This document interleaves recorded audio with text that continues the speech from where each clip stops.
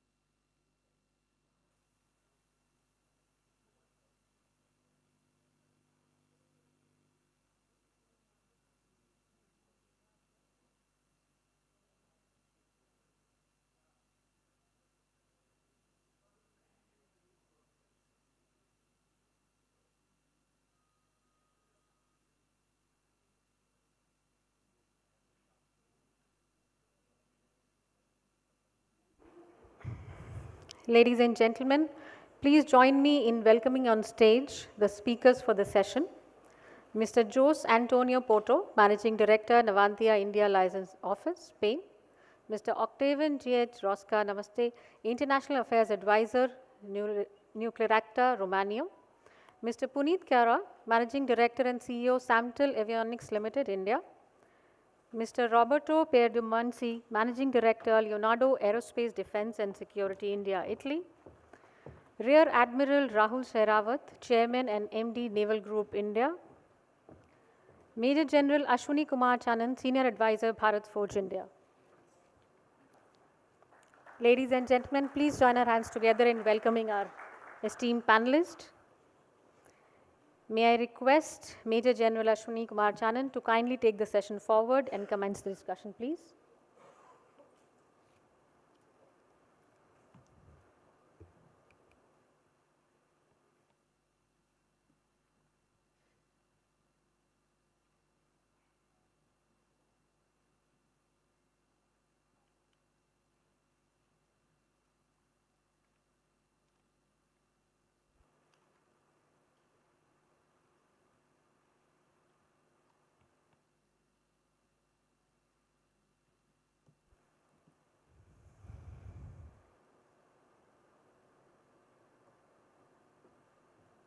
Welcome.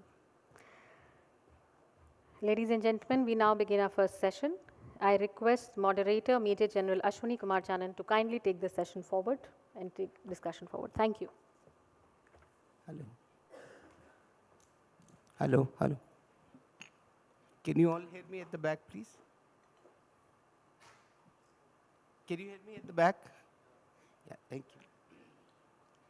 So, very, very good morning to all my esteemed colleagues, the wonderful audience, and my most distinguished co-panelists on the dais, each of whom is a luminary and probably a business leader in his own field. I'm actually honored and humbled to share platform with people from such diverse and such established backgrounds. Today's session is on secured shared horizons, deepening cooperation for industrial defense partnership. I think it's a very relevant theme because we live in some of the most uncertain times and very, very rapidly evolving global security landscape, where conventional asymmetries have by and large been overcome through technology and innovation. In this VUCA kind of a environment, it is, I think, our collective responsibility and the way we synergize and collaborate with each other that will largely shape the future of things to come. The Mediterranean region has been the principal theater of a major war a few decades back. And thereafter it has seen, periods of sporadic instability, and there subsequently it has evolved into a very, very major technology and defense capability hub. India too has been beset with its own security challenges. We enjoy a particularly unique neighborhood, and through constant recalibration of our relationships, we have been able to kind of create an environment where now we can truly say that we have arrived on the scene. Let me put this in perspective with a couple of numbers. We are 1.4 billion. So, gentlemen, when you move around the globe, every sixth person you meet will be an Indian. That is us. The defense budget of India, and therefore, we have large security interests and we need to protect them. The Indian defense budget has grown at an annual average of more than 7%, which is absolutely in line with our growing security needs and an economy which has vast interests, India and abroad. The Mediterranean region of late is always been a very, very strategically important region. But of late, it is also facing a little bit of volatility and unpredictability. Key regional powers are ramping up their defense spending, reinforcing the need for collaboration and shared security strategies. I think this is a good start point.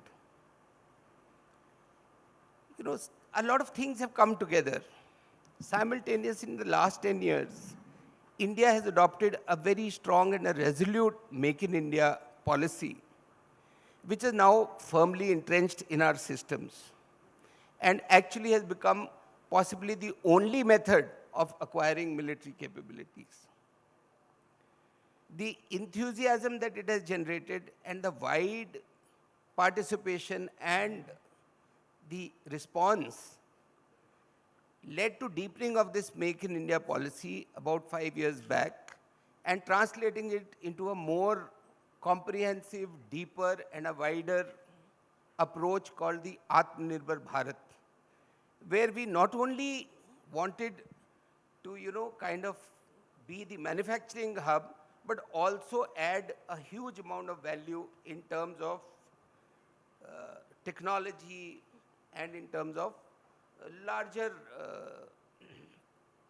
in technologies and the larger landscape, testing, evaluation, standards, etc. In the most recent defense budget and a couple of acquisition systems that have recently come to be very popular in the Indian defense system, the emphasis has been on acquiring products that are made in India, designed in India, manufactured in India. So with this kind of a policy, I think synergies of a very high order are most important. We still, our defense spending still is 5% of the global defense spending.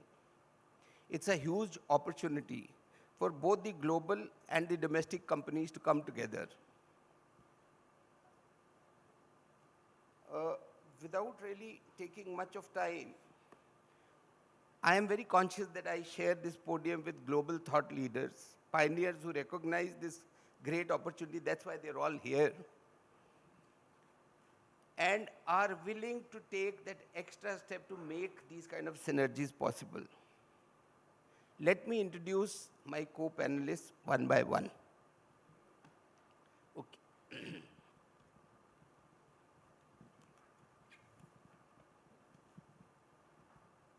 So on my extreme left, we have Mr. Puneet Kaura. Puneet is the Managing Director and CEO of Samtel Avionics, which is one of the most advanced state-of-art company for high-end defense avionics, and they've also ventured into railway electronics of late. He graduated from Bentley College in the US and has worked with Corning US, subsequently moved to Samtel Electronic Devices in Germany, and thereafter has come to India and has very, very, dynamically set an entire ecosystem. I was just mentioning to him that I have been part of this journey for a very small, project of his. But yes, I have admired the way he has moved forward. He brings with him a great amount of zeal, a great amount of energy, and has been, part of the very small internal think tank which actually decides on how to go take things forward. It's part of the Niti Aayog, Young CEOs Forum, etc. There are a number of awards, that he has got, and I think I could read a few of them, but I think as he grows in stature, there will be many, many more to come his way. We really look forward to your thoughts, Puneet.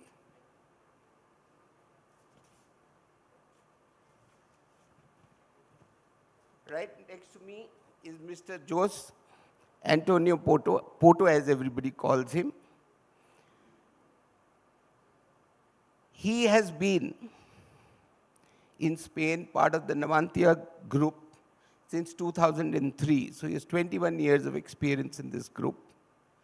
And he has been, for 15 years, he has been involved in Spain itself in various design, development, manufacture, program managing, etc. of these submarine programs. We know submarines are one of the most complex military products. They have to survive in very, very extreme conditions, and human beings have to, work efficiently and safely in such platforms under extreme conditions.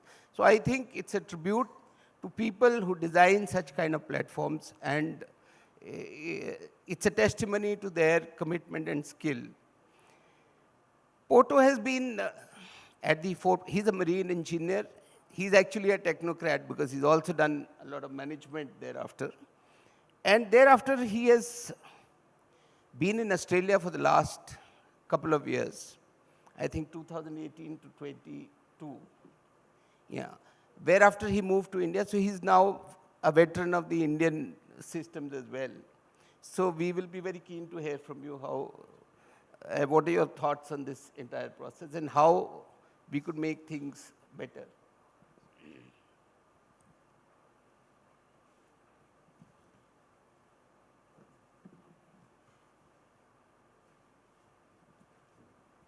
On my right, we have Mr. Octavian Roska Nastase. Is that correct? Yeah. Now, Octavian started his career with SSN Nuclear Electria, and he currently holds the position of International Relations Advisor as the lead strategic project and international affairs unit.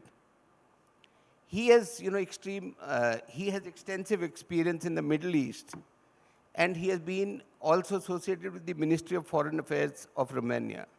So he brings, the larger understanding of how these deals move, and we would really like to hear from him his thoughts on how these collaborations could move forward.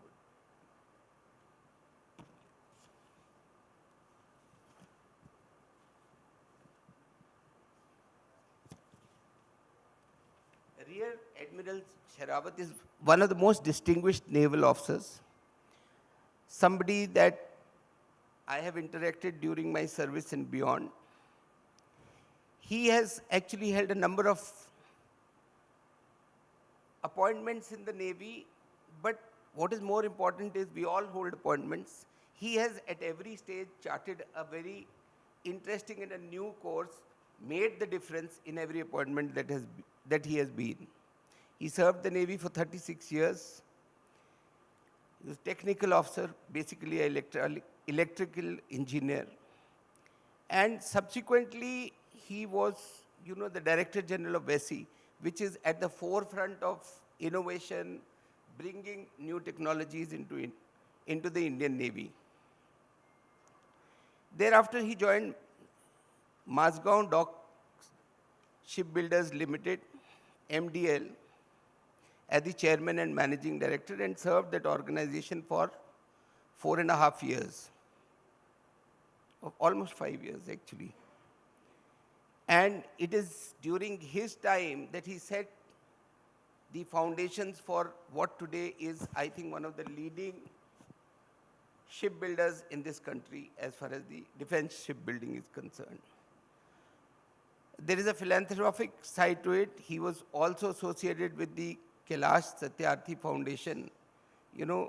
Satyarthi was the Nobel Prize winner who worked for the Children's Foundation, and he was associated with them for a long period. I think he still does. And he actually took over as chairman of the Naval Group in 2018, and has been there for the past 6 years. Sir, as always, we will look forward to some thoughts from you on this whole subject.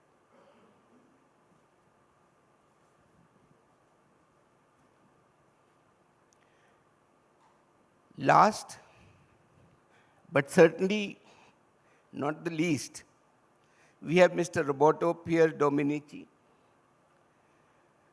He is the managing director of Leonardo Aerospace, Defense and Security, India. He has actually he has a career which started way back in 1984 when he joined the Italian Air Force. And thereafter, he went on to join the Leonardo Group, Italy, and has served in a number of capacities in that group. In fact, he has one of the most diverse portfolios that I was looking at, having moved from one division of Leonardo to the other, till finally he actually came to India, where he became the Chief Commercial Officer in 2019 for India, Bangladesh, Sri Lanka, and Nepal. In September 23, he was Additional Director of Leonardo Aerospace, Defense and Security, India Private Limited. India has been doing him well. And this year in April, he's actually become the managing director of this company. So we would look forward to a very interesting, we would really look forward to your thoughts. So hereafter, I have a scheduled program.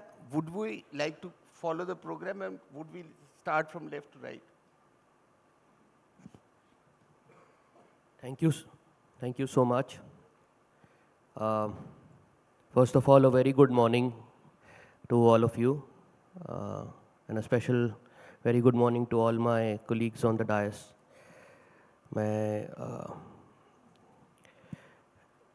My experience in looking at the opportunities that we're going to discuss today is something that I was going to share during my short talk.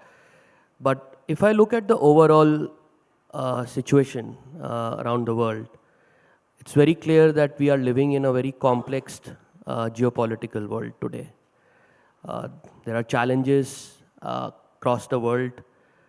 There are countries that are fighting wars, and that creates kind of a atmosphere for a lot of deliberation, discussions, and concern as well. But when you look at defense as an area and what's happened to it over the last 2 years across various countries from where we all come from today, the defense spending has definitely gone up.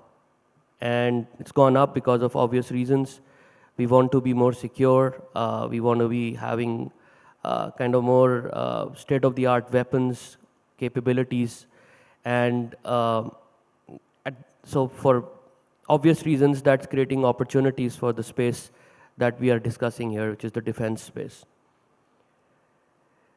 If you look at India, as you know, we are modernizing in a very fast speed. Our armed forces are modernizing their equipment at a very fast pace over the last few years.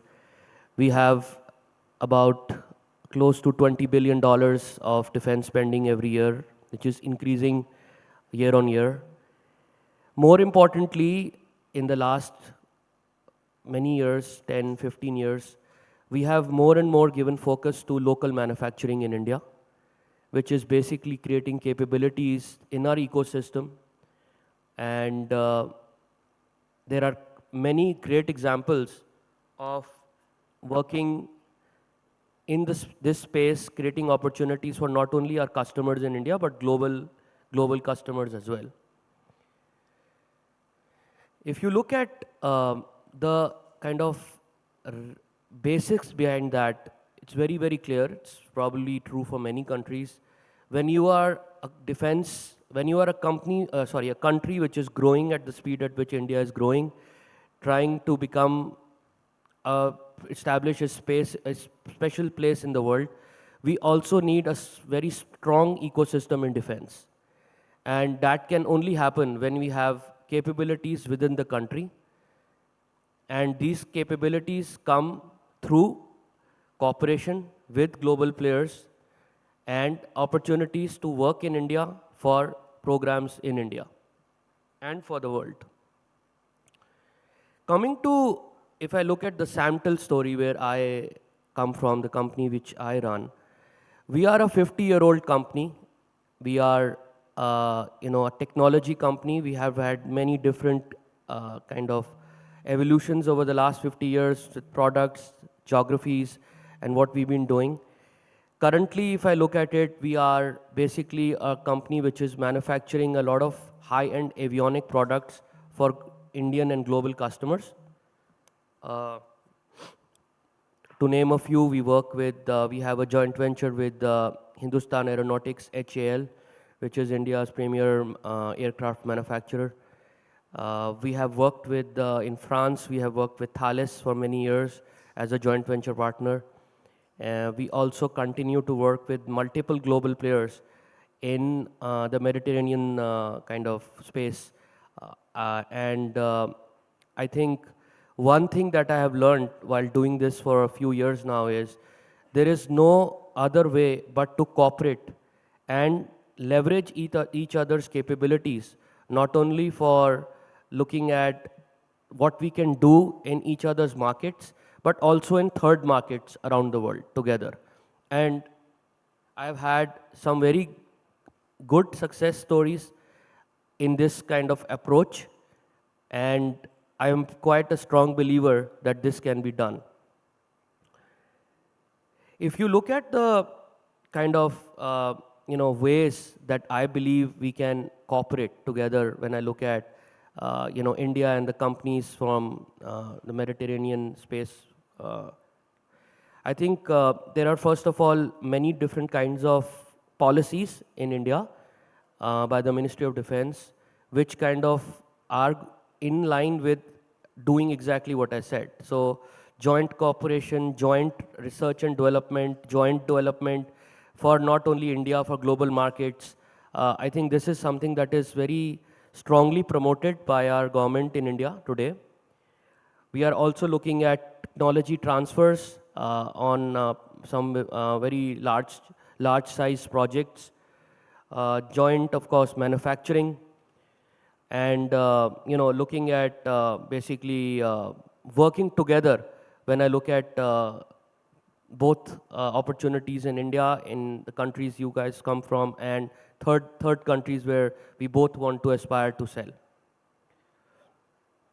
I think there are, of course, many challenges as well when you look at this. And one of the challenge that we face while we are developing this ecosystem of high technology domain is skill development. I think skill development is something that is a problem all across, not only in our defense space, but also in our transportation vertical. And I'm sure a lot of my colleagues will agree with me, especially in India. So we are looking at developing skills. It comes all the way from the Prime Minister. This is, if we want to grow at the rate we want to grow, 7 to 8% GDP growth year on year, we'll need a very strong focus on skill development to kind of achieve what we want to achieve as far as our global targets of GDP growth are concerned. And I think we can definitely use a lot of help here in areas like joint development, joint cooperation, joint manufacturing, so on and so forth. And these are all kind of part of the things that are happening in the country. Another thing we can look at is simplification of duties, tariffs, a lot of red tapeism that comes. How can we kind of, with dialogues like these, association and government coming together under one roof, create ideas so that these can be simplified, so that work becomes more easy, and between how we deal with each other and how we can kind of achieve our targets a little faster. And I think this is only possible when we meet in forums like this. We have discussions, a regular dialogue is there with government agencies, with industry associations. That's what we are doing exactly today, and we would probably need to do more of this to kind of address some of those challenges. In the end, I would like to say I'm very optimistic about kind of what we are discussing today over here, and I'm sure the Indian ecosystem would be very attractive for Mediterranean countries to come and work with companies like us in India, not only for India, but for the world. Thank you so much. Thank you.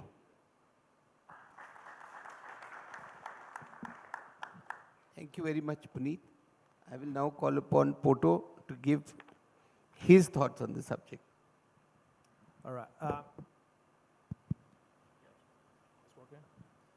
right. So first of all, thank you very much to the organization for giving us the opportunity to be a speaker today. So I'm very lucky because during my whole professional career, I had the opportunity to work with people that came from different countries, that have different cultures, that have different backgrounds. So I think that I can provide you useful insights about the benefits of collaboration. First of all, let me just crack on making some statements. As you have mentioned, defense budgets in all over the world are hitting the sky.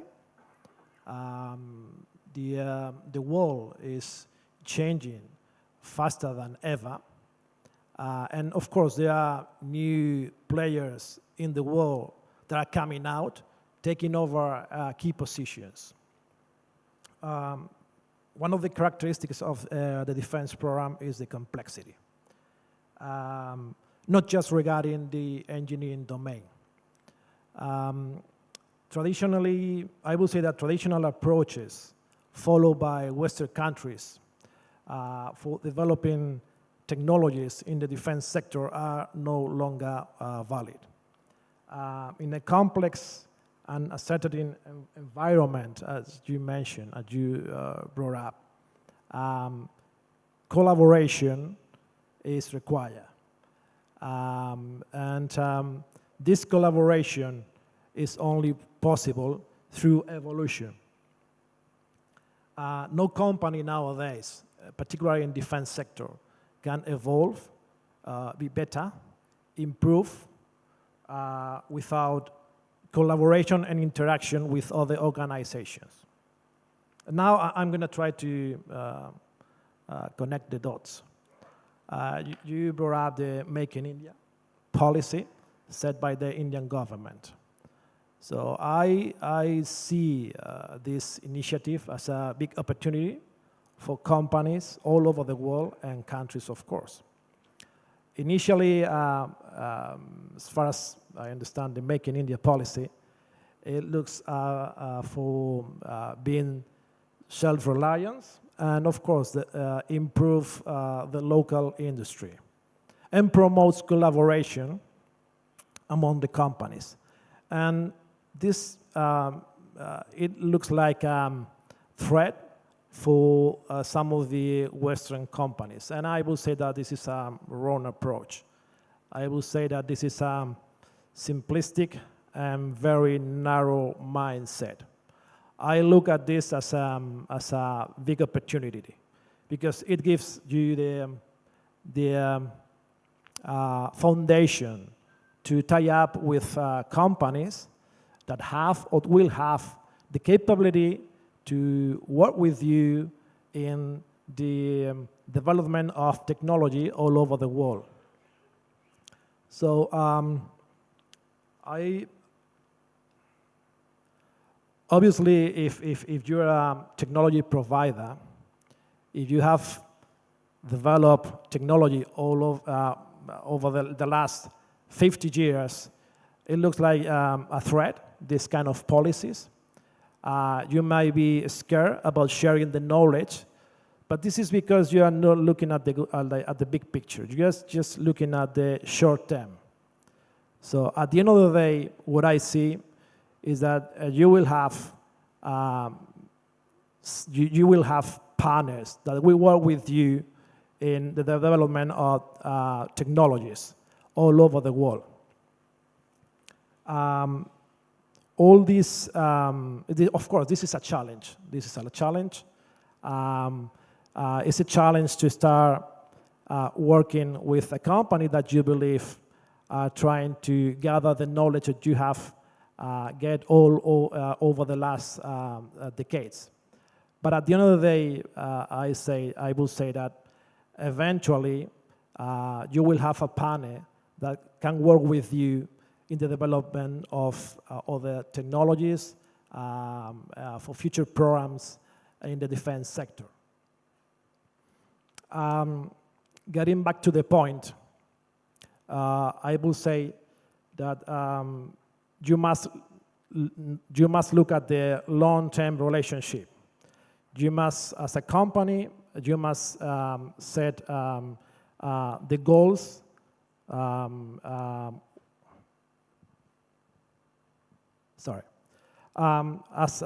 Getting back to the point, in the short term, it doesn't look that it is a good business. And I will say that this is like a marriage. Once again, but this is not a simplistic. This is a simplistic and narrow mindset. We must look at the big picture. Regarding the Mediterranean countries, I will say that there is a common denominator. And this is the flexibility. And this is coming historically from interaction. And please don't forget that civilization doesn't start the last century. So, and I want to include in this flexibility mindset to India. So in order to work properly with other companies in this complex environment, a flexible mindset is required. To summarize how we can encourage and promote collaboration in the defense sector, I will say that we need the governments and the companies must recognize that the only way to face complexity in this world is through collaboration. And that's why we need initiatives like Make in India. And the only way that collaboration comes to a good end is if there is, of course, a win-win approach, a common goals, and a trustful relationship. But at the end of the day, and I have some examples that I can mention based on my experience in India over the last 2 years. At the end of the day, you will find that collaborating, sharing knowledge, at the end of the day, will have benefits not only for your company, but also for your partner.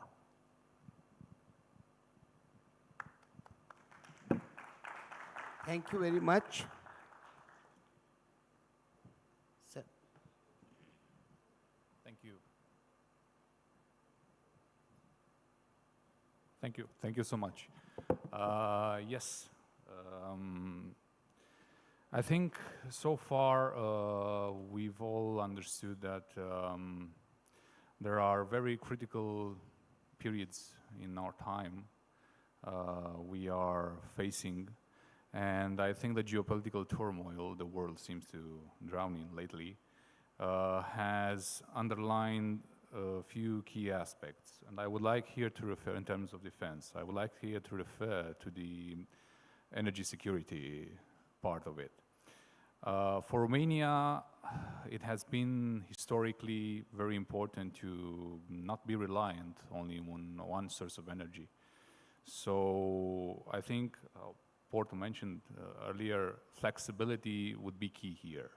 Mirroring it with diversity, it's very important, and we understood that quite well, to have an energy mix. Having an energy mix also proves very useful for your national security, because the defense part of it heavily relies on baseload sources. So right now, for Romania's case, we have been using all sorts of sources, from nuclear to renewables, particularly hydro, oil, gas, even biofuel for some extent. So far, the nuclear energy, I'm gonna insist on that on my intervention, amounts for 30% of the energy production in Romania. Now that's a base load source, meaning that 24 hours we produce 1,400 megawatts electrics in the grid. So at any time we can step up and feed in the grid for heavy consumers. I think the defense sector, it's a heavy consumer, particularly in terms of military facilities, command and control facilities. These are high energy consumers, and I think nuclear energy is one of the sources that can step up and do the job.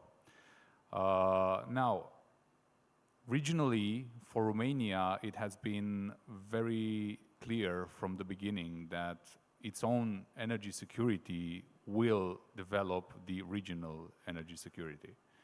And usually that means protection for the whole region in terms of national securities of our neighbors. And it is why Romania has stepped up in case of Republic of Moldova, for example, and delivered a vast amount of energy quantities for their use. If I'm not mistaken, last year we have been the sole provider of energy for the Republic of Moldova, from which a great deal has been the nuclear energy produced by my company. Energy security, it's also a social security, if I may say so. Why? Because in case of nuclear energy, for example, it has a great potential of developing work jobs. And in case of our nuclear civil program, we expect by 2030 to create 11,000 jobs through our own projects. So far, Romania operates 2 nuclear reactors, CANDU technology, it's a Canadian technology. We propose ourselves to build another 2 reactors. So far, we want to come in and deliver another 20% at least of energy for Romania and its energy security. And aside that, we also have in mind an SMR project and a few other projects that are particularly in the area of nuclear safety. Speaking about nuclear safety, the defense sector has a very important role here. So far, and everybody knows the case of India as well, which has a very well-developed nuclear civil program, is a critical infrastructure. And in terms of critical infrastructure, the defense agencies and national authorities in this area have a very critical importance. Defending it means to defend the very physical integrity of the country, and so forth. In our case, as well as every country's case that has a nuclear civil program, defense has proven to be extremely useful in that particular area, while the nuclear program has particularly been useful in providing the energy needed for the military installations and infrastructure. So far, the geopolitical aspects in Europe has been very unfair, let's say, with the energy security, because as you may know, at the level of the European Union, there's an entire discussion on what do we do to reduce our carbon footprint. So basically, Europe has faced the situation in which it was very difficult to ensure its energy security, but in the same time, it had to fight this particular aspects of course, protecting the environment. So these two come and fight each other, so that it's very difficult for countries that rely on only one source of energy to be able to mitigate aspects regarding its emissions. That is why the mix, as I was referring before, it's very important. And in order to have a mix, there is a critical, important aspect to bear in mind. Something Porto and my colleagues from the panel have said so far: partnerships. In energy security, partnerships are crucial, especially on the supply chain, especially on fuel, especially on everything that comes and comprises the sources you are putting together as a country in order to provide yourself the necessary energy output. We have so far understood these aspects, and Romania has a plethora of partnerships in terms of energy, not only in nuclear energy, with many countries around the globe. And I think, because the conclave here today has this particular aspect, we should build upon that idea of partnerships and get them further down around the globe and benefit all from it, because essentially cooperation in times of geopolitical turmoil should provide us the possibility only to discuss about defense and not actually be boots on the ground, which is, I think, particularly important for all societies in this world today. Thank you. Thank you very much, Octavian. Now I will request Rear Admiral Sherawat sir to share his thoughts with us. Thank you, Jonathan. Pardon my allergic cough if when it comes up during my speaking. I seem to have developed this morning cough. Okay. So the backdrop in which we are discussing this thing is we are talking about the Mediterranean region and instability which is happening in that area. We are all aware of. And that is why I think the topic has come up that how the countries in that region or interested in that region can cooperate with each other to provide security. And this cooperation or collaboration can have many aspects, many connotations, which we somewhere written it be about intelligence gathering, etc., etc. But I am from the industry, and most of us are from industry. We are talking about how the defense industrial cooperation can be achieved. I represent a French company called the Naval Group. It's a huge company and which supplies all the naval platforms to French Navy mainly, which includes ships and nuclear-powered nuclear weapon submarines. They also export, and that is how I'm here, that the Naval Group has had a collaboration with Mazagon Dock to produce submarines. But before that, I'll come to how the Indo-French relations are today. I think if I had to describe in the words of our Prime Minister and strategic level, I think they are the most robust relations between India and France today. France has been a very strong, trustworthy and consistent partner for India for many decades. The top leadership have been meeting in the recent years very, very frequently. And also, for the first time, India has signed a document called Horizon 2047 with France. It is a very significant step. It strengthens the strategic relationship between the two countries. And this document covers co-development and co-production of defense-related equipment, including the possibility of exporting to third countries, friendly countries, I'm sure, not any country for that matter. So this is a backdrop of the relation. France today constitutes around 30% of the overall imports that India does, so which has been increasing steadily. India is related in a Quad, we are there, so it is also a relationship between India and France. This is what it is today if we see. Coming to the point which has been mentioned by other co-panelists about Atmanirbhar, I think today Indian government very rightly is very, very keen that India becomes self-reliant in the field of defense, in every field for that matter, but certainly in the field of defense, and it is being pushed.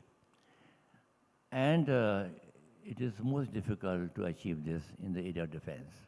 In other sector, perhaps it is easy, but in the defense sector, to become self-reliant is much more difficult because it's high technology involved, and huge money is also involved. So it's a challenge for both sides, any two collaborating partners.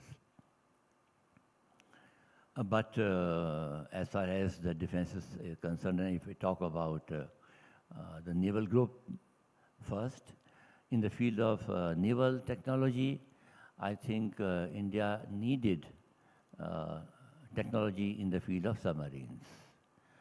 As most of you would know, perhaps that India, most of our ships, warships, surface ships are made in India. We are not really importing anything, which is a significant achievement for our country.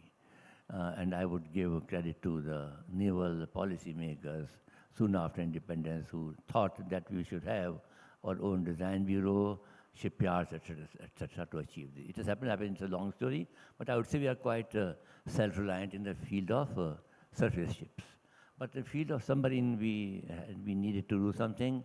In the field of strategic submarine, we are quite self-reliant. We have invested as a country a hell of a lot in that. It's a huge program, and most of you would perhaps who are interested will be reading in newspapers that even the second platform is now being commissioned, something like that.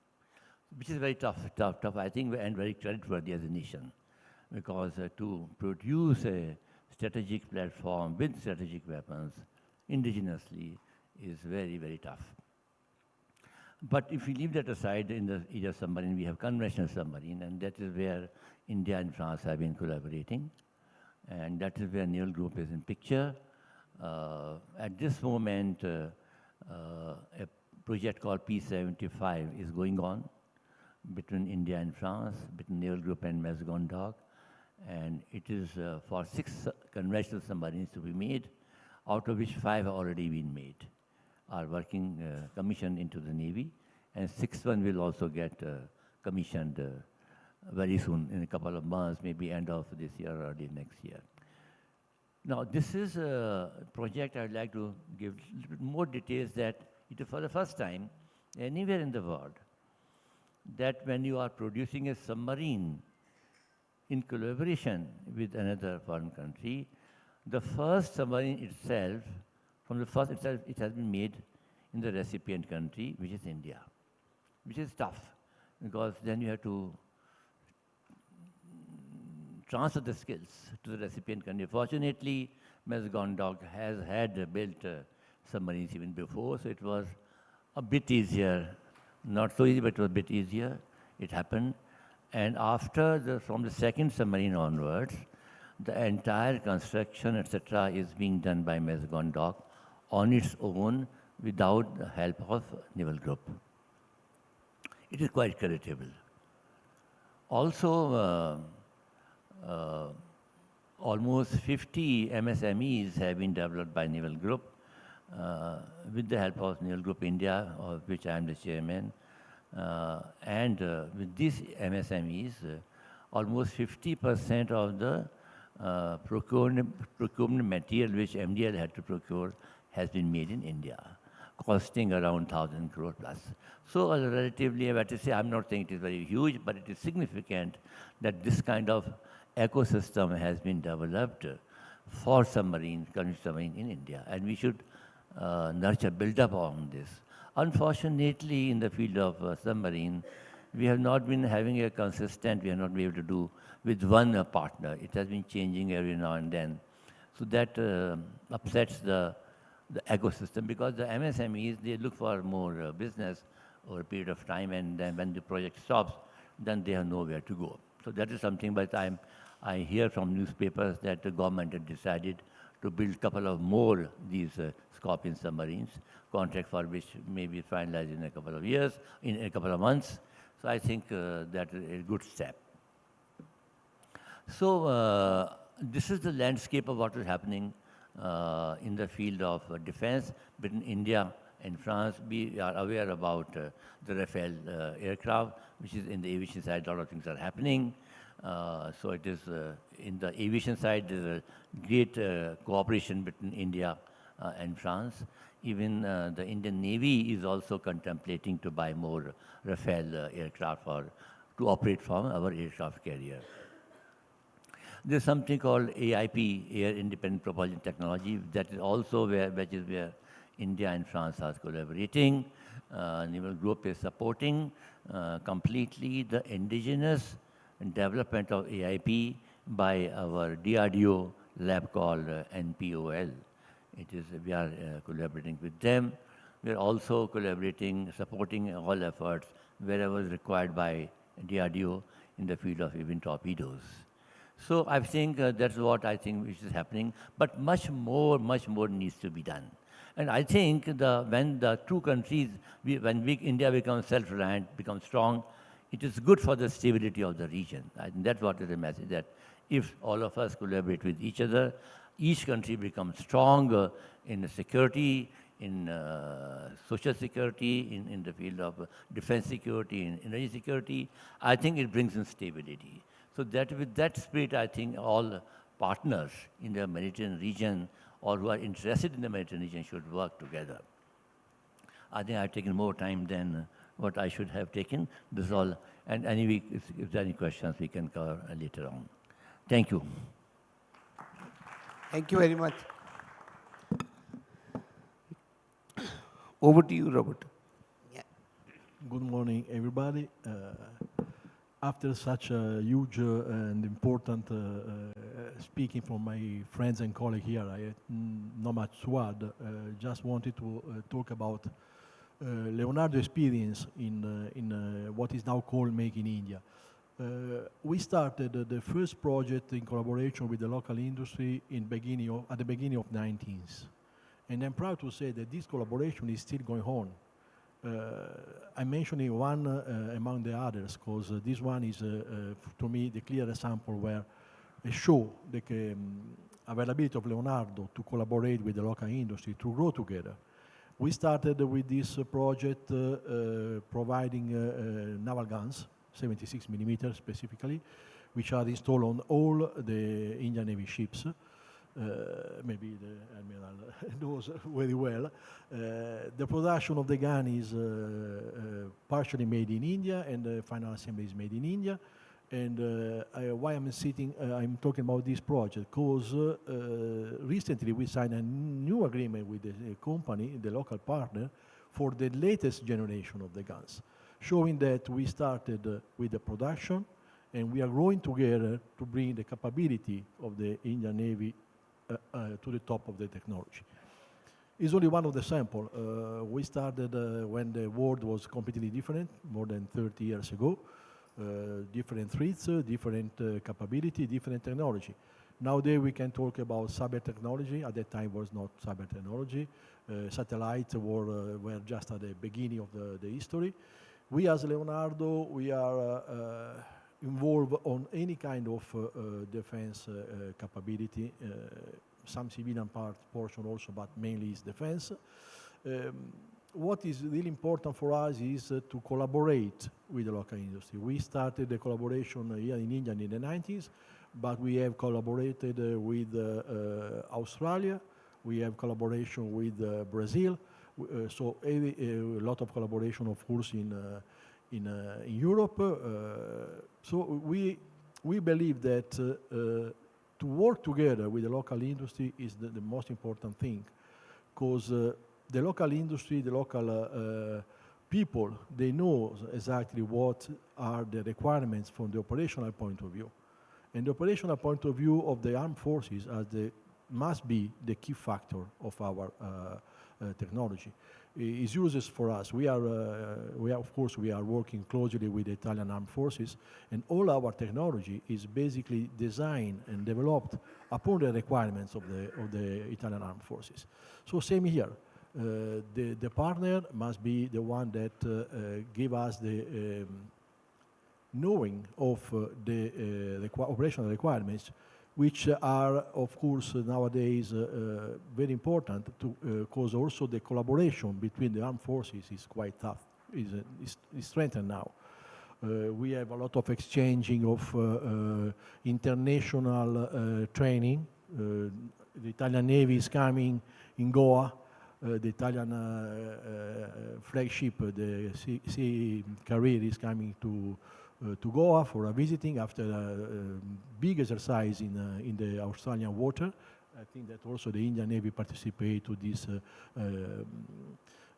exercise, this training together, meaning that the collaboration among the countries is the most important thing. The collaboration among the armed forces, and then finally the collaboration among the industries. We are open to collaborate. We are open to share our capabilities. My first trip here was in 1999, and I can say that in 25 years I saw a lot of growing on the capability of the local industry.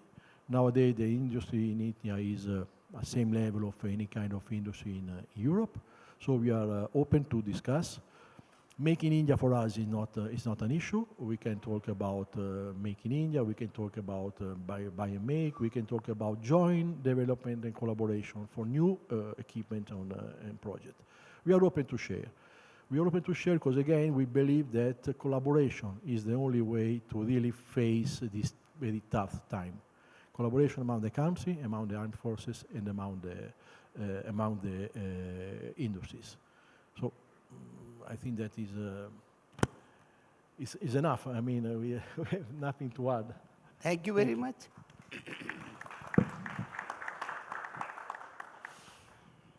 So thank you all speakers. I think we just have about 5 minutes before we have to close this session. Are we on schedule for the next session? Yeah. So in that case, maybe we can have a couple of quick questions. So ladies, gentlemen, yeah.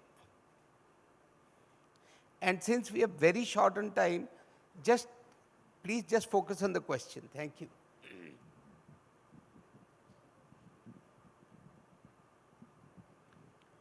We had a fantastic deliberation over here. My question would be to Major General Ashwini Kumar. Focus is what exactly Indian public enterprises are open in terms of having collaboration with military entities. To give an instance, Indian ordnance factories, it has a legacy. 250 years, started in 1775, and now it's a part of Government of India's initiative. Now, definitely it needs a lot of upgradation in terms of technology, and Mediterranean region has fantastic offerings in terms of collaboration, or maybe in the space of technology, commercialization, transfer, or leasing as such. So any instance, do you think the public, Government of India is open to go for collaboration in that space? And if they are, any specific instance of collaboration, if you can refer? Thank you.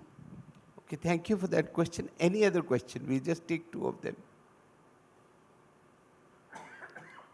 Yeah, please.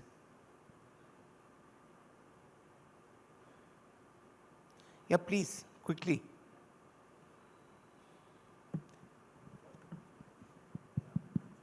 My question is related to Admiral Shekhawat, sir. Is the Indian Navy and looking at sodium-based nuclear reactors for their submarines or warships in the future?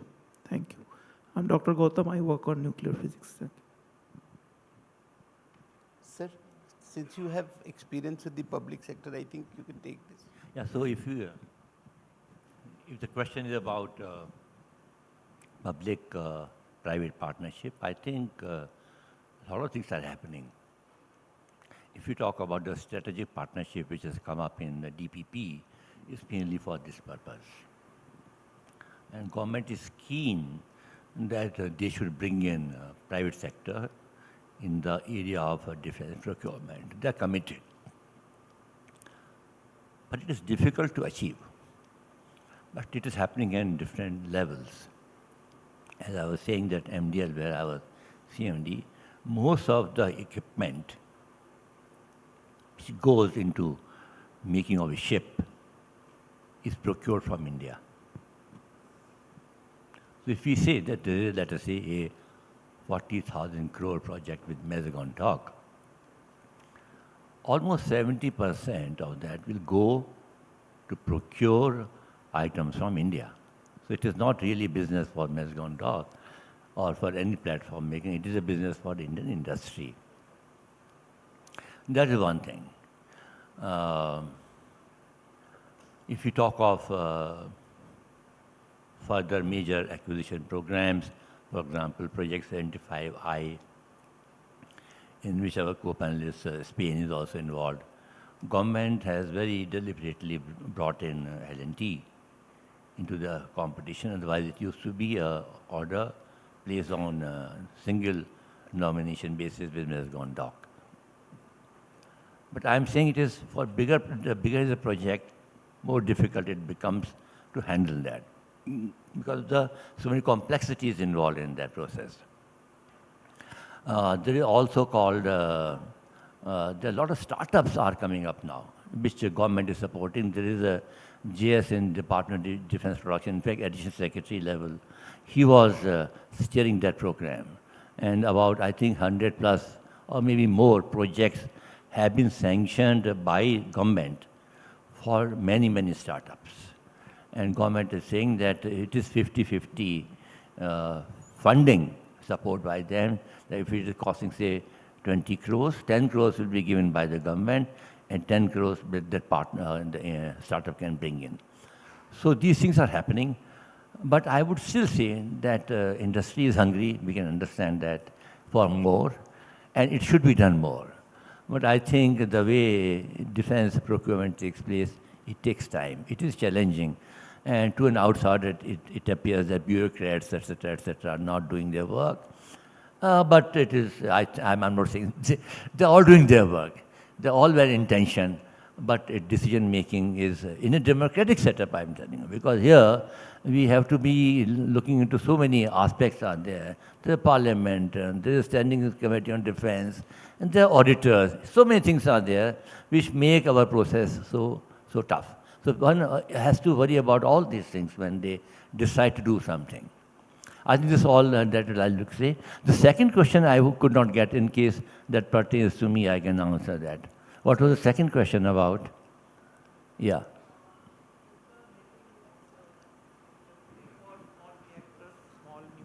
Oh, there's no, yeah, Mike.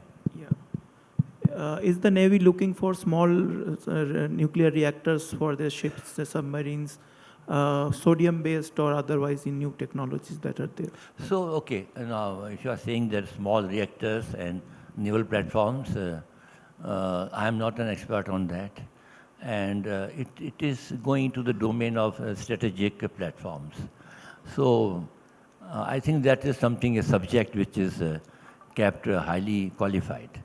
And although I have been a part of that project also while I was in the Navy, but that is something right now I'm not keeping track. But I can only assure you that people who are responsible for making such reactors, for any requirement, it could be for a submarine, it can even be on aircraft carrier, I'm sure things are happening. I'm sure things are happening. And I was saying when I said about the strategic submarine program, it's such a massive program. So many connotations are there, so many fields. It is not only nuclear reactor, there's submarine, you have to have weapons, their installation, it's a huge. So I'll restrict now to the point that you raised, that small size reactor, I'm not privy to what is happening, but I can only assure you that there are so many people at highly responsive positions that they will be doing it. And what is happening what is happening otherwise in the open domain, which we talk about in the newspapers, where I think which everyone knows, that India is wanting to make some headway to make more SSNs. Not SSBN. SSBN is what I said we have made. SSN India wants to make, but what should be technology, which reactor, I do not know that. But because we are doing it, I'm sure somebody will be developing it. I hope I answer your question to some extent. Thank you very much. Sir, sir, can I put up a question, please?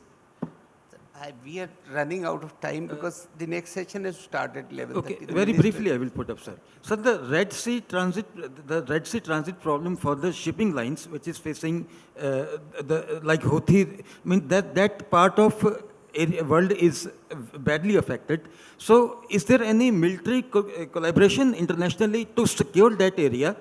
And otherwise, if the shipping lines have to take the route down the Africa, then is the world trade going to be secured if the shipping routes are diverted? Anybody on this? I'll try to answer your question, but I'm not an expert in this. Two things I would like to say. One, that you see this region around between Gulf and North Africa and below Red Sea is infested with sea pirates. It is a huge problem of sea piracy in that region. And India has been providing a constant presence at sea, so that ships, which could be of any country, which are transiting from that area, if they are attacked by sea pirates, they are protected. And we have done a huge presence in that. But now you're talking about different things, that when the region has become volatile militarily, what is happening, I'm not privy to that, but I think because the US has presence all over, they would be undertaking some kind of a protection for all these things. So thank you very much for being such a patient and a good audience. We enjoyed this panel. Thank you, CIA, for giving us this opportunity. Thank you, gentlemen, for being part of this wonderful discussion. And I think we will have to close rather abruptly because the next session is just about to start. Thank you. Thank you so much, panelists. On behalf of CII, I would like to extend a special thanks to our moderator for leading this discussion. May I request panelists to kindly step forward for a group photograph. I request our delegates to kindly remain seated. We'll begin our next session, the special plenary session, shortly.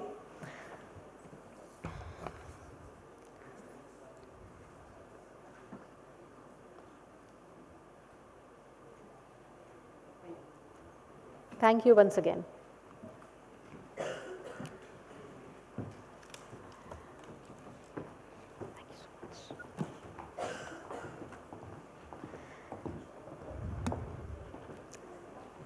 Thank you so much, sir. Thank you. Ladies and gentlemen, our next session special plenary will begin in a while. Dignitaries are already here with us at the venue.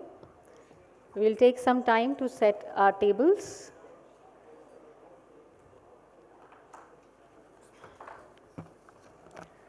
May I also acknowledge the support which we have received from Ministry of Commerce and Industry and the Ministry of External Affairs, Government of India, for their guidance and continued support in fostering international trade and cooperation.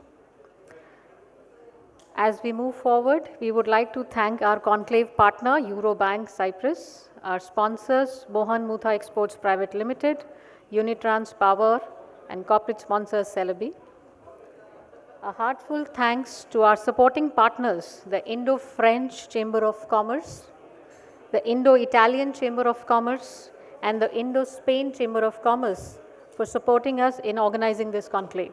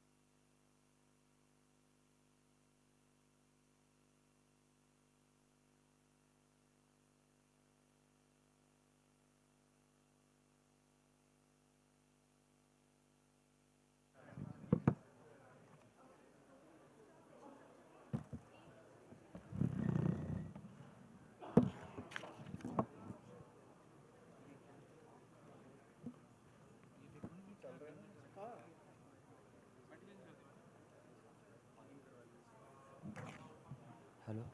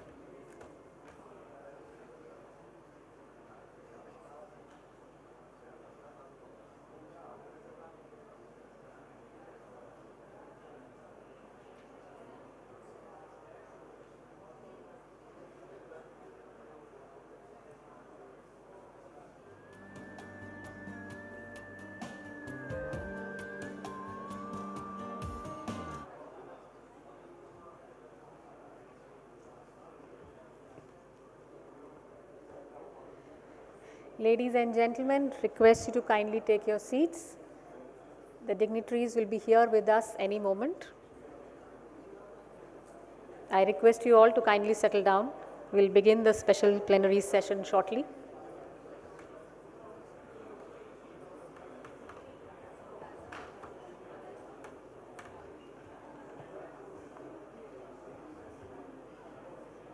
ठीक है, okay.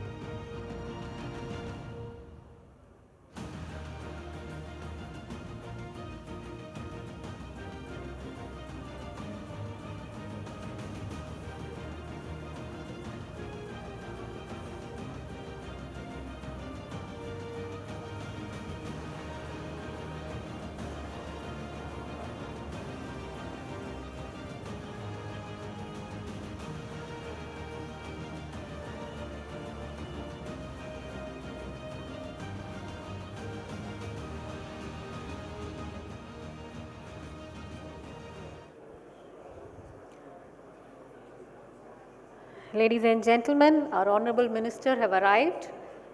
They will be here with us any moment. Request you to kindly take your seats and kindly clear the passage at the door. I request delegates at the door to please take your seats.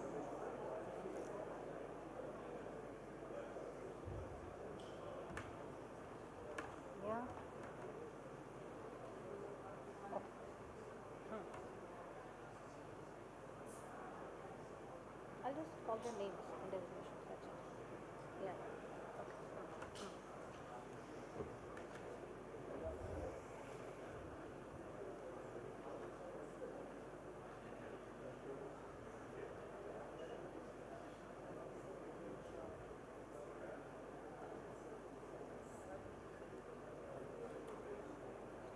I request delegates to settle down. We will be starting the session shortly. Special plenary for the CII India Mediterranean Business Conclave.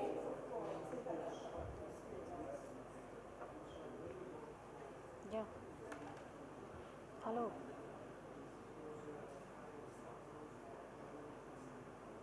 Yes. Yes. Okay.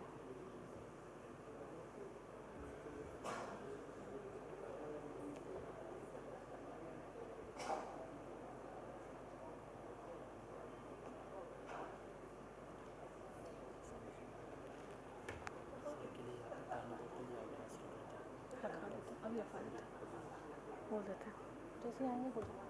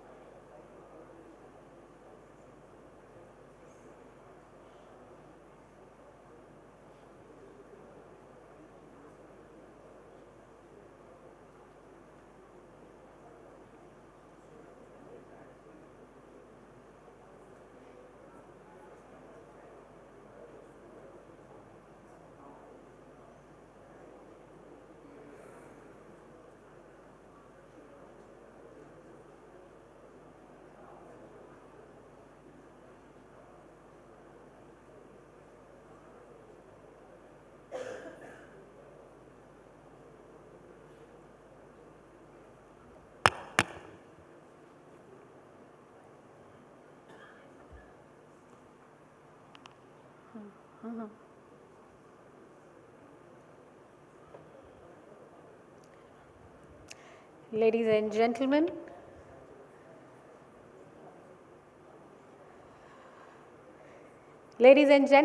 request you to please put your hands together and welcome our dignitaries for the special plenary session. Mr. Piyush Goyal, Honorable Minister of Commerce and Industry, Government of India. Her Excellency Ms. Rana Ahmed, Deputy Minister of Economy and Foreign Trade, Syria Arab Republic. His Excellency Dr. Nisudumit Damiano, Deputy Minister of Research, Innovation and Digital Policy, the Republic of Cyprus. Mr. R. Dinesh, Chairman CII International Council, Chairman TVS Supply Chain Solutions Limited. Mr. Chandrajit Banerjee, Director General, Confederation of Indian Industry. I request you to all to welcome them with a huge round of applause.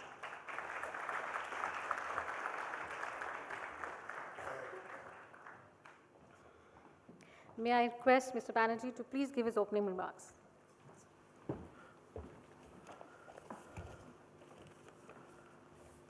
A very good morning, ladies and gentlemen, and a very warm and a very special welcome to the Honorable Minister of Commerce and Industry of the Government of India, Shri Piyush Goyal ji. We have with us also on the dais the Deputy Minister of Economy and Foreign Trade of the Syrian Arab Republic, and of course the Deputy Minister of Research, Innovation and Digital Policy of the Republic of Cyprus, His Excellency Dr. Damiano. Excellencies, ministers, many of our ambassadors, high commissioners present from the Mediterranean countries, distinguished business delegations from different countries and from India. A very warm welcome to this is the first time that we are doing a conclave or a forum which is focused on India and the Mediterranean business. And we have been doing series of conclaves and forums which have been focused on certain regions of the world. And for that, I would like to really put on record and thank our Commerce and Industry Minister, who stated that while we do large global forums of business, let there be specific regions, specific areas where we can go deeper into commercial and business talks. And this conclave, amongst a few others that we have started over the last couple of years, have been a result of that input, that advice, that direction that was given by our Commerce and Industry Minister, and which has really led to a huge amount of links of our business communities, Indian businesses, with the rest of the world. And thank you, Honorable Minister, for giving us that insight, for which we have been able to really engage in a sharper way with many parts of the world. We have over 400 odd participants which have come from 14 different countries, which makes this particular forum very, very critical and important. I just wanted to only say that while there will be many topics that will get discussed over today during the course of the day, this particular conclave really focuses on, besides the overall business opportunities, there are focus areas on defense, which we will look at. There will be focused area on digital transformations, and we will also get into areas like blue economy and maritime, which is going to be an important part of this conference. Again, one of the things that has been led by our Honorable Minister is been manufacturing, and not just manufacturing per se, but embracing advancement with technology and how do we bring in innovations, and something that he has been championing with us. And this connect, global connect, has been of great value. So that's going to be another big area of our discussion. And of course, we will, one of the things which the entire world talks about is climate adaptation, sustainability, and that's bearing of it as we move along with our urban infrastructure especially. So these are some of the areas which we will delve into, and we are so happy that we have got a very good start, if I may say, to institutionalize this event or this forum, which we will do while we do talk bilaterally, but this would be an important opportunity to get the views and wisdom of our policymakers with the business communities to get ourselves much more involved in our businesses. With that, ladies and gentlemen, Honorable Minister, Honorable Ministers, welcome and thank you very much. Thank you, CB. May I request Mr. R. Dinesh, Chairman, CI International Council, to kindly give his remarks. Thank you.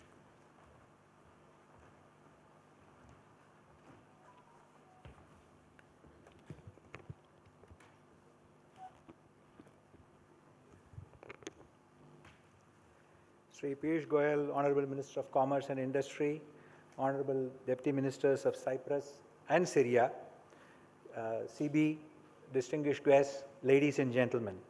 Let me add my very warm welcome to all of you for the first CII India Mediterranean Business Conclave.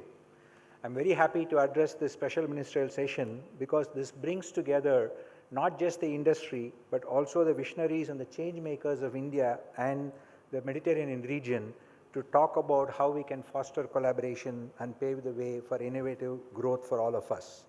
I would like to extend a very special welcome to Sri Piyush Goyal. I think we have been privileged that we have had the opportunity of your advice and support, which CB rightly mentioned, and this event is a further culmination of making sure that we can work together to influence global trade and investment relationships.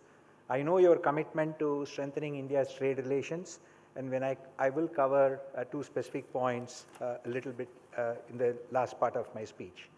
As all of us know, despite all the global challenges, India still stands as an outlier in terms of the rate of growth.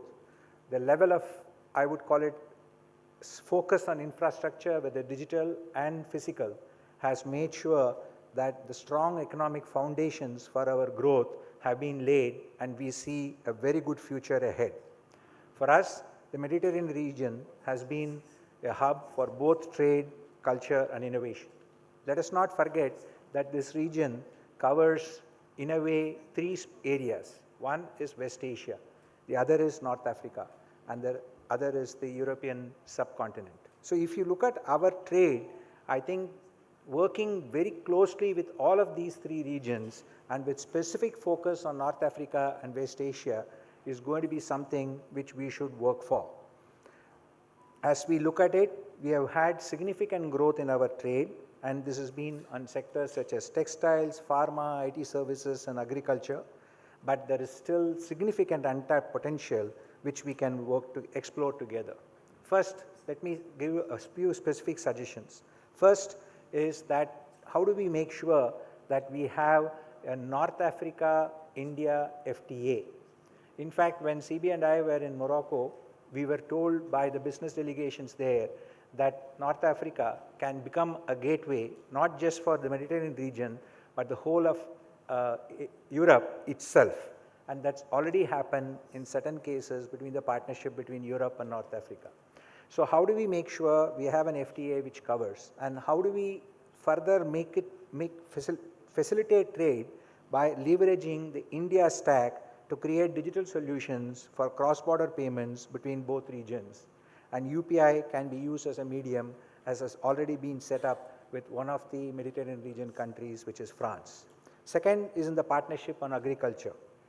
As we look at both technological improvement and integration with global agriculture value chains, and with India becoming a crucial player in the world's agriculture economy, it would be ideal to see what are the opportunities which we can have with the Mediterranean region to look at technology, agri-technology, and improvement in yields as a common goal between the two geographies. The global supply chain integration, which CB mentioned, and the focus on manufacturing is something which will be the third step which we should be looking at to make this happen. We already know about the focus on the infrastructure development of ports, and even though we may have geopolitical challenges currently, it is necessary to continue to focus on this and increase the security of the India, Middle East, Europe economic corridor. The fourth is in regard to the telecommunication infrastructure. As all of us know, Indian companies have started expanding in Africa, and how do we extend this cooperation to cover not just infrastructure at the ground level, but including development of submarine cables between the two regions, which can help improve interconnectivity. Finally, how do we make sure that we facilitate trade, investment, and innovation? That's where we in CII and the industry have to come together to make sure that we work towards reducing trade barriers, harmonizing standards and regulations, and create a conducive environment for business. We very much look forward to working together with the governments of the three regions and the various countries involved to make this happen, and I hope that this conclave will set the foundation for this relationship to be further strengthened, developed, and we from CII and industry commit to make this a long-lasting partnership.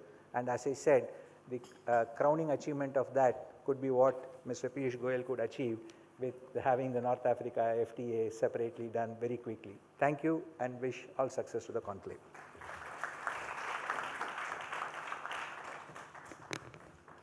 Thank you, sir.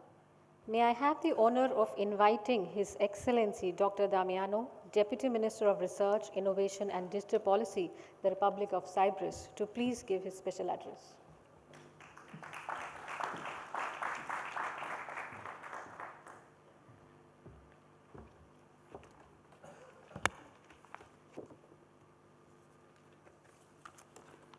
Good morning, everyone.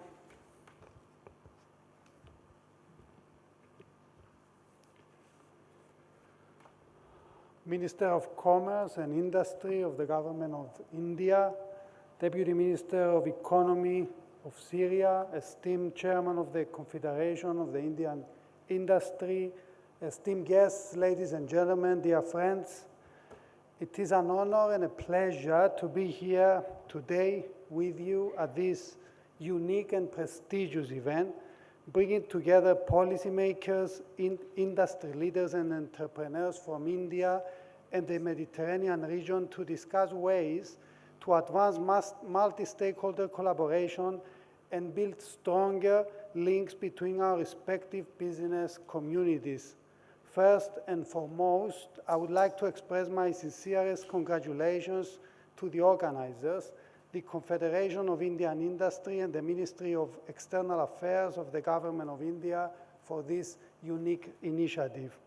Acknowledging the political and economic significance of this forum and its potential to create substantial business and technology opportunities, Cyprus is participating today with an extended delegation of government officials and key business stakeholders. I am confident that the connections forged today will pave the way for new ventures, strengthen existing ties, and contribute to global sustainable growth and prosperity. Cyprus and India share a long-standing relationship and a strategic partnership that continues to grow and evolve. Cyprus currently ranks among the top 10 foreign investors in India, with investments exceeding $12 billion over the past 20 years, primarily in sectors such as financial services, information technology, real estate, and pharmaceuticals.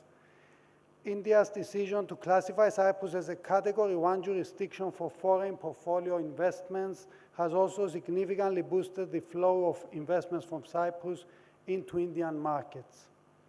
Bilateral trade has also increased steadily over the past years, while the signing of the Memorandum of Cooperation between Invest Cyprus and Invest India creates a significant platform we should leverage further to facilitate increased investment activities and support business cooperation between Indian and Cypriot companies. When it comes to choosing the right location to set up offices or establish international or regional headquarters, Cyprus offers Indian companies a solid entry point to Europe, offering access to more than 800 million consumers and a large investor community. Due to its strategic location, which connects 3 continents and provides access to surrounding growth markets, its strong economy and pro-business, pro-investment environment, Cyprus can be a strategic hub for businesses across a variety of sectors. Cyprus's economy is outperforming the EU average growth rates, while successive upgrades by credit rating agencies and relevant projections suggest that it will continue to do so in the coming years. Our government will continue with the same determination to implement a targeted economic policy, which is based on 3 pillars: fiscal responsibility, financial stability, and continuous reforms. Our target is clear: a thriving and resilient economy characterized by high competitiveness, ease of doing business, and sustainability. An economy that is adaptable to the continuous changes demanded by our very complex global system. Setting up a business in Cyprus is underpinned by several compelling advantages, such as a robust legal framework based on the English common law, a transparent and efficient corporate system with one of the lowest tax rates in the EU, significant deductions and exemptions at corporate and individual level, and a strong IP protection regime supported by a wide network of professional services and the right mix of financial incentives to drive growth and innovation. In addition to offering access to a skilled English-speaking workforce, Cyprus has recently implemented new immigration and employment policies to attract top talent from third countries, digitizing, simplifying, and accelerating all relevant processes. To further elevate its position as a resilient regional player, Cyprus has also put forward an ambitious digitalization agenda while operating a one-stop shop government unit to facilitate the investor journey. One of the most promising areas is the ICT sector in Cyprus and beyond. India is an emerging tech powerhouse, while the Cyprus ICT sector is rapidly advancing into a pivotal growth engine, contributing more than 10% to the country's GDP. This development has been particularly significant in the last few years, fueled by incentives encouraging ICT companies to relocate to Cyprus. Major tech multinationals already operate their regional or global headquarters on the island, while Cyprus is developing into a prime location for the fintech and regtech industry and hosting a dynamic community of over 400 startups and innovative businesses. Taking into account the size of the country, that's quite significant. Being ranked as 28th out of 132 economies in the Global Innovation Index and a strong innovator for the 3rd consecutive year in the 2023 European Innovation Scoreboard bears testament to the progress achieved and the potential ahead. Our goal to turn Cyprus into a regional technology and innovation hub is becoming a reality, with the government investing in our digital economy as a top priority. Dear friends, Cyprus is not just a remarkable tourist destination, it aspires to be one of the best places globally to live, work, and conduct business in, narrated by the country's Vision 2035, further bolstering our country's competitiveness and creating the conditions for mutually beneficial partnerships are amongst the government's top priorities. To this end, I would like to invite you all to join us later at 3:45 at our special country event to find out more about Cyprus' business environment and investment opportunities. I also urge you to reach out to our delegation throughout the day with whatever inquiries you may have. In conclusion, let me reiterate that the Cyprus-India economic relationship is a shining example of how two nations, despite their geographical distance, can collaborate closely for their mutual benefit. By leveraging each other's strengths and exploring new areas of cooperation, we can create a partnership that not only boosts our economies and people-to-people contacts, but also contributes to global stability, growth, and prosperity. Initiatives like today's Conclave can play a pivotal role to interconnecting our ecosystems and promoting synergies that truly benefit Indian-Mediterranean relations. I wish you all productive deliberations ahead, and thank you for listening.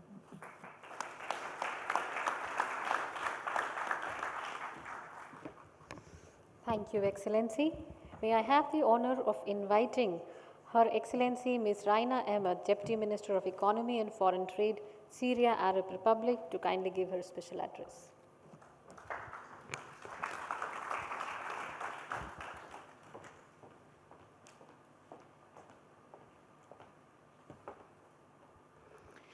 Excellency, Minister of Commerce and Industry in the Republic of India, Excellency Ambassadors and Deputy Ministers, ladies and gentlemen. First of all, please allow me to extend my sincere thanks to all those who participated in preparation and organization of this forum. And I would like to thank in particular the Indian Ministry of External Affairs and the Confederation of Indian Industry for their efforts and for their warm hospitality. Ladies and gentlemen, as you know, the Syrian Arab Republic and the Republic of India have historically been linked by long-standing cultural, civilizational, and economic cooperation relation, and strong ties of friendship based on mutual respect. Therefore, it's natural for Syria to be present at a forum that focus on developing Indian-Mediterranean relations. Of course, the development of bilateral cooperation between countries is, in essence, a factor that helps develop multilateral cooperation. Here, it's necessary to point out that Syria and India had signed many agreements, protocols, memorandum of understanding in previous decades in many fields like economy, trade, industry, agriculture, also in electricity, tourism, transportation, higher education, communication and technology, etc. But these agreements have become necessary to also the memorandum of understanding and protocols have become necessary to work on activating and updating. The legal framework regulating the follow-up of bilateral relation is the Syrian-Indian Joint Committee. The last meeting for this joint committee was held virtually in 2020. Therefore, it has certainly become important to activate this committee and hold a meeting for it in the coming period with the aim of following up on the cooperation issues that previously raised and discussing future cooperation opportunities, especially in the commercial and investment fields. In the same context, we point out the importance of enhancing the role of the private sector, both Syrian and Indian, in developing bilateral relations, especially by benefiting from the experience of Indian companies in implementing joint projects of direct investment in Syria in accordance with the current investment law, which included many advantages and incentives. It should be also noted that Syrian government now conducting a comprehensive review of all current and previous policies to come up with policies that will move Syria to a new stage, including policies and programs that will improve and develop the business environment in all its fields and dimensions. Of course, any investments project must contribute to stimulating trade activity through the process of securing the requirements for the projects to enter the production process, through the possibility of exporting its products. Therefore, discussions between specialists from both sides are necessary to reach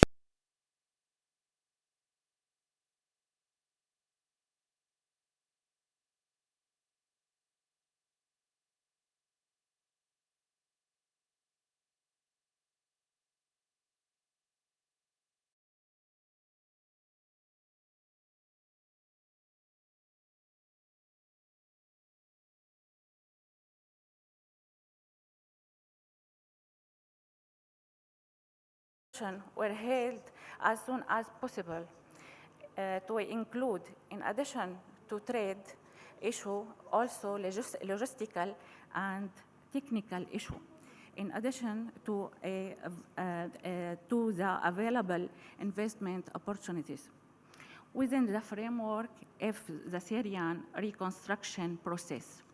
This has benefit to the India side, and we are keen on this benefit. We cannot forget that the moral dimensions and human sympathy from our Indian friends were present indeed in all and difficult times that Syrian went through. Thank you very much.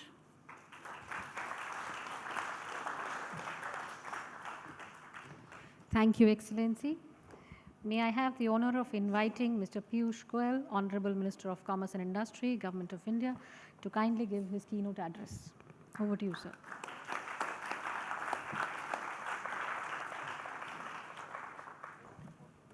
Thank you very much, ma'am. His Excellency, the Deputy Minister of Research, Innovation and Digital Policy, Republic of Cyprus, Mr. Nikodimos Demiano, Her Excellency, the Deputy Minister of Economy and Foreign Trade, the Syrian Arab Republic, Ms. Rena Ahmed, my very good friend, former President of CII, senior business leader, somebody I personally have learned a lot from about logistics, about what we need to do to improve the India story on connectivity, Mr. Dinesh. I was just telling Mr. Dinesh that Mr. Chandrajit Banerjee, who really holds the India flag high across the world when it comes to our business engagements, the very erudite Director General of CII, Mr. Chandrajit Banerjee, whom I consider almost as a part of my team, and who truly delivers when we come up with new ideas, new initiatives. All the distinguished ladies and gentlemen, excellencies, captains of industry, well-wishers of the India-Mediterranean business story, friends. I'm indeed delighted to participate in this first CII India-Mediterranean Business Conclave 2024 because it's an idea whose time has come. I'm really impressed with the wonderful lineup of delegates, speakers, business leaders from India and across the Mediterranean. I'm given to understand there are almost 100 international participants with coming from nearly 30 plus countries. And for a program which has just got launched for the first time, the entire discussions spanning such a wide agenda gives me the confidence that this first event is a great beginning to a wonderful future. And I'm sure CII will continue to have this event at whatever periodicity they have decided. On behalf of the government, on behalf of both the Foreign Ministry and the Commerce Ministry, I would like to place on record our deep gratitude to CII for making this happen and for putting together such a wonderful program. Thank you very much. Friends, I was trying to recall what are the elements which we all can quickly relate to when it comes to the India-Mediterranean story. While, of course, this conclave is going to be discussing on very, very modern, very important elements, I think the first thing that comes to my mind is the Mediterranean cruise which I had enjoyed. The first thing that comes to my mind is possibly Mamma Mia and the wonderful story around the Greek islands. And I do believe that that is one area which holds tremendous promise in this beautiful relationship between the Mediterranean countries and India, on which we must actually set up a working group. India has huge opportunities for tourism, probably one of the rare countries where you can get the sun and the rain and snow, hot weather, cold weather, everything at the same time. You can have religious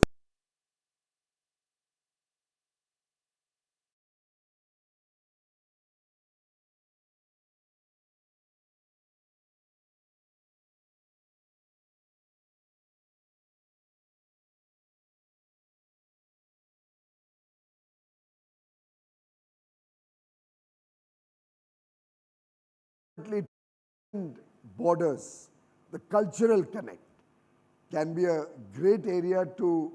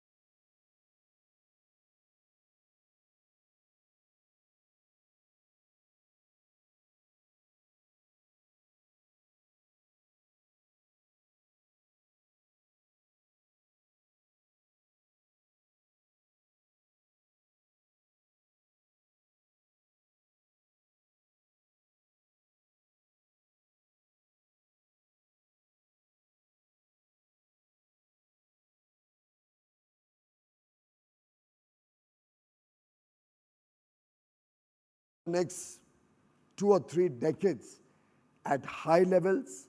All estimates suggest that India's contribution to global growth will continue to be elevated, and from the 5th largest economy of the world, in the next 3 years or so, we are expected to become the 3rd largest economy in the world.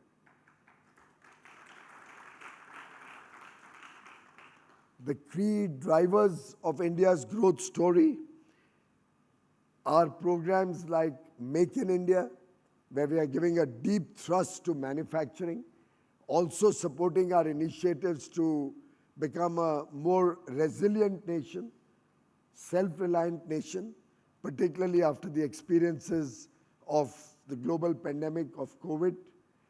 We are working towards digitization in a big way, which we see as also important as we bring in transparency in our operating systems, as we make the life of our citizens easier, what Prime Minister Modi calls ease of living, as we work towards reducing compliance burden, reducing the paperwork and procedures so that our business persons enjoy the fruits of ease of doing business. It's a holistic effort where we are promoting manufacturing through the Make in India program, services through the Serve from India program, design activities, innovation, R&D through the Design in India program, and of course, offering to the world a great holiday through our Incredible India initiative, an initiative promoting tourists from across the world, inviting them to enjoy our hospitality, our cuisines, the beautiful locations across the country.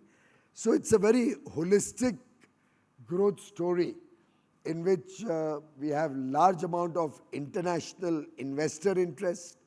In fact, our foreign direct investment continues to be at elevated levels for several years now, and we are targeting to become a much more attractive destination for foreign direct investment in the years to come.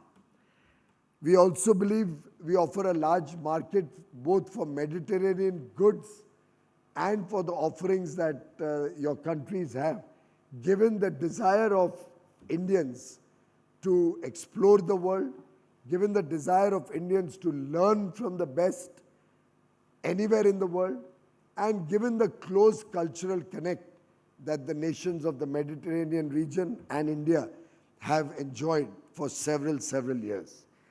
I think areas like renewable energy, manufacturing, the maritime and blue economy, digitization, textiles, pharma, information technology, agriculture, tourism, all of these have huge potential.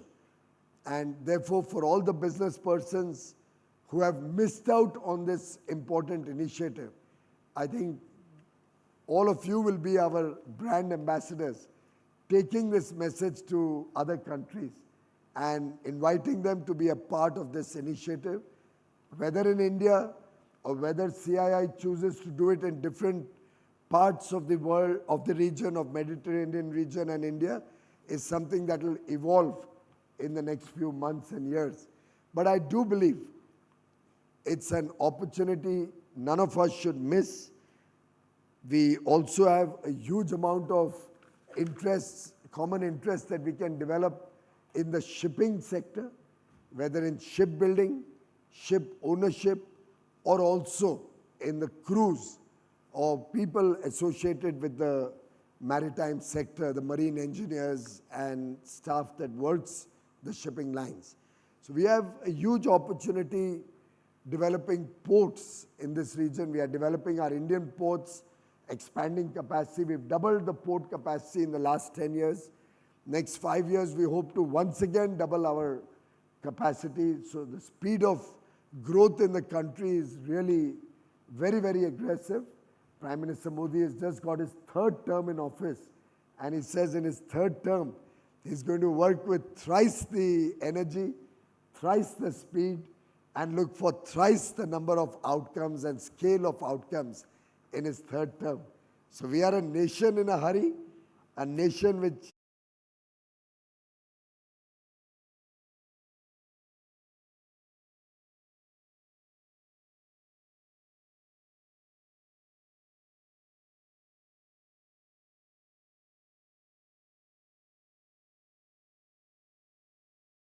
also at this stage recall the initiative of the India, Middle East, Europe Economic Corridor, IMEC, that was launched during India's G20 presidency. It aims to integrate India, the Middle East, and Europe through the UAE, Saudi Arabia, Jordan, Israel, and the European Union. I'm sure this important initiative of IMEC will add to India's maritime security, and as a strategy, it will reduce our reliance on very few routes which today can become detrimental to our maritime security, and also will help have faster and lower cost connectivity, lower logistics costs through our regions. Our manufacturing sector has been boosted significantly through various initiatives like the Production-Linked Incentive Scheme, our effort to provide access to companies around the world and Indian companies to other countries in the world through deeper engagements, free trade agreements, economic partnerships. So we have a great story on our manufacturing side. Telecom is another area where through submarine cables we can look at greater engagement. Our effort to promote global agri-value chains can also support the initiatives between the Mediterranean countries and India. India is working to develop sustainably, and I'm sure that's an area where we can look at Prime Minister Modi's vision of one world, one sun, and one grid, so that solar energy or other forms of renewable energy can also be transmitted through our countries and go from India to the Mediterranean region through interconnected grids. And certainly, tourism provides that huge connect both culturally and economically that we must explore much faster. Friends, as we move forward, I'm very optimistic about this partnership.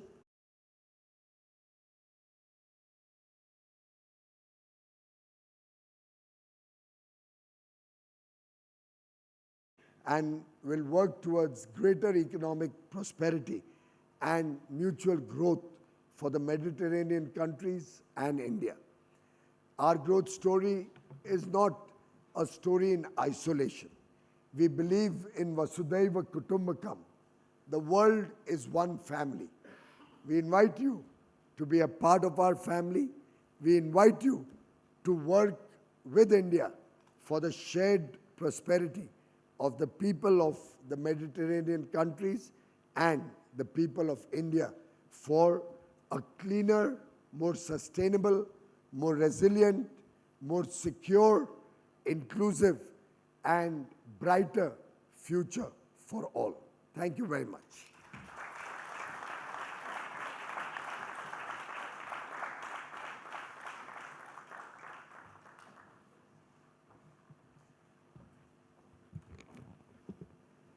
Thank you, Honorable Minister. Thank you for your leadership. I think, as I said, you have been somebody with whom we have been interacting with on a regular basis, but every time you come and set a new agenda for us to follow. So thank you indeed for your leadership. I would like to thank the two ministers and most importantly, all of the Mediterranean delegates who have come here to make this the start of the first event of the conclave success.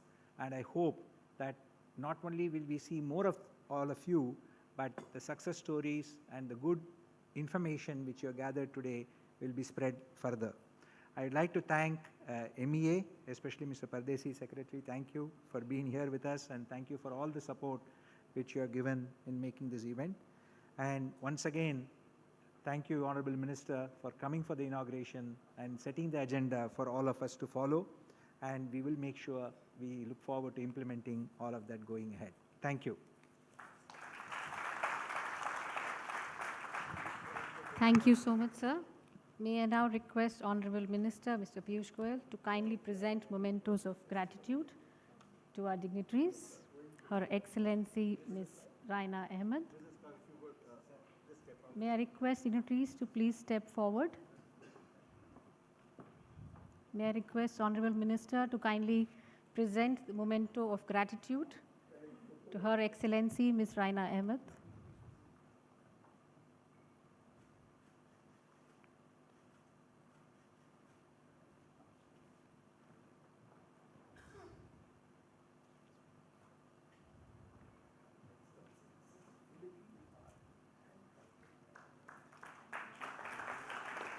Thank you. May I request Honorable Minister to present the memento to His Excellency Dr. Damiano.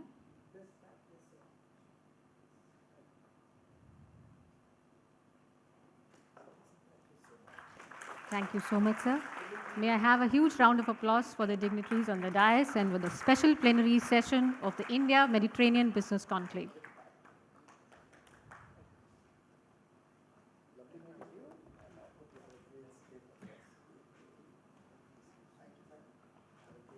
Once again, thank you for being with us, for the wonderful audience. Thank you, Honorable Minister, for sparing time from your busy schedule.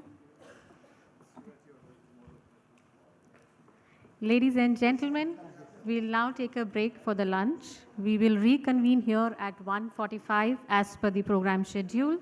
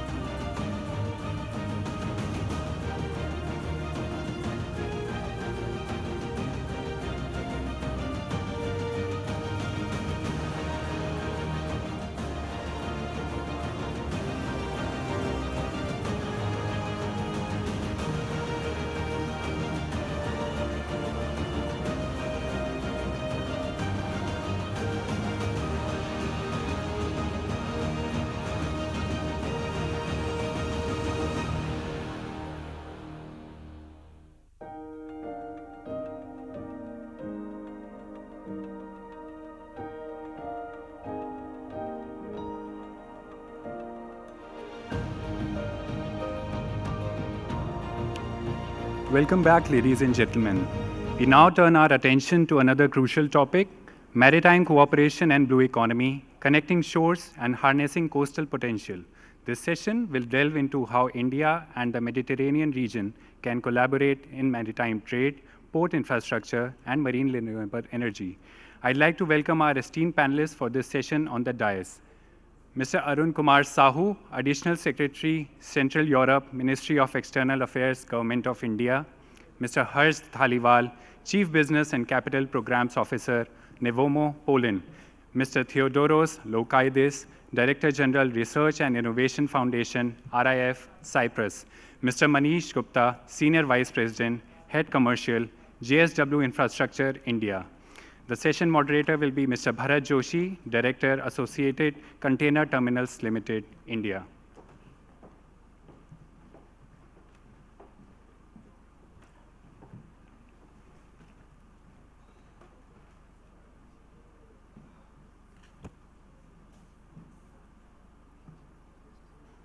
May I request Mr. Joshi to kindly take over and lead the discussions.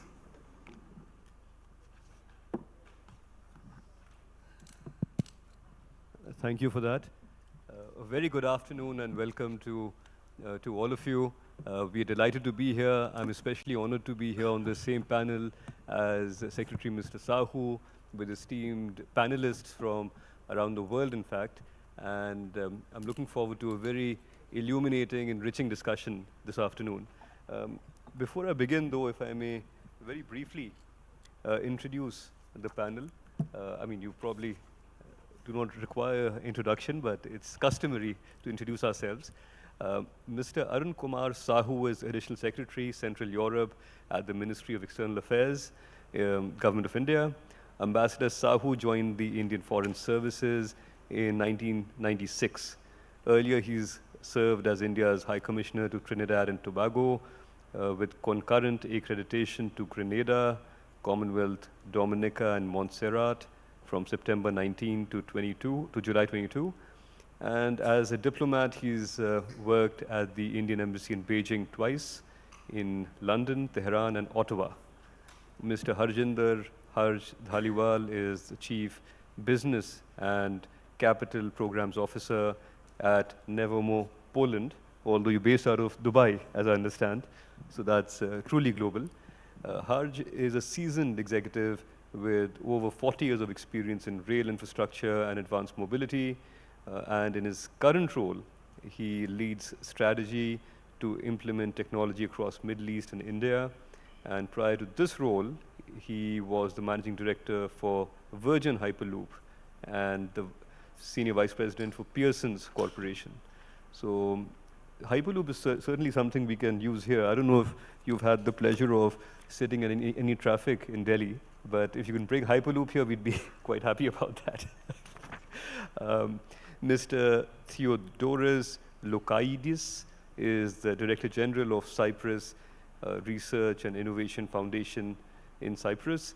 Theo is the DG of RIF, the National Funding Agency for Research, Tech Development and Innovation in Cyprus. And prior to this role, till 2020, he held strategy and business development roles in large MNCs, including CKHH and Colt. And he's led the launch of new lines of business and taken new services to market. Mr. Manish Gupta is the Executive Vice President, Business Management at JSW Infrastructure. He has over 30 years of diversified experience. He's worked in various supply chain assignments in India and with global companies. Prior to this role, he was the CEO of Vizag General Cargo Berth at Visakhapatnam, and the head of projects of Goa Seaport, MPT. He was with Vedanta from 2013 as head supply chain, and I look forward to a great discussion. Welcome you all. Now, before I invite our esteemed panelists to share their views, ladies and gentlemen, esteemed colleagues, for me, of course, just risking repetition, it's a great pleasure and honor to be addressing this esteemed gathering today. Maritime cooperation and the blue economy really is something that's jumped from the back pages of newspapers to the front pages. And this normally is helped by a good crisis. And I think in our industry, in logistics, we've been sort of blessed, through this poly crisis. So we're sort of lurching from one challenge to the next. So that, of course, is one of the reasons that this sector, and especially this geography, is of such huge importance. It always was, but now it sort of brings it, into the public thought and mind space. This region of the Mediterranean is steeped in history and commerce. It lies at the crossroads of three crucial maritime passages: the Strait of Gibraltar, the Suez Canal, and the Bosphorus Strait. These waterways have for long been the lifeblood of global trade, and they've facilitated trade, of course, even up to India. India similarly has a vast and strategic coastline along the Indian Ocean. Our total coastline is some 7,000 kilometers running. And now, in some ways, only now are we truly unlocking the new maritime opportunities that could benefit not just our own nation, but our partners in the Mediterranean and other regions. Now, in terms of trade and connectivity, the question is how like-minded countries in the Mediterranean, along with India, can collaborate to manage, promote, and sustain maritime trade. We are, of course, looking at doing this through investment in port infrastructure, enhancing maritime logistics, creating trade routes, reducing transit times, and just an overall efficiency of supply chain remains the focus in all of this. So if we are investing in port infrastructure and logistics, we, of course, have seen in India a knockdown effect, which in some ways has had a transformative impact on not just the physical infrastructure, but also the IT and software infrastructure. It also creates a higher level of competitiveness for our exporters, and it facilitates a smoother connectivity and to our point today between India and the Mediterranean. And as I mentioned earlier, it's not infrastructure alone that's enough.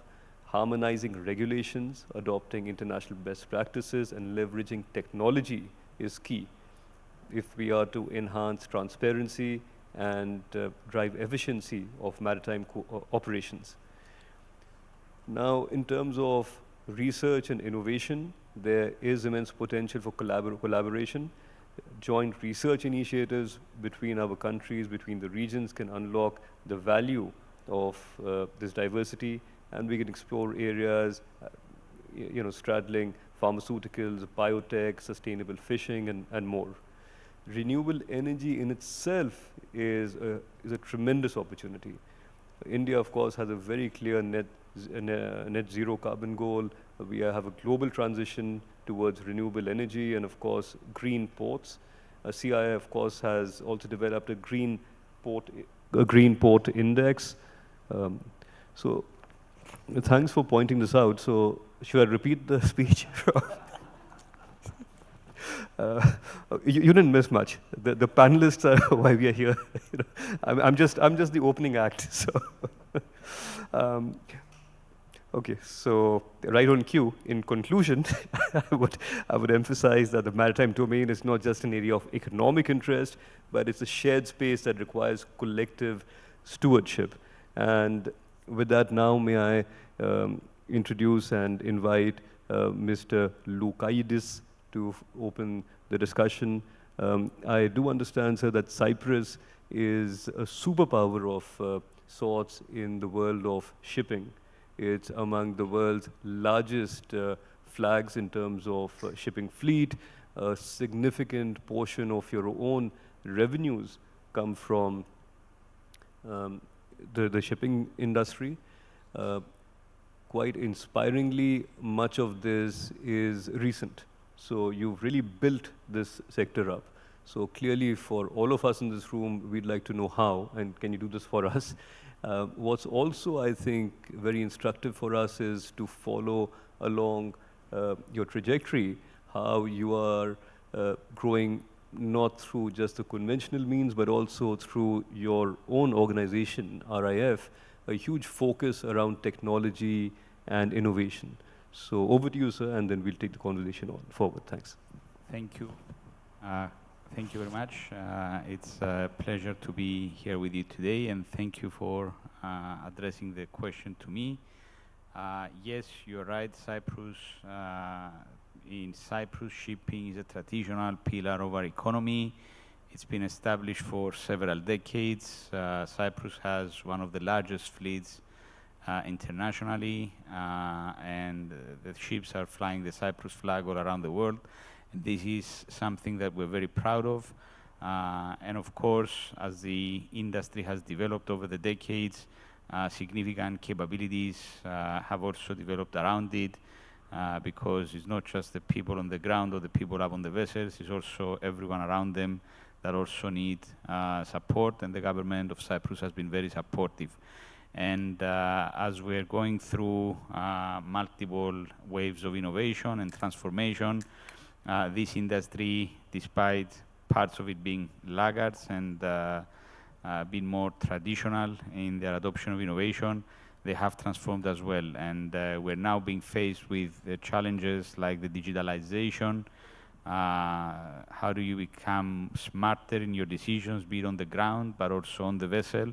How do you relay the information? And Cyprus has developed capabilities both on research, but innovation as well, that are enabling the connected vessel, relaying the data back, analyzing the data, making smarter decisions, how to route the vessels, how to optimize the operations. But the other major challenge, as you rightly pointed out, it's about greening and the race for the alternative fuels that are going to be also driven by regulatory changes that have and will be coming, and hitting targets which are rightly so ambitious, and we need to do it. So Cyprus has developed significant capabilities. These are evolving around a center of excellence, which has been co-funded by the European Commission and the government of Cyprus. We have universities that are doing research on digitalization, use of digital services. Another technology which we have seen used is blockchain, and we have companies on the island that are servicing even ports in Panama. It's quite impressive for a small nation to have startups that are servicing customers that far away. But also on the innovation side, we have seen the rise of more companies that are looking at small zero-emission vessels. They're looking at capabilities around robotics and drones for inspections, either of vessels or cranes sitting in ports. So there's a plethora of capabilities, and what we're looking at is how do we internationalize more this ecosystem, how do we give them the opportunities to collaborate with international partners, because in R&D, collaboration, especially international collaboration, is the name of the game, and we do want to give them opportunities. In Europe, we are participating in certain partnerships like the Sustainable Blue Economy, which is also looking after the biodiversity, the maritime aspects of it, and Cyprus being an island nation, we do need to take a look into those aspects as well.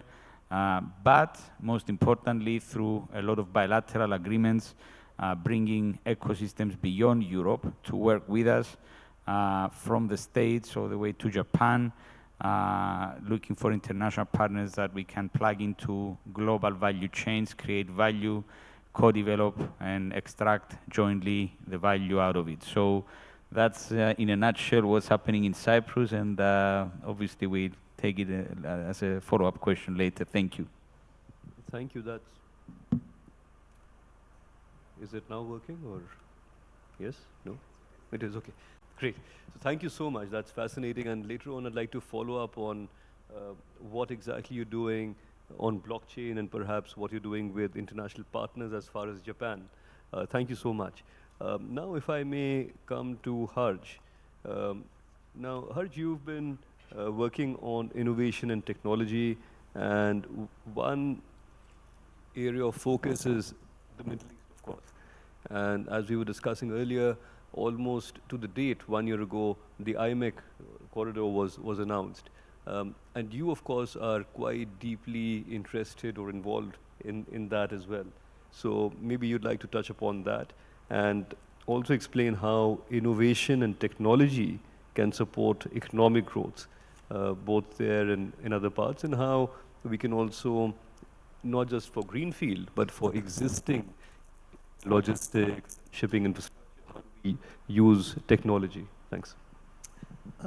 Thank you very much for that introduction. I think it's a great summary of where we are. And in fact, it's exactly almost to the day that the IMEC corridor was announced at the G20 summit. So I think a year on, I think the ability to be able to capture where we are right now and understand where we're going forward is important. But I will start off by saying straight off, the one key takeaway that I would like everyone to go away with is, how do we do more with less? Because not necessarily do we always need to continue and default into building something new to develop capacity. And what I mean by that is that when we start looking at the IMEC corridor, which is a super exciting initiative as an alternative between trade here in India and Europe, how do we actually implement that? And it is a classic, between maritime ports, rail. So this ability to be able to transship, the ability to be able to move very effectively and efficiently, intermodal, is absolutely key.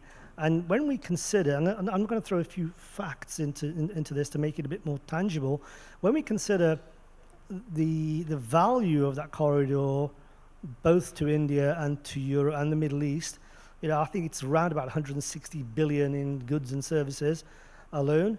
When we consider that, how do we capture it? How do we make it work? How can we make that happen sooner than later? I think is critical.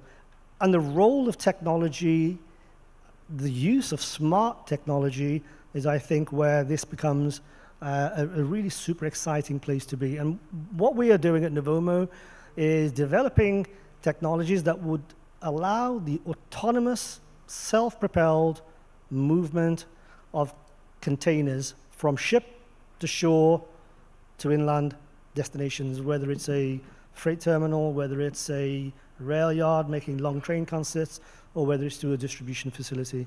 Imagine the ability to be able to do that autonomously, to be able to do it 24/7, 365 days a week, but technology that doesn't require a super amount of added new infrastructure, hard infrastructure. The ability to be able to retrofit 21st century digital technology into existing infrastructure to enable it to actually operate effectively and more efficiently, to be able to gain and capture some of the efficiencies that we need. So that is the sort of technology that we are now developing. We are bringing that in from Europe. We are working here with companies and partners in India to understand how that means. But again, another fact, why would we need to do anything right now? Well, if you consider the total port capacity, the total container capacity of India at the moment is 17 million containers a year, okay? If you consider one facility in the Middle East can do 19 million containers a year, I think there's a huge scope for technology to be better utilized, better sweated, assets to be utilized better, and to be able to do that with the smart introduction of this type of technology.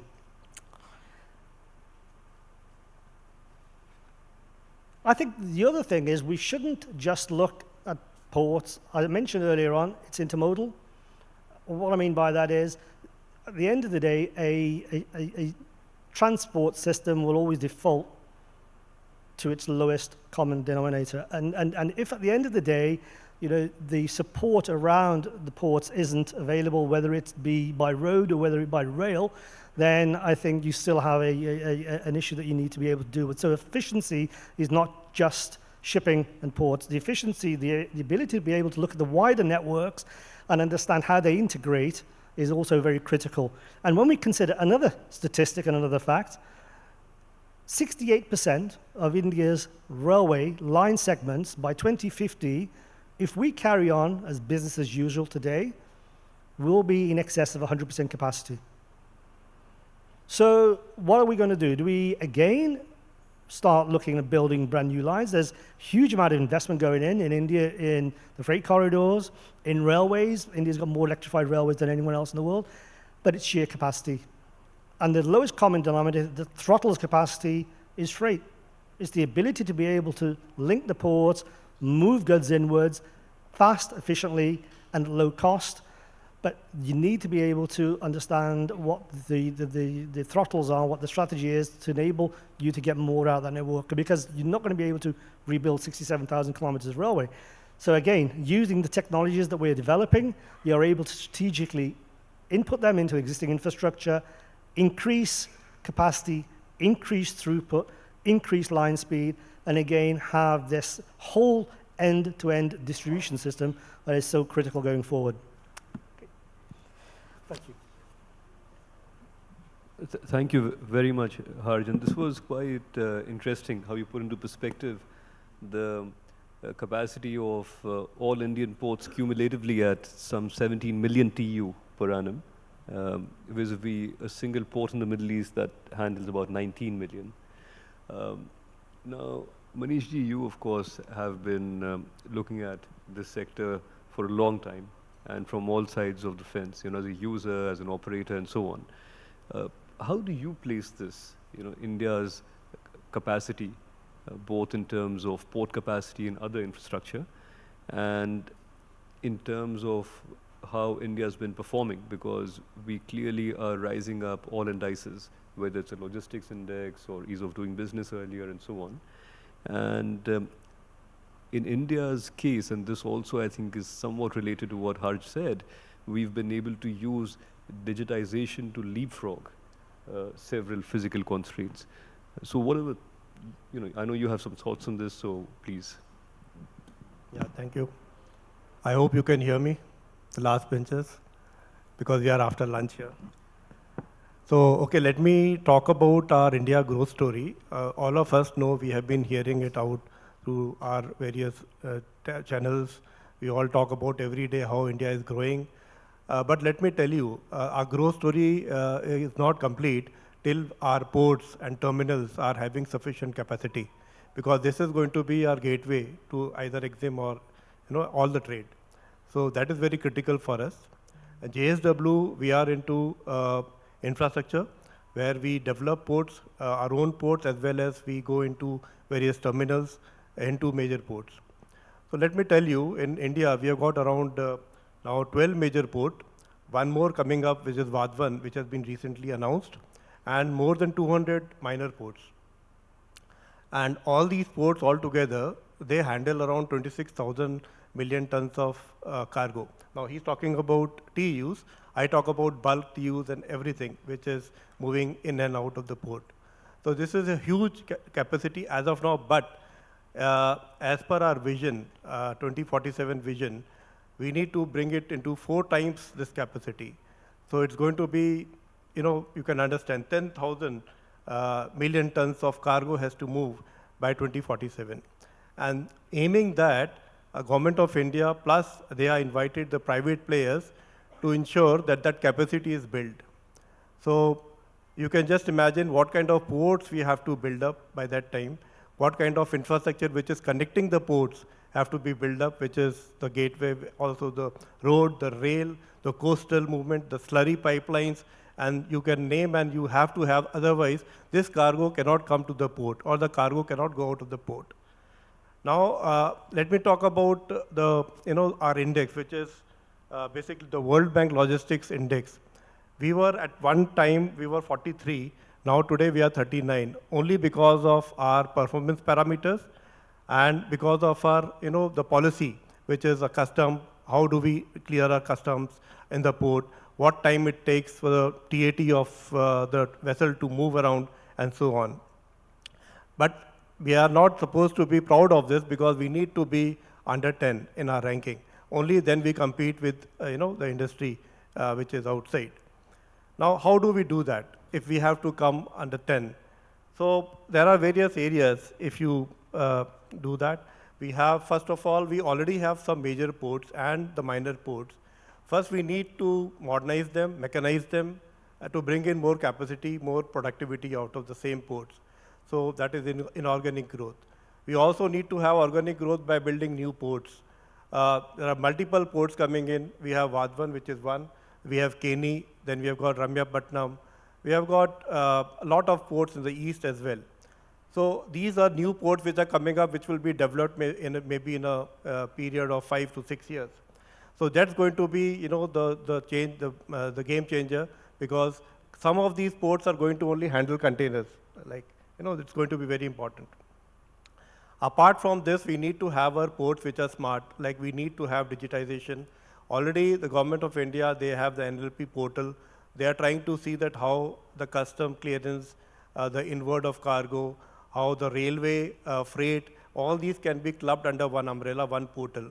So that's coming up, but we need to go, quite far as of now.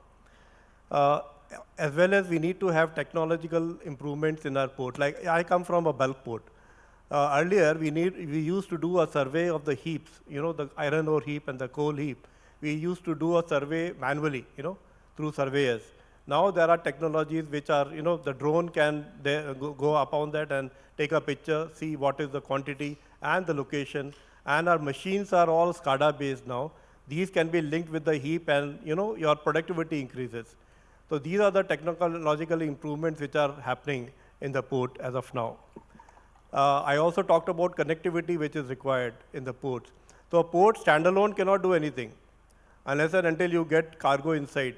And the ease of getting the cargo inside is very critical. So we need to have good roads, 8-lane, 6-lane roads coming in. We need to have the quite good railway network for both taking in and taking out. And also the coastal movement should be there. So there should be now stations for unloading through barges inside the port as well. So these are the kind of things, but these are happening through Sagarmala as well as Bharatmala. So this is the initiative by the government. They're putting a lot of investment in terms of the infrastructure for the incoming and outgoing of the cargo infrastructure. Apart from that, they're making hub and spoke arrangements as well. So we have got CFS in terms of containers, but also let me tell you in terms of bulk, we are also thinking of having sites where we are going to keep in cargo. That would be a main yard, wherein from there the material can go to each and every customer. That is mostly the coal which comes in from Talcher in India. It's a coastal movement. Then it can go to the various Gencos. So that's happening in one of our terminals in Odisha in Paradeep.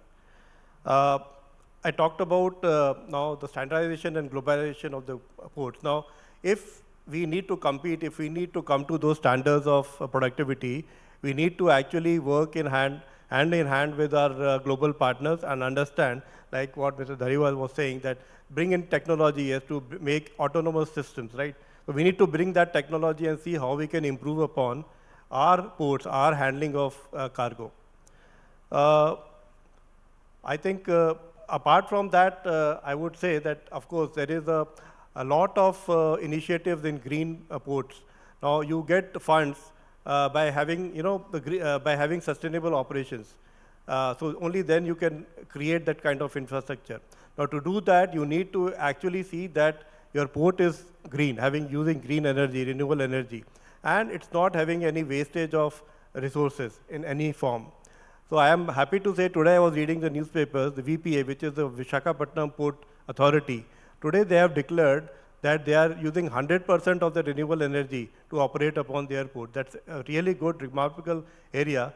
Likewise, all the major ports, they are into renewable energy. They're trying to see how the carbon footprints can be reduced.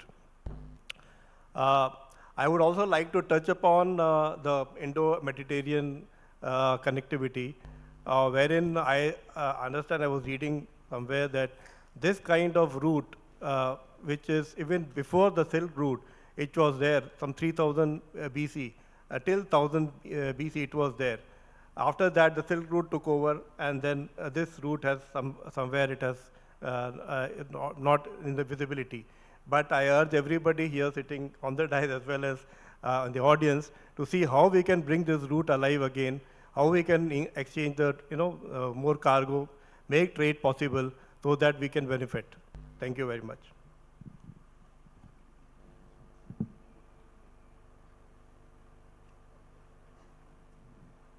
Thank you for that, Mr. Gupta. May I now invite Mr. Sahu to kindly deliver his keynote address. Sir, please.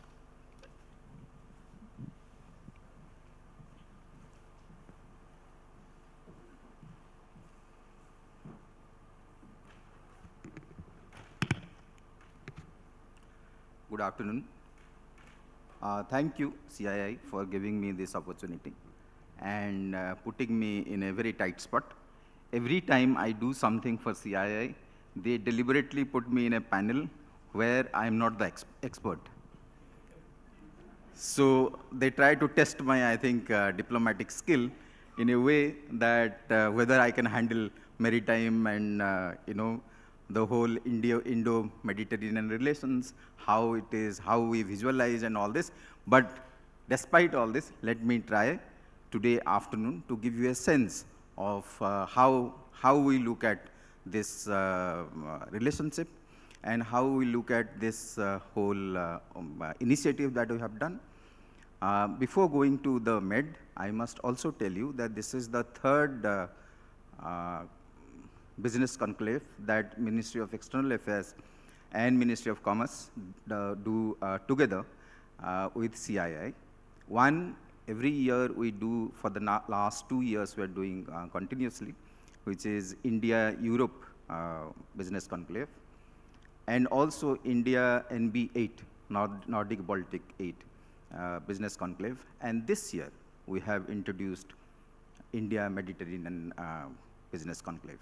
And we hope that this will be an annual phenomenon, and every year you will get a chance to interact with your fellow business investors, experts, think tanks and all this, and also the visitors from these countries. If I ask you a very simple question, diplomat starts with question. So question is, are you inside the inside water, or water is around you?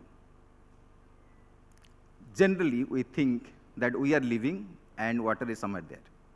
Sea is somewhere there.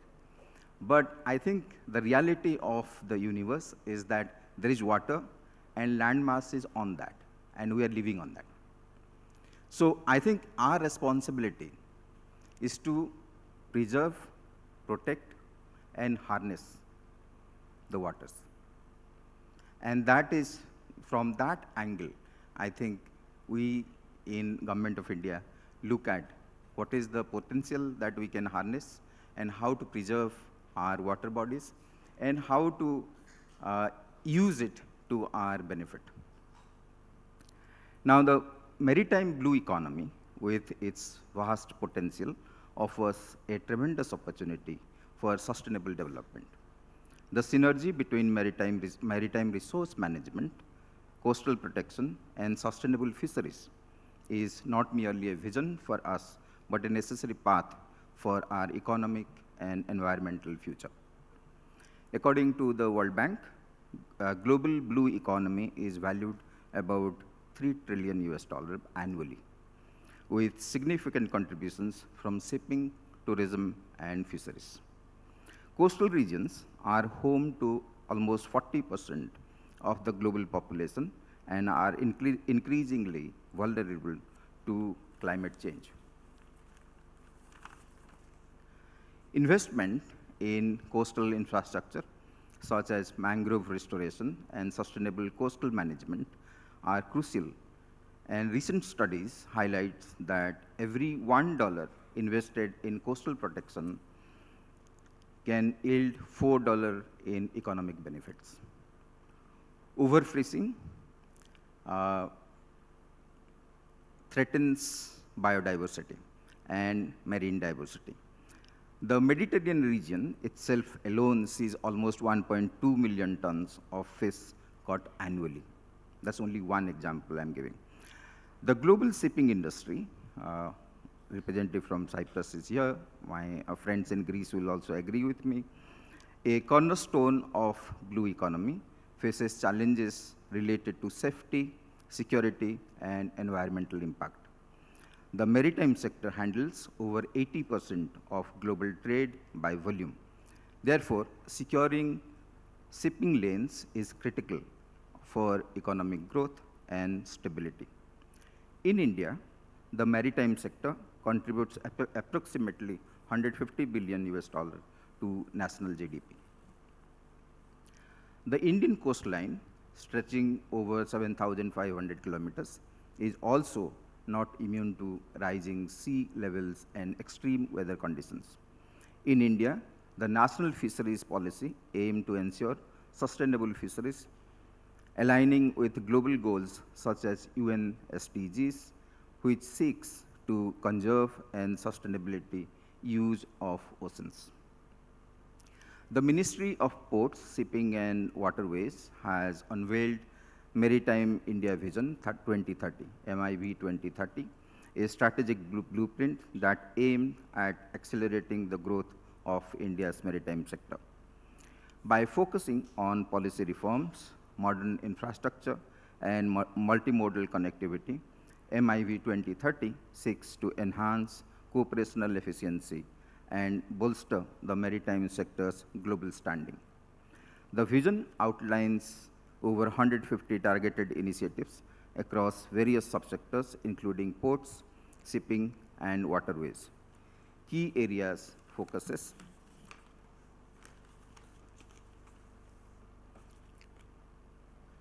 operational efficiency, fostering port-driven industrialization, and creating world-class sustainable ports, as was mentioned. MIV 2030 aims to position India as a leading maritime power and catalyze robust economic growth. As we move forward, let us be guided by the principles of sustainability, cooperation, and innovation. By strengthening our maritime strategies, enhancing security, and embracing eco-friendly practices, we can ensure the long-term viability of the blue economy. Connecting our source and working together will allow us to protect our coast, secure our shipping lanes, harness the full potential of our maritime resources, and secure a prosperous future for generations to come. New technologies for monitoring and reducing marine pollution is essential. International agreements aimed at enhancing maritime security are also inevitable. By connecting shores and harnessing coastal potential through joint ventures and shared technology, we can achieve greater resilience and innovations. India's collaboration with Mediterranean nations on marine research and technology transfer will benefit both regions. Investing in maritime infrastructure, such as eco-friendly ports and renewable energy sources like offshore wind farms, will enhance economic opportunities and contribute to environmental sustainability. Recent advancements in green shipping technologies and the promotion of circular economy practices are steps in this direction. Thank you. I think to give you a sense of the Mediterranean, as you know, during G20, on the sideline of G20 last year, it was unveiled, the IMAC corridor, and the vision was articulated there. And this is an initiative to open the business aspect of that. You know, my co-panelist mentioned a very pertinent topic of Silk Route, and before Silk Route, the Spice Route. You know, I think our history of maritime connectivity to the west and the east is slightly forgotten in today's world. I think we were if you ask, around 1700, there are two countries, two landmass which has the highest number of, highest contribution to global trade, China and India. So we were connected to the rest of the world through sea, through various routes. And it's not only trade, it was also our thoughts, our culture. So all of them have been reinvented today. And we are trying to, essentially, by doing reviving these connectivities, also bringing in economy, making modernization, and giving you an opportunity, all my business colleagues here, investors, those who are looking at new opportunities. I think, look at Europe. Today I call Europe because there was a time in India when you talk about Europe, you always refer to the West Europe. Now we have, what we are doing is to tell you that Europe is a huge continent. Please take it as a continent of opportunity and do your best. Thank you very much. All the very best for this conference.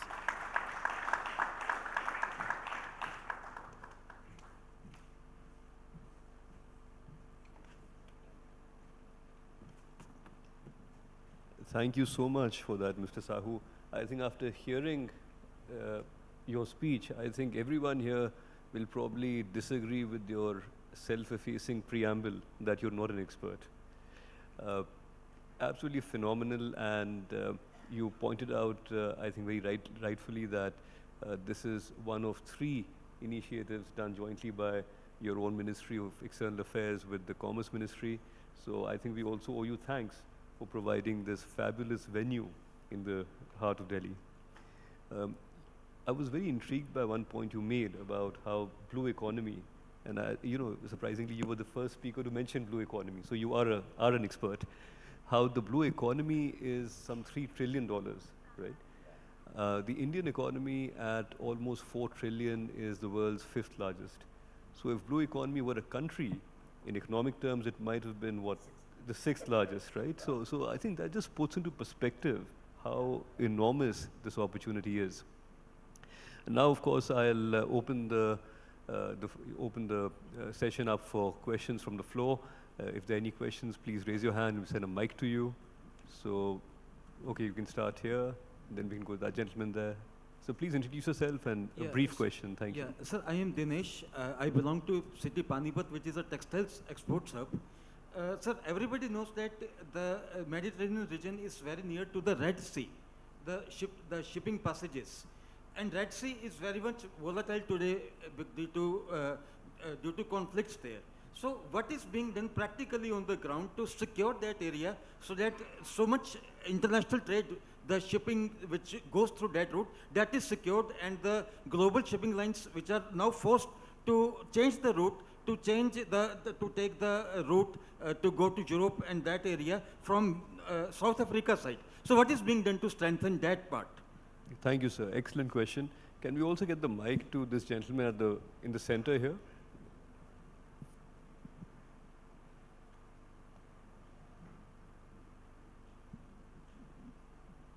Hi, this is Girish Srivastav. I'm CEO at DPAG. It's a management consulting. My question is regarding the sustainability. I'm floored that Ambassador Sahu covered the couple of words which everybody is talking, like circular economy and sustainability part of it. Possibly Mr. Gupta can answer this question. My straight question to you is to reduce the carbon footprint, carbon control, to make sure that we reach net zero by 2070. What efforts you are taking as a company, number one. Number two, what messaging would you like to give to entire Mediterranean region to take steps in this direction? And possibly other panelists can also join to answer this. Thank you. So 2 great questions. One is on the rerouting or remapping supply chains. I think this question sort of relates to supply chain resilience, right? And the second is around green and sustainable practices. So whoever would like to begin.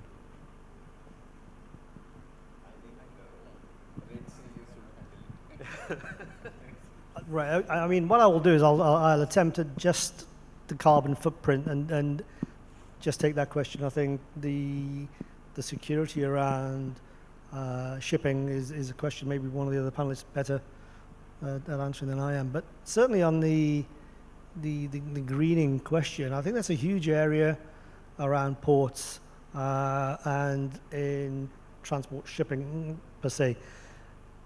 But the key there is to look at technologies and look at how energy is produced and used. At the moment, the ports have a huge impetus to reduce their carbon footprint. Most of it is all ships are now converting to hydrogen. However, most of the fleet is still diesel driven. I think you look at the transportation around a port, most rail, shunting movements, rail movements are diesel because you can't get electrification overhead lines into a port anyway. Again, huge amount of CO2 being emitted.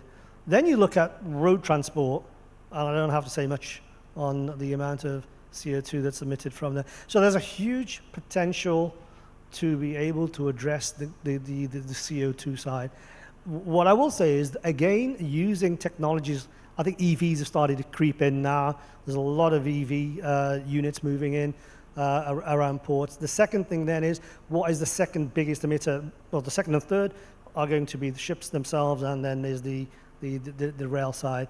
Now, technologies like ours, where we are moving from locomotives straight into electric-powered autonomous self-propulsion of containers, will actually start addressing the CO2 that's emitted by the locos and the rail movements themselves. So, for example, if we switched a typical port around about 5 million TEUs, 3 million TEUs, to green technology, i.e. all the movements around it were done by electric, you'd probably reduce the carbon footprint by about 95%.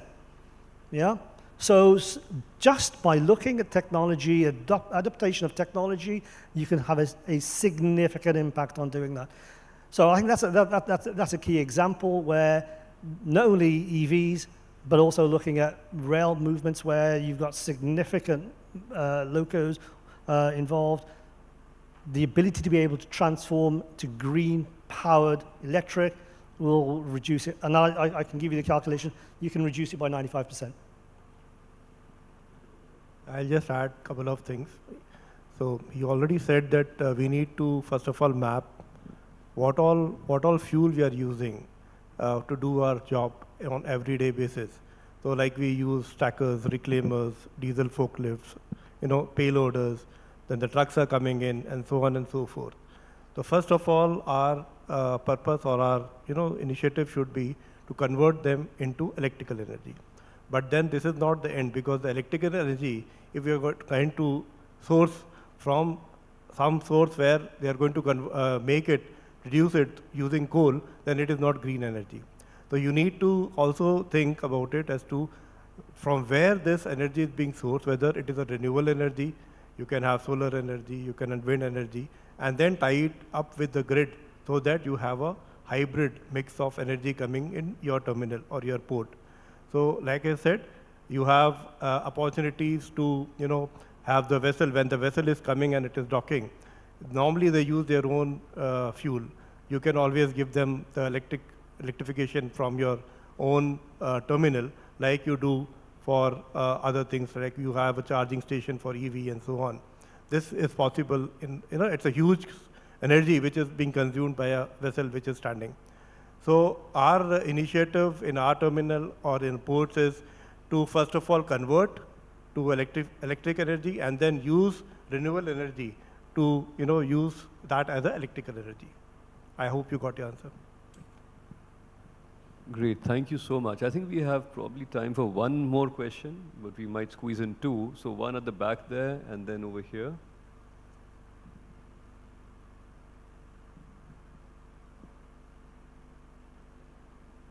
Thank you. So my question, I'm Sukant Khurana. I'm actually PhD in AI from UT Austin, and neuroscience are two domains I cover.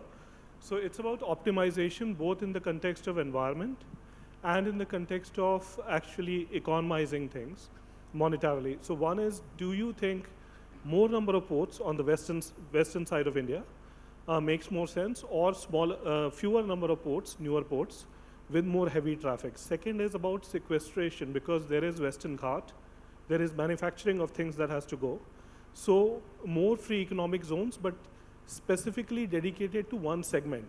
So let's say you have some port right below Mumbai, which is predominantly dealing with, let's say, lithium batteries, and that's export, then some segment below. So creation of things entirely on the western coast, but already segmented, because ports don't work in a segmented manner. But if it is planning for future segmented, bigger ports, are they better than smaller ports? So it's about sort of optimization question, both from ecology and from economics angle. Thank you. So 2 questions. One is, do we want a multitude of small ports or fewer larger ports? The second was, do we want industrial clusters? One last question here. Can we get a mic here maybe? Very, very quickly, sir. Thanks. Thank you. My name is Nishan Gupta. I'm from PricewaterhouseCoopers. Just one point, not a question. I just wanted to bring this to the attention, which is very much relevant for Mediterranean cooperation and blue economy, is the cruise tourism. Just wanted to bring to the attention of everyone that recently in the Indian Union budget, a very exciting announcement has been made, pursuant to which the lot of traction is gaining from cruise tourism perspective. As per the announcement by Niti Aayog also, it is poised to grow at the CAGR of 13% till 2047. And now they have brought a very exciting presumptive tax regime, based on which the effective tax rate for foreign cruise companies can be halved, depending on some cases. Thank you. Thank you for informing us. We'll come back to you, sir. So are there any comments on the 2 questions asked here about few big or many small? Or So maybe I can. So basically, if you see the major ports, it's not one terminal in a major port. It are multiple terminals. So whether you have a major port with multiple terminal or a small port with one terminal, it doesn't make any difference. Of course, you need to have the sufficient infrastructure to bring in a vessel in time and to dock the vessel and to dock it out. So that's the only thing. Coming to your next question, which is basically bringing the industry close to the port. Yes. So now in the major port, I can vouch for in Paradip, which is Paradip Port Authority. What they have a lot of landmass which is available to them in and around their port, which they have started giving to the industry, which is using a lot of port facility. Like if there are a lot of iron ore coming in, so there are steel industry coming near the port. If there is you can also see in the port of Tuticorin, or for that matter, Ennore, a lot of power plants are there. So you have ports which are bringing in the coal, and directly through a conveyor, it is getting through the powerhouse. So that's how it is as of now. But of course, you can't have major port getting containers and specifically working for a particular industry. So it has to be a common port, and then it has to bring in their cargo through a dry port or so on. So, but the initiatives are on now. Thank you, sir. And just to add to this, it's a bit of a nuanced issue, because a port also depends on the kind of services or the vessels that call the port. So if you have small ports, you can only have small vessels, perhaps just feeder vessels. So then you need to transship somewhere else. So it depends on what your larger strategy is. And the way to think about ports now is in some ways about throughput velocity. So the point that he was making about dry ports and inland ports, you want to do the aggregation there, not at multiple smaller ports necessarily. I mean, it doesn't have to be either or. It could also be some sort of a combination thereof. Was there a hand that went up here somewhere? Here. Is there a mic somewhere? So do you promise to be brief? Is this a question, or is this some comment disguised as a question, or okay?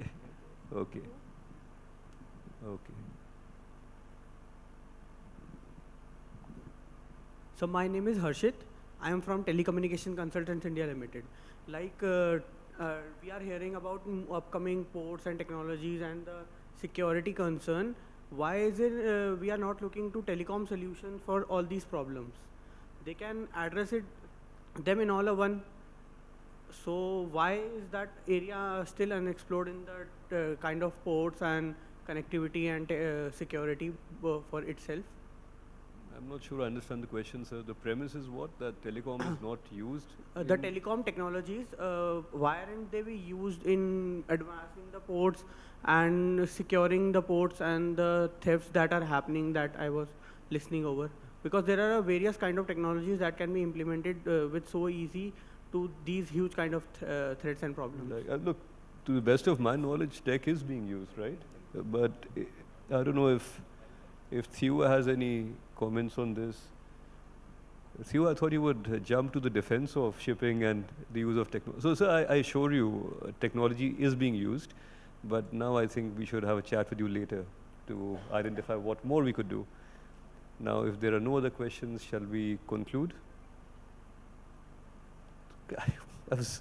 We were almost there. Okay.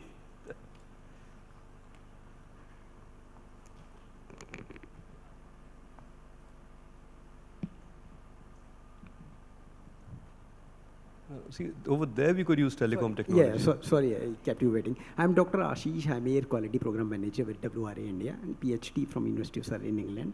So I am coming from air quality and epidemiology background. So all of us know that, diesel is carcinogenic, a major culprit, and, leading to health effects and all. So are we there like Germany banned diesel completely?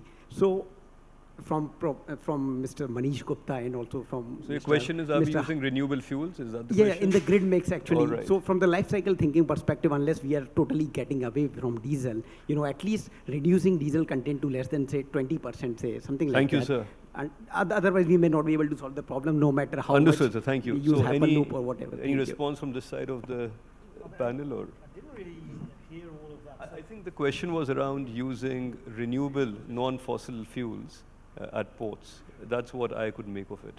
So. The use of non-fossil fuels. Yes. I mean, I think I said earlier on about the ability to be able to encourage ports to switch much sooner than later in terms of moving from fossil fuels to green power. So it's not just a matter of, greening at the point of use. It's the ability to be able to generate power from green sources, whether it be hydrogen, wind, solar. I think that's the important part. So it's looking at the whole chain. I don't know if that answers the question, but. And if I may chip in, these are very CapEx intensive investments. So we're not going to see an immediate transition overnight across the entire industry. So there is a race, there is a lot of research, there's a lot of innovation work being done, different types of fuels, hydrogen, ammonia. Don't forget also the additives into the diesel engines, which can also reduce.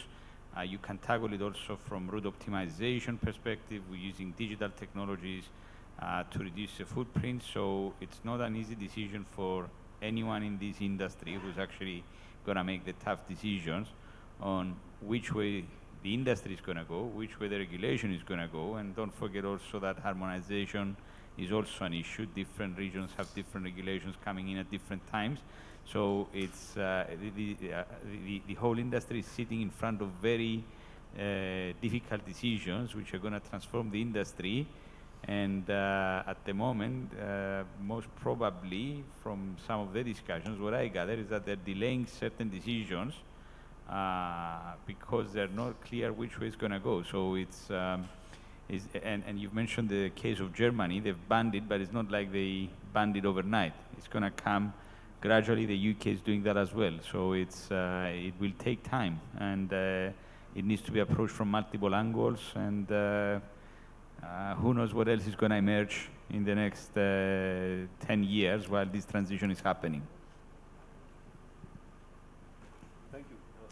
I think with that, I would like to thank all our speakers for sharing their insights. It will certainly help us in exploring new avenues for collaboration. May I request all panelists to briefly step forward for a group photograph.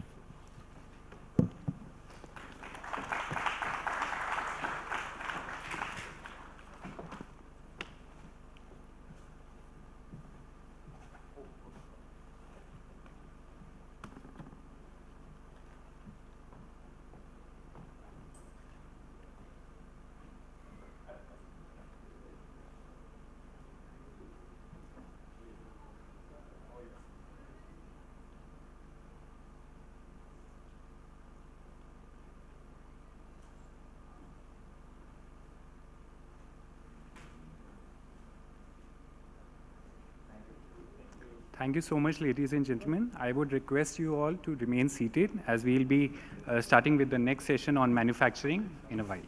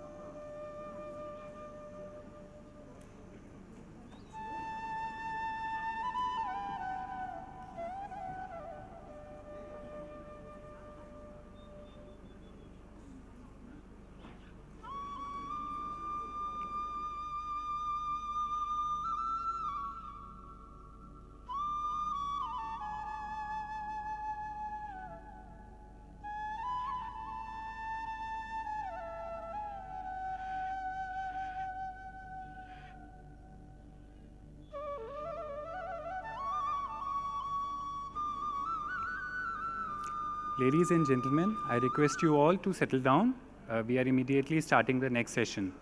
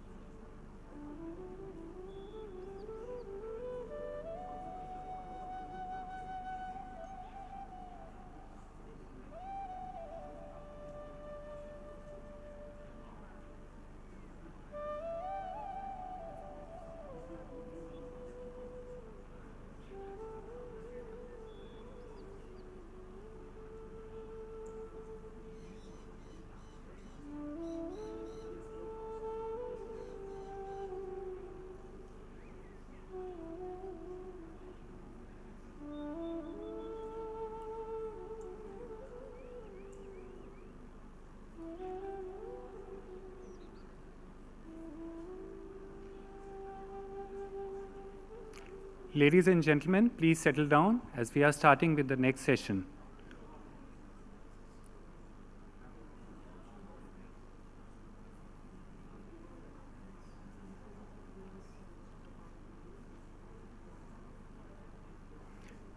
Manufacturing, embracing advancements with technology and fostering innovation. As both India and the Mediterranean region advance in manufacturing technology, this session will focus on how governments and industries can collaborate to foster innovation and reduce trade barriers. Please join me in extending a warm welcome to our esteemed panelists for this session.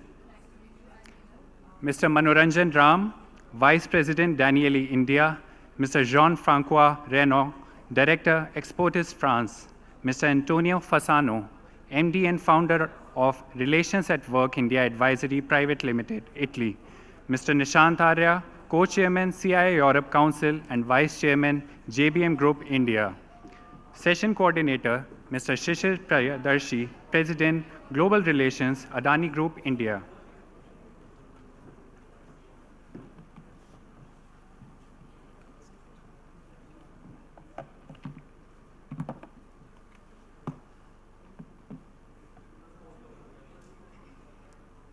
May I now request Mr. Priyadarshi to take the session forward and begin the discussions.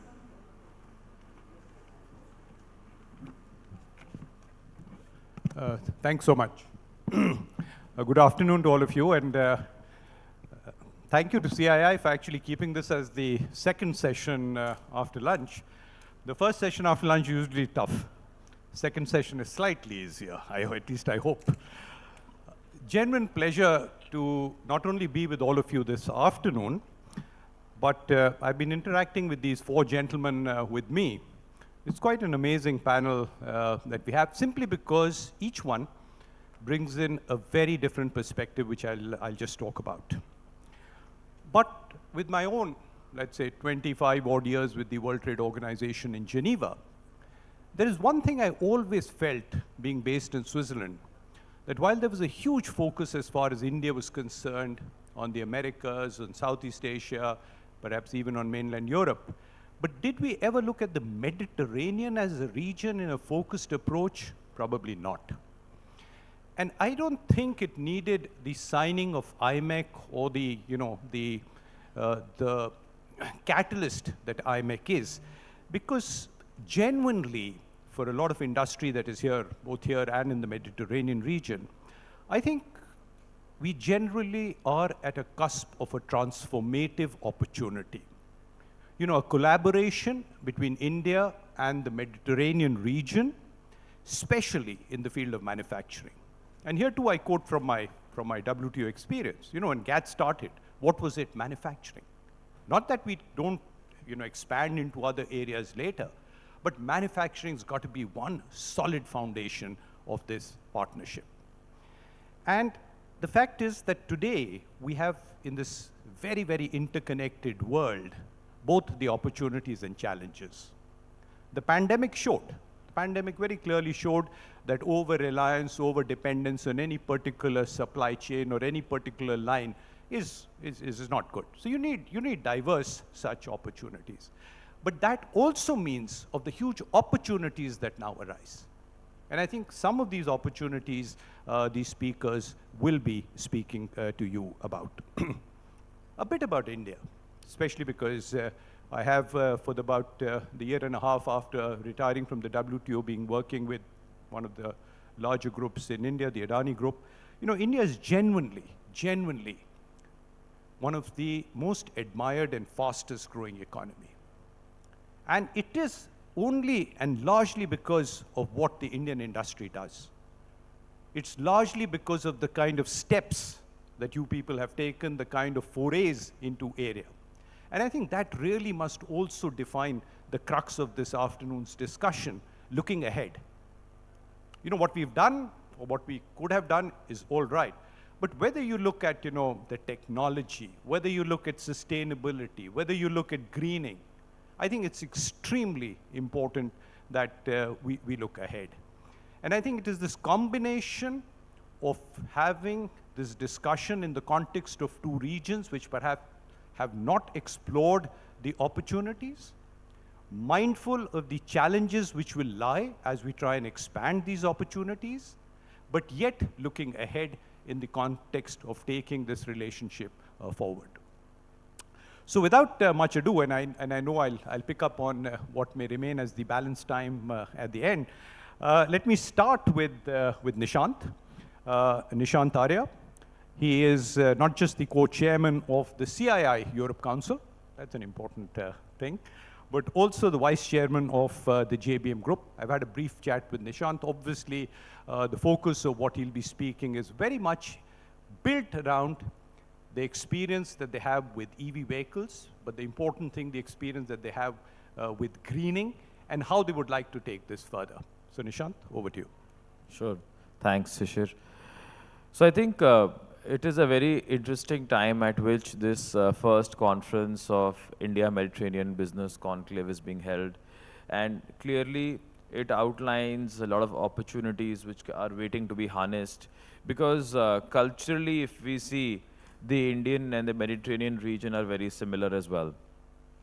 Parallelly, in certain areas, the kind of opportunities which are there waiting to be harnessed, and we also understand the kind of growth India is going through in the next few years. We are targeting to be the world's third largest GDP in the world, and clearly seeing that how in this growth journey, everything can't be done by India alone, and there will be a lot of partnerships, there will be a lot of collaborations which would take place. So I'll primarily focus more on the high-tech area of electric vehicles or green technologies, renewable energy, hydrogen, and urban infrastructure, which is a big focus today in majority of the countries, whether you look in the Mediterranean region or a country like India, where we are growing this by leaps and bounds every year. So clearly, whilst COVID, we all understood that the global value chains, the GVC, got disrupted in a big way, and a big focus had to come in on local manufacturing and creating centers of excellence and competitiveness which has to be built in here. So that is something which is very essential today, and I see that India is a land of opportunity for companies from different regions in the Mediterranean to come and invest in India and vice versa, and really partner together. And where, because the kind of scale we have in India, we can really become the manufacturing capital of the world in the high-tech areas of electric vehicles, hydrogen, renewable energy very clearly. And there is a lot of local demand which is there, which gives us a very high scale. So given the kind of scale and size which we have, and given the kind of requirements which were there in Mediterranean region, there is a lot of investment which is taking place in the areas of technology also. So technology is also evolving very fast, and we are clearly able to see that instead of in certain countries where the penetration of vehicles is increasing, different mobility solutions are coming in, like India went clearly from 3G to 5G. So if in different regions we have the opportunity of transitioning into green tech and really differentiating ourselves with this scale of manufacturing coupled with technology and using, because almost 80% of the trade as we see in the world today touches in one way or the other the Mediterranean region.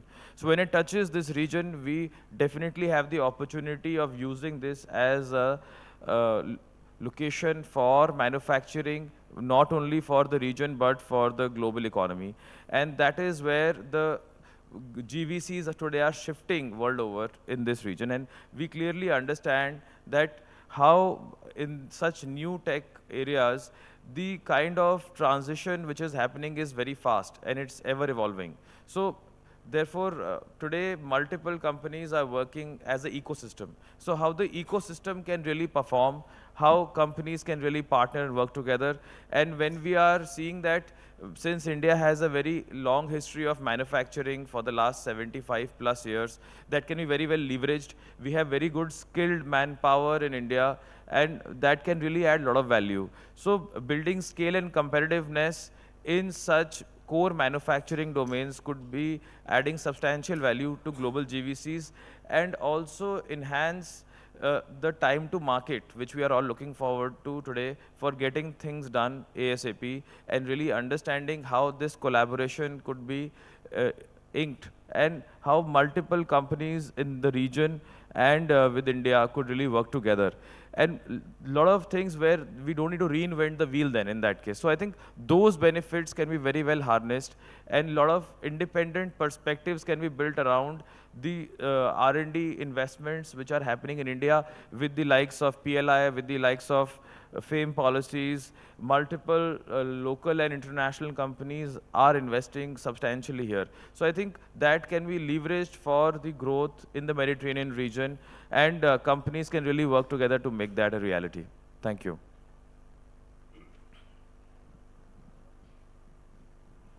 Thanks so much, Nishan. Thanks so much for, in a way, setting the tone both in the context of technology and scale. I appreciate that. Can I now hand over the floor to Mr. Ram, who is from the steel sector, but obviously, again, in the brief conversation I had with him, is thinking far bigger. He's thinking about the connectivity and thinking how through energy and probably green energy, we can ensure that manufacturing, including in the area that he will talk about, we could get into cleaner and greener steel. So over to you, Mr. Ram. Thank you, Mr. Priyadasi. And in fact, thanks a lot for setting the context right. I'm representing a company that is called Danieli Group. And Danieli Group is an Italian MNC, is a century-old company. And innovation is in our DNA. And mostly our technology is towards metal industry. So steel, aluminum, copper. So wherever you see a steel plant or an aluminum plant or a copper plant, we are there. We are there means we give the metallurgical process technology, and also we build the steel plant equipment. So we are coming under, the capital goods manufacturing industry. So Danieli has, in fact, done an investment of manufacturing the capital equipment in India, and we have set up a big factory in Siri City, which is one of the largest state-of-the-art steel plant equipment manufacturing facility. And since last 10 years, we are catering not only to Indian integrated steel plants, but also 60% of our manufacturing goes to Europe. So that shows the skill sets. So why I am saying so is that for an integrated steel plant, two factors are important. One is the engineering, and second is the skill of engineering. And the Danieli factory has demonstrated that our labor force has the skill to not only match with the European standards or the US standards, because from here we are exporting the equipments. And second thing is that the automations or the concern towards the energy efficiencies, everything is inbuilt when we design an equipment. So going forward, actually what we are saying that India needs steel. And 2 days back, I was in a conference, Indian Steel Conclave, where our Commerce Minister, he was also there, and Steel Minister was also there. So earlier the plan was India should reach 300 million tons of steel production by 2030, but the Commerce Minister is saying, no, it should be 500 million tons by 2034. So that shows that how much steel is required for India. But steel also is having a concern towards CO2 emissions. We contribute around 10% of the CO2 emissions in the world, and particularly this comes from the steel industry. So the answer to our growth is, of course, expansion of the steel industry, but with a sustainable expansion. So how can we do that? Now, whether the technology is there or not, the answer is yes. We have a technology which is already implemented, green hydrogen-based steel production. So maybe many of you might have heard of green hydrogen-based integrated steel plants are coming up in Europe as well. So what we suggest that to take the India and Mediterranean the business relationship forward, what can be done is to follow the IMEC, as Mr. Priyadarshi mentioned. The IMEC is a very, very important development happened in last September 2023. I think September 2023, India signed this agreement, and this is India, Middle East, and European Economic Corridor. Under that corridor, there is one aspect, if it can be expedited, it will help the metal industry immensely. And that one is to create a renewable energy corridor. Renewable energy corridor also can be extended to clean, green hydrogen pipeline. So the point is that the Middle East area is having excess renewable energy, which they are ready to export. And if we can have a renewable energy power transmission corridor between the Middle East and India, that renewable energy can be used for steel production. And hence, the CO2 footprint of the integrated steel plant will come down drastically. That is point number one. Point number two is that fuel. India is importing the coking coal, and India will continue to import the coking coal if we do not use any other reductant or alternative reductant for reducing the iron ore. We are sitting with huge reserve of iron ore. And that is, in fact, that is I would say it's a gift for India. But in order to convert this iron ore to steel in a sustainable manner, we need green hydrogen. So from where we will get the green hydrogen? Green hydrogen needs green power. So either the IMEC should take this initiative, make the energy corridors, renewable energy corridor, and also the clean hydrogen corridor effective, in a sense that we will get these two essential inputs for steel manufacturing at a reasonable cost. Because today, the green hydrogen production in India is coming around $6 per kg, and which is not sustainable. The integrated steel plant is looking for a green hydrogen at level of 1.5 or $1 per kg, and which is not visible in the near term. So maybe if the India Mediterranean, this economic conclave or the economic corridor, I would say, if this gets an impetus for establishing the green clean and green hydrogen and renewable energy available to our industry, that would be a very, very big achievement of this economic cooperation. Thank you. Thank you, Mr. Ram. Power, energy, and that to clean, green power. But obviously, ideal dream, not only clean, green power, but also reasonable, clean, green power. But if we didn't dream, we wouldn't achieve. So I think we definitely need to, perhaps within the context of IMEC, look at those regions. I've done a little bit of work on this to see where there's ample amount of solar energy, which can be converted into green hydrogen, which can then be exported. That's probably your best bet looking forward. But look, any relationship, you know, you have established industry in India, you have established industry in the Mediterranean, different countries, but you need to kind of develop relationships across. And we now have two gentlemen who would be speaking to you who have this experience. I have the pleasure for first introducing Jean-Francois. Though now he's in France, but he's lived in Mumbai. When he was in Mumbai, he helped a lot of French companies come in and navigate the regulatory environment here. But now he's doing the other way around. He's based there and helping a lot of Indian companies. So the great thing is he knows both the regulatory frameworks, and I hand the floor to you, sir. Very much, Sishir. Yes, the two gentlemen before me have been speaking about EV and steel industry in India. These were two examples, and we could see how India is and will perform more and more. I will enlarge the subject, and because the subject is on manufacturing, and if we speak about manufacturing, we speak about Industry 4.2. And actually, the question I would like to ask is, can India's manufacturing skills actually be exported to the Mediterranean countries, since the conclave is about the link between India and Mediterranean? So Industry 4.2, it's the fourth industrial revolution we are talking about.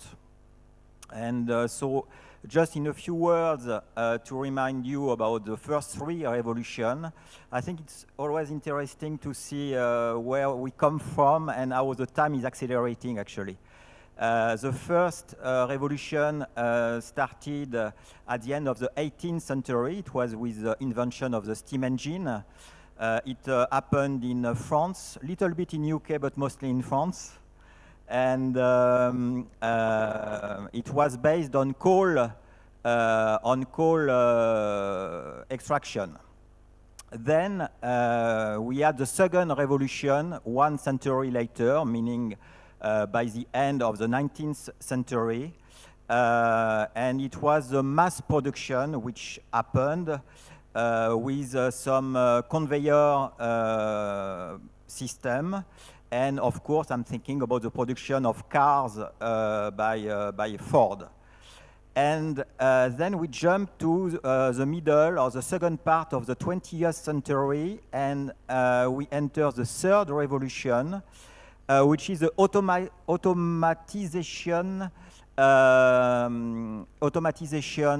revolution. It is based on computer, it is based on electronics, it's based on PLC, programmable logical controller.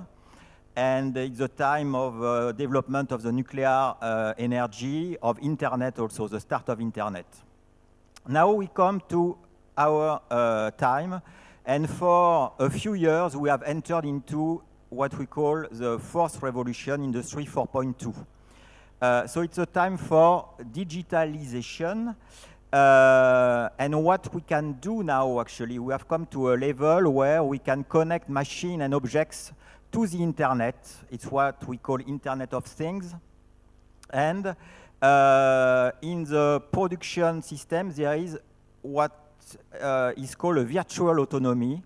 And we speak about the industrial Internet of Things. I will speak little bit only about techniques. There are two complementary technologies actually which are used. There is one local technology which is used so at a local level in companies, in factories, which is called I/O link, input-output link. And there is a second technology when we speak about connecting factories or multiple sites. And it's called what I already mentioned, the Industrial Internet of Things. And in this case, it involves cloud platform and big data analytics. If I'm talking about it, it's because these are two domains, for example, in which India excels. So the two gentlemen before me mentioned about experiences and examples in India, but India can actually export its know-how because we know how, I would say, India, in French, we would say Indian brains are working very well. I don't know how to say it in proper English. But we know that in India you have all the capability to actually export your expertise in this domain of Industry 4.2. I will finish this first part by talking about the functionalities of the industrial Internet of Things. There are three functionalities I would think of. There is the predictive analysis, which consists in making maintenance before a failure in the company. So it reduces the downtime. It offers to the products a longer lifetime. And this is what Industry 4.2 is about and is able to offer.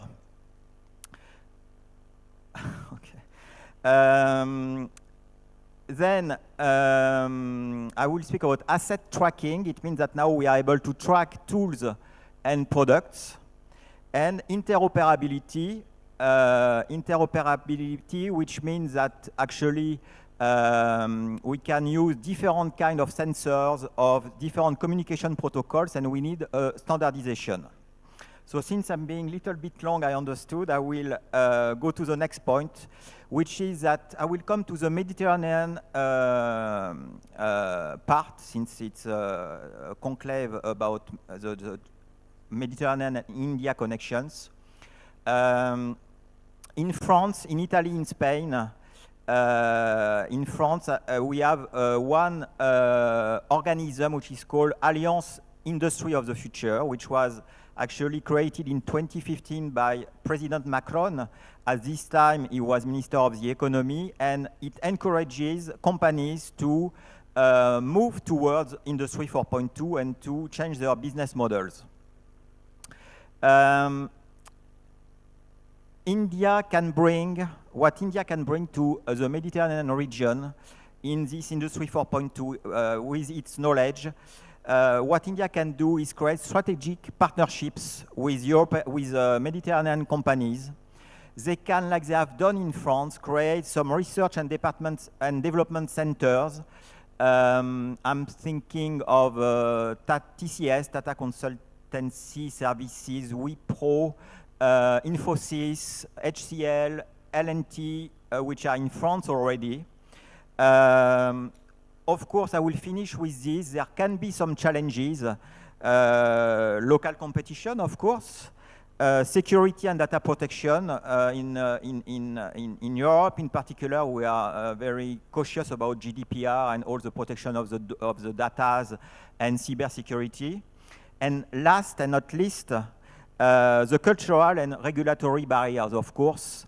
Everything is a question, it was said before, everything is a question of communication, of sharing information, of having people, making people join and communicate between them, India and Mediterranean countries, and make things happen. But I'm very confident the future for India in Industry 4.2 is very bright. Thank you. Thank you. The reason I was requesting you to speed up is because as a business consultant, you must leave them with wanting more. That's what then they'll come and, you know, seek your cards and, and come out and take your consultancy. No, thank you so much. And thanks a ton. I have Antonio on my right, who is really brings the other coin brilliantly here, at the moment helping with a lot of Italian companies, but more European too, come and settle into India. And amongst other things I would love to hear, and I think they would love to hear too, because we hope to put up a document for the government too on kind of challenges that may be facing. Thanks. Thank you. Thank you, Shishir. So thank you very much to the organizer for the invitation.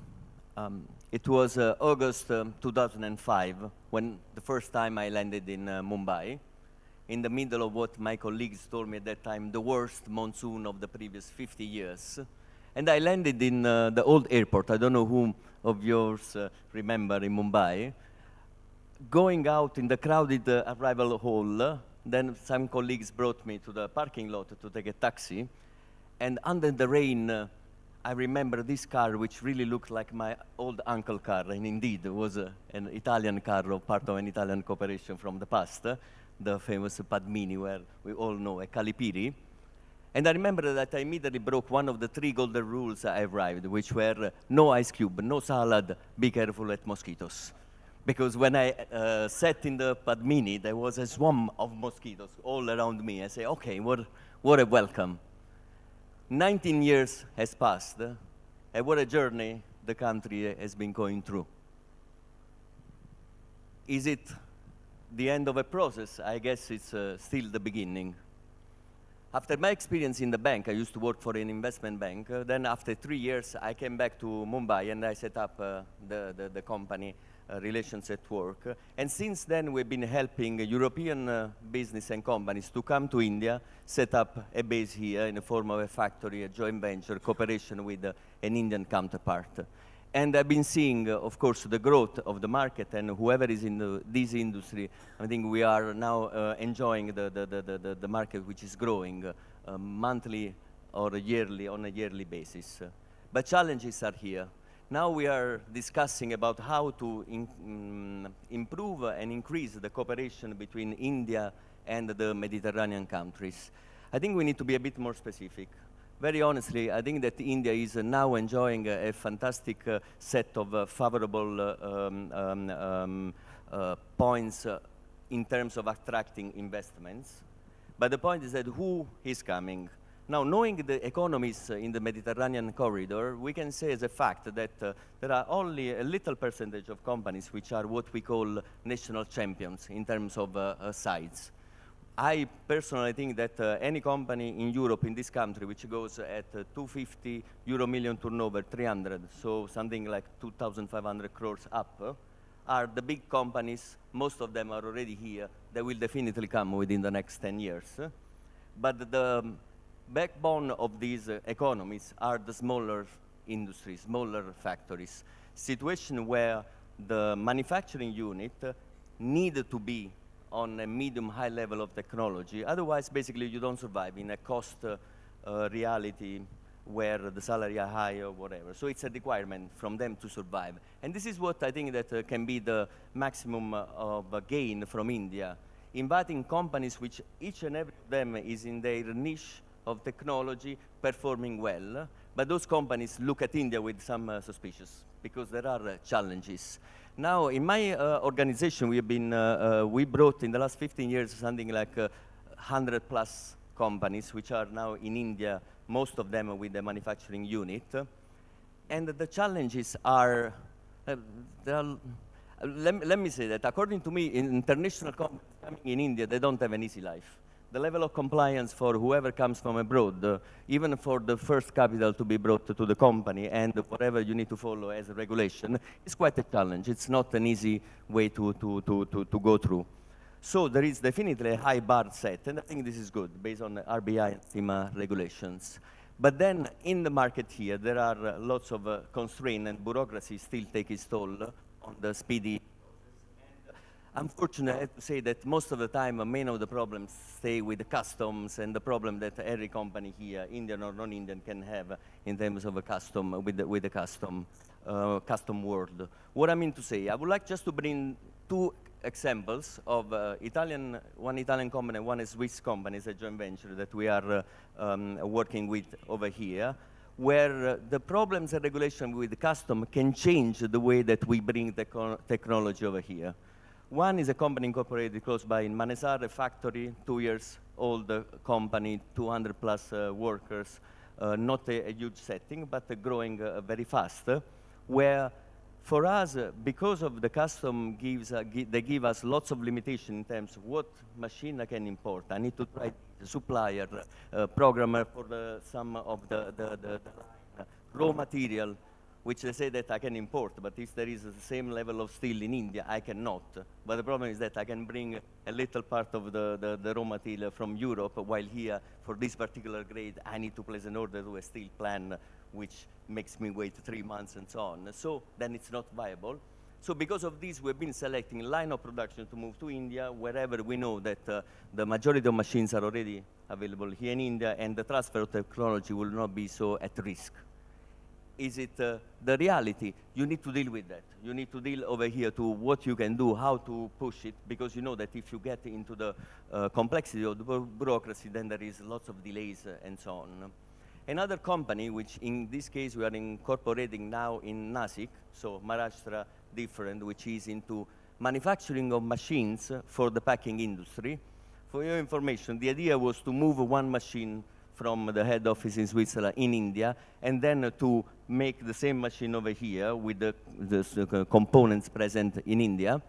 And in the end, we decided not to do it. What we are doing, we are making the first trial in Switzerland, moving the entire staff from India over there. And then when we are happy with the exercise over there, we'll do the same in India. Why? Because I cannot move a machine which normally is sold at €1 million on the international market. This one will be subjected to custom clearance, there will be duties. Then they say that you can get an advanced license, yes, but then when I need to re-export, there is a lots of problem or whatever. So I do think that in order to improve the level of transfer of technology, something the country has to do in relation with the custom and the regulation. And believe me, I think that international companies are already very good barrier, good ones in terms of movement of funds and capital. It's a time also to relax these. I don't think it will be a huge challenge, but those are the things which will help whoever wants to come here, because now we need to bring the medium-sized company, which can help the local economy. Then apart of this example, nothing more. I don't want to take more time, but I think that we are in a very positive environment. The economy is growing. The more companies are willing to come. India now has all the cards. Let's see how they play it. Thank you very much. Thank you. Yes, sure. Round of applause for the 4 gentlemen here. I just wish the panel was slightly more gender balanced and we'd had a lady too, but maybe next time. Thanks, Antonio. What I want to do is really, before I open the floor, look, it's not all hunky-dory. Obviously, Antonio's talked about 2 experiences. I would love to, before I open the floor, take my prerogative as the chairman or the moderator of this to also say that Indian companies also face exactly the same kind, if not more difficult barriers when they go outside. It's not a one-way street.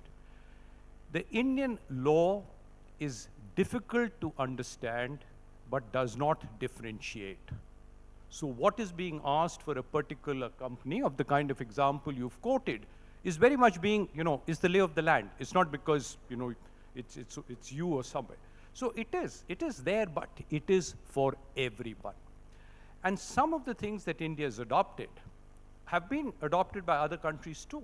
I mean, if we say that we're very proud that it should not just be make in India, I mean, not only made in India, but make in India, look at the United States. Such a strong thrust at local production, such a strong thrust. And I think we've got to view a lot of these criticisms as positive suggestions, but with a certain amount of equanimity, certain amount of global things. But anyway, Antonio is a dear friend, and we'll talk about his experience and my experience at the WTO when I would hear the same things, including about Switzerland. And the kind of tariffs they have on, chocolate. Just try exporting chocolates to Switzerland. If you were a West African farmer who was producing cocoa and wanted to value add and send across even cocoa paste to Switzerland, you wouldn't be able to. Anyway, that for later. Look, we'd love thoughts and opinions from the audience.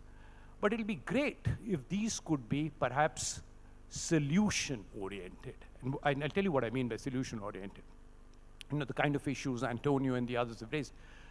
Can we suggest any kind of measures that would enhance this collaboration and cooperation and the strengthening of relationships between the two regions? And obviously, these suggestions of policy changes, policy advocacy would be on both sides. But as you suggest, or as you think about suggesting, and that's my request, obviously you'll be free to make any general comments too, what I've been hearing, I've tried to just put it together in the possible form of 6 challenges. And think of these challenges, and this is a non-exhaustive list. This is obviously, there is the huge need for regulatory harmonization. If two regions are going to have or act like not under customs union, but more like a free trade area, you need to have some kind of harmonization of the regulations. You need to have the same kind of standards. You need to have basically the same processes that companies go on both sides to ensure smoother and greater cooperation. Trade barriers, and this perhaps I'm speaking more inward looking into India. Yes, trade barriers, whether in the form of tariffs or the kind of non-tariff barriers you face, need to be brought down. And an interconnected world today is very different from the world 30 years back, when, yes, countries put in higher import barriers to ensure that domestic production went up. Today, when any product that we see lying around is genuinely not made in a country, it's made in several countries. And the key word for that is you need to import to be able to export. And therefore, trade barriers need to go down. There are clearly infrastructure limitations. I've been involved with the IMEC dialogue for now some time, which Ram mentioned. The fact is, it's easy. You spread out a large map, you think of these corridors, it's easy to think of those corridors. Major ports lack the kind of shipping that they need.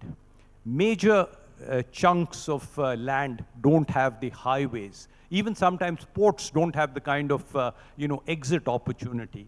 So we've got to build infrastructure all along the IMEC corridor, even before we start thinking of an energy corridor. But you're absolutely right.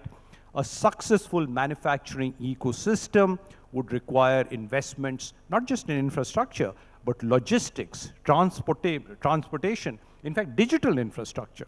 So obviously you need to, challenges, you've got to overcome challenges on infrastructure. Skills has been talked about. And both sides of this relationship have great skills. Importance, continuous upgradation.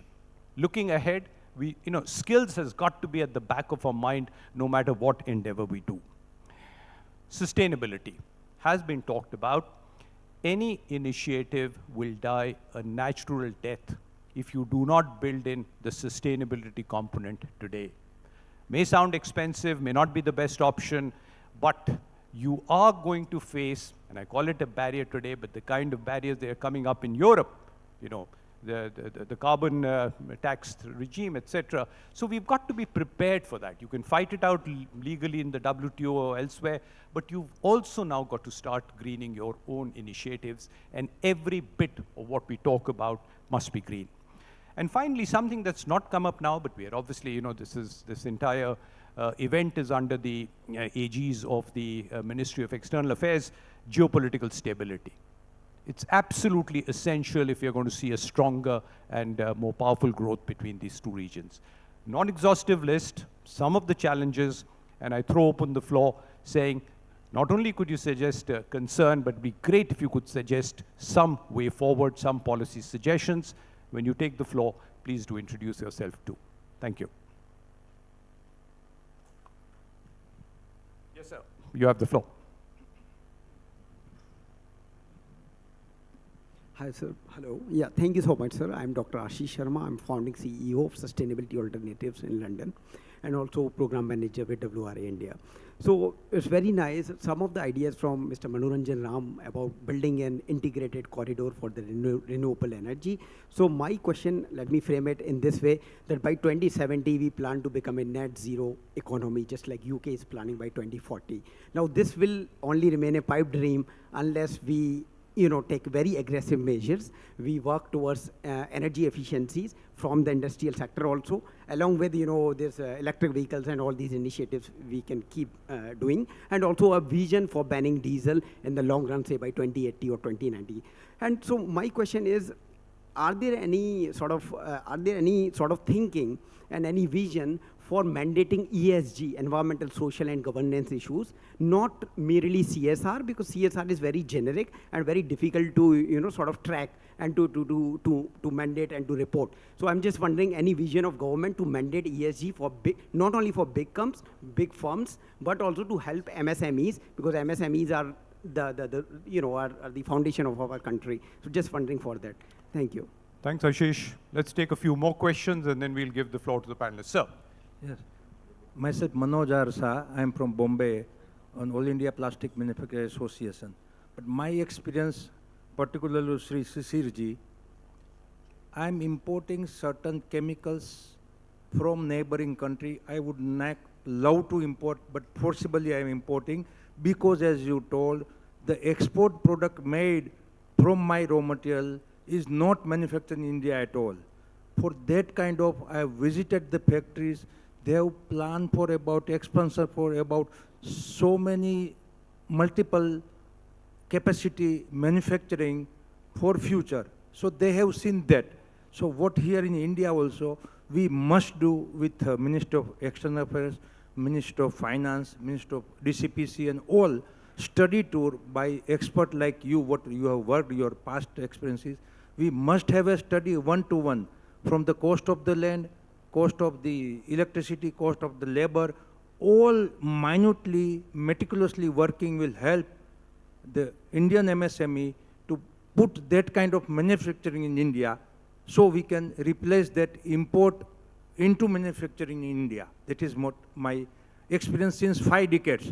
Kale Gundar Sundar Bal the, ye ho gaya hai. My experience I am expressing to you. Please, thank you. Thank you, Manoharji. Do I see any other hands, please? Yes, sir. I have a specific question to Mr. Renaud and Mr. Fasano. Focusing on Mediterranean SMEs, are they still perceiving India as China +1 or India as an exclusive entity for manufacturing? Thank you. Thank you. As they say, going and gone. Should I give the floor to the panelists? Perfect. Then maybe in reverse order, let me give the floor. So, Antonio, can we start with you?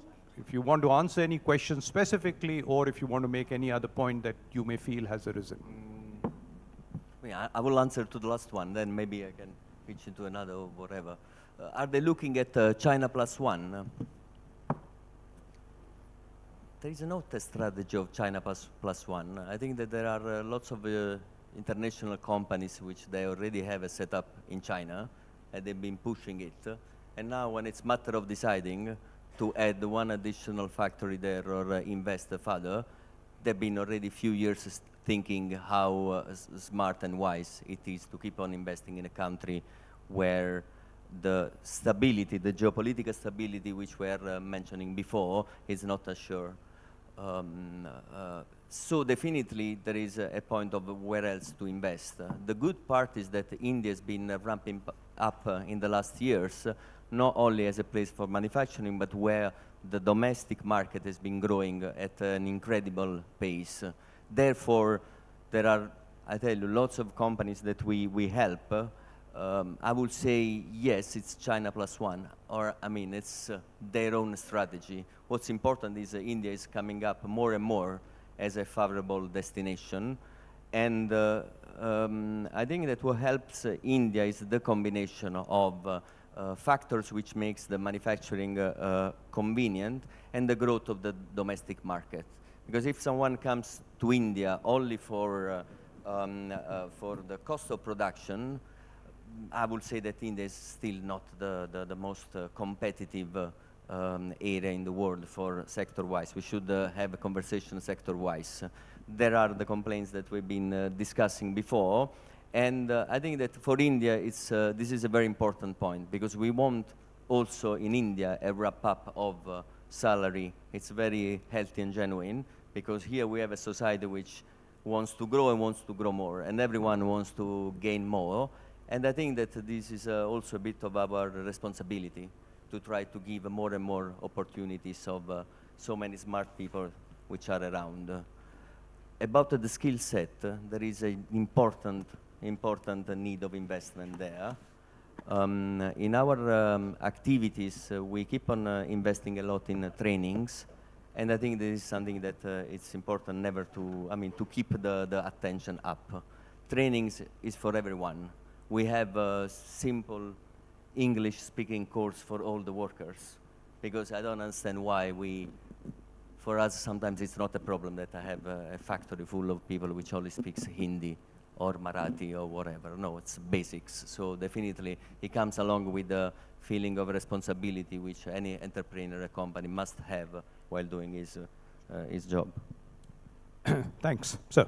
Yes, what I would like to say to answer your question is, in my opinion, India is definitely not a China +1, but on his own is doing very well and is going to perform very well in the future. I personally believe that the 21st century is the century of India. In the second half of the century, there will be no discussion about it, I believe. In France, the perception of India and China has changed for the last 10 years. And India is coming more and more on the map, and also I would say in the magazines, in the news, in the documentaries, and the perception of India is improving in a big way. And the fact that India has become the the most populated country in the world, the fact that it's a young population which prepares the future. If I compare to China, which is where the country is aging and the population will decline and be decreased by half within 100 years. Political stability, which is very important for business.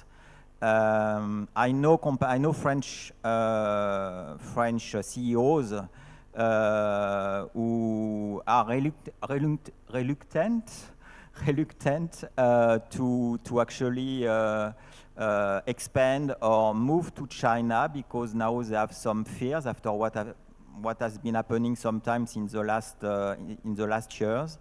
Not only the way the COVID was managed, but also the way that you can start a business and be asked to leave the country from one day to the next. It's not happening like this in India. I mean, I've lived in India for 10 years. There are some hurdles. There are some hurdles. There are some difficulties to overtake. But you can build business in a fair and in serenity, I would say.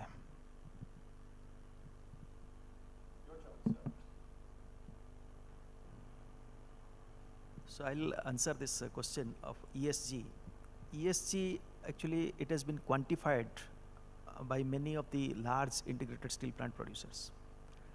So the ESG quantification is important from the sustainability point of view, but as you rightly said, that for the sectors which are not big or integrated one, the medium scale industries, this ESG is still, the ESG is still needs to be inculcated in their business reports. But what I want to say is that there is already an evaluation matrix has been changed across the steel industries, because I am from steel. What I am finding that the steel plant builders or the steel plant operators, they are not only interested on the capex or the opex part of the business, but they also ask that if a technology supplier is giving a integrated steel plant technology, how much CO2 emission will that occur? So, from the very basic point, from the start, the investors are always concerned about how much CO2 emissions is taking place.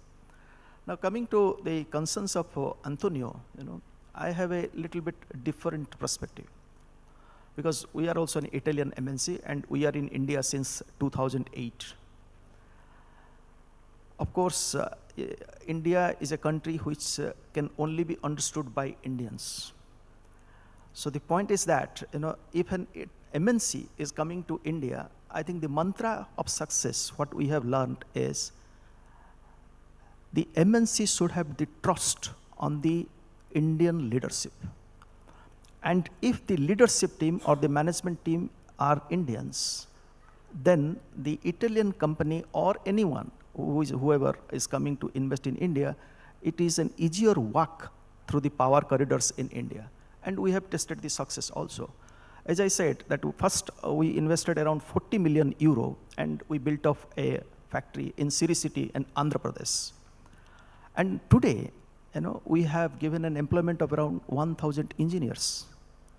And we have developed 40 vendors, 40 vendors. And in a turnover of 4 billion euro, annual turnover worldwide, the India business is contributing around 250 million euro. So it's become a sizable company. But the doing business in India needs patience. And to understand the machinery, only the Indian administration or the Indian management can understand how to deal it. Thanks. Thank you. I've already complimented CII in the beginning, but I must compliment them for one more thing. If you have the chair or the moderator of the next session as a speaker on this session, then he will ensure that this session finishes on time. So Nishant has happily given up his 2 minutes of final response because he's chairing the next session. I will take 2 minutes. Only because I said that we should have some suggestions. We should really, because that will make this session that we've had, the wonderful thoughts, experiences that have been shared. 4 points for the organizers to think of, to try putting it in, and any of you want to add later, any more, you do it. Establish a bilateral manufacturing council. You want manufacture to be the basis of this relationship, then this council could focus on creating frameworks for collaboration, sharing of best practices, and addressing the kind of regulatory issues that have come up. And it would be important in this council for both the public and private sector, for the government and industry to come together. 2, and maybe Manoharji, this might answer your question, facilitate trade missions and business exchanges. Sometimes to people who are not involved in them, it does seem like, it's just a jaunt. It's not. There are certain groups globally where people are simply with those industrial groups just traveling, just to get a feel of the country before they start investing. So you genuinely must have these exchanges. It relates also to the point you were making of increasing trust. You start feeling more comfortable. Number 3, and I hold that very, very dearly, we must invest in infrastructure projects together. Absolutely, you could think of it because, in today's world, in a positive way, the greater you have dependencies on each other, not only does it lead to economic welfare and gains, it also leads to geopolitical stability. So get into infrastructure projects together. And finally, the 4th point, and I think that's really going to be the crux, create sustainable manufacturing initiatives. We've talked about green, we've talked about the 2070, we've talked about, well, perhaps ESG was not answered fully, so Ashish, I'll happily take it up with you later. But the fact is, this must be a part of it. Non-exhaustive list for whatever it's worth, but genuinely, ladies, gentlemen, wonderful to have you here, and from your side, a wonderful warm round of applause to this panel here. Thank you to our panelists for sharing your valuable perspectives on the future of manufacturing and innovation. It's been truly insightful to hear about the opportunities for collaboration between India and the Mediterranean region. May I request all the panelists to step forward for a group photograph, please.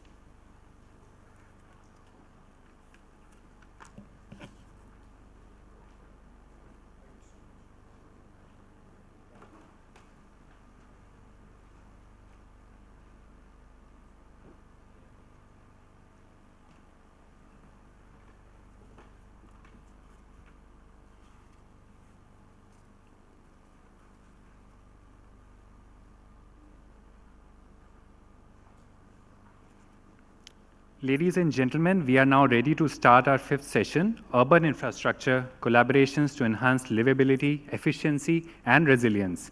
The session will examine how India and Mediterranean countries can collaborate to enhance urban sustainability and resilience, particularly through smart city initiatives.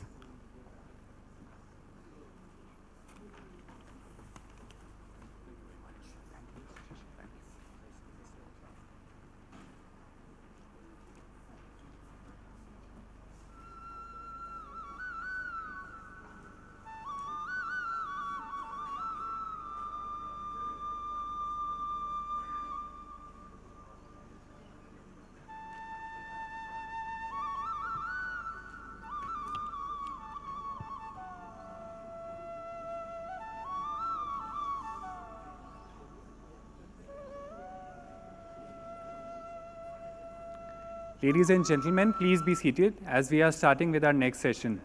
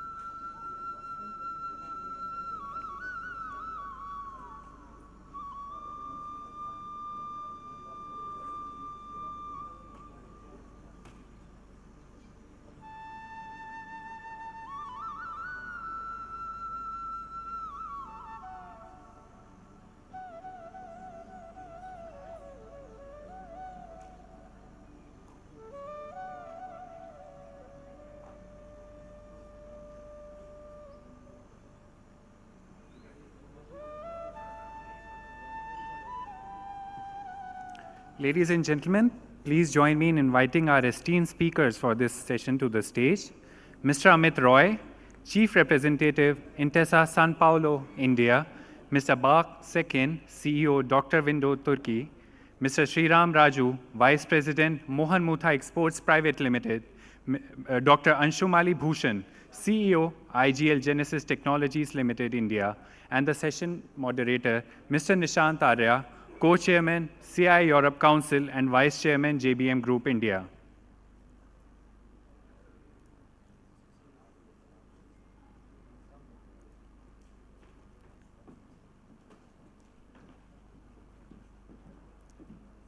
Ladies and gentlemen, please settle down as we are starting.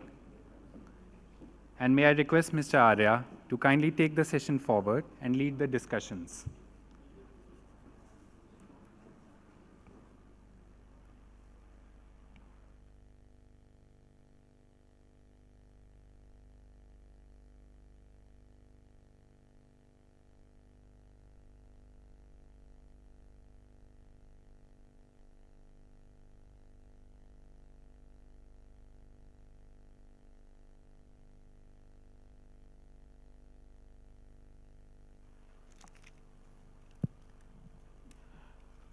Good afternoon, ladies and gentlemen. I think today's discussion on multiple topics has been quite engaging and exciting since morning. In this particular panel discussion, we would like to take you through the discussion on urban infrastructure. And I would like to welcome you all to the first India Mediterranean Business Forum meeting here, where all of us have got together. And clearly, I think urban infrastructure is need of the hour, and that is something which all of us are excitedly looking forward to, because we'll focus on livability, on efficiency, on really redefining what kind of cities of tomorrow do we need. I think clearly digital infrastructure is something which has become very important, has become a new way of life, how we embrace it, how we look at it, and how we understand that. Similarly, focusing on the kind of partnerships and opportunities which companies have in different countries, as well as I think multiple countries taking up agendas, as we were discussing in the previous panel as well, that how trade barriers, how relationships, geopolitical perspectives improving can really take things forward. And with the onset of IMEC, so India Middle East Economic Corridor, a lot of things can be driven very clearly. Before I talk further, I would also like to extend a warm welcome to all our esteemed speakers in my panel. So we have Mr. Berk Sekin, CEO of Dr. Window from Turkey. We have Mr. Amit Roy, Chief Representative of Intesa Sanpaolo, India. We have Mr. Sriram Raju, who's the Vice President of Mohan Muta Exports. And we have Dr. Anshumali Bhushan, who's the CEO of IGL Genesis Technologies. So thank you all for sparing your time and accepting our invitation to be a part of this panel. And clearly the idea is to really understand and see that as we move forward today in India as a country, we have seen that there are close to 100 plus smart cities which the government is trying to develop in different parts of the country. A lot of effort and action has gone behind it in the last 10 years, and a lot more is going forward. As a country, we have invested billions and billions of dollars in urban infrastructure in the last few years. I think multiple national highways have come up, and the expenditure on infra has increased multifold in this period, which has definitely made India a powerhouse of manufacturing, infrastructure projects, as well as a land of opportunity in terms of really creating new spaces, new ways of life, new ways of being in different scenarios, where certain cities are old cities which are really transforming themselves, making it adaptable to today's requirements. And parallelly, we are also seeing that how we are developing new cities which are getting urbanized for the needs of tomorrow and equipping them with that kind of support system. Not taking too much time, what I would like to do is that definitely we have all different policy makers, industry players, and government officials who have participated in this conference for making it a reality. But what is most critical is that how are we able to ensure that with this corridor coming in place, with such kind of opportunities coming together, how this partnership between India and Mediterranean countries can yield results for both the regions. And both the regions are really upcoming and fast growing. So therefore, with the G20 leadership which India had last year, I think a lot of learnings came to all of us where the whole world was here, and we really look forward to really seeing how we can harness these opportunities. But at that time, we all understood as well how climate change, how digitization, how infrastructure changes have really impacted us.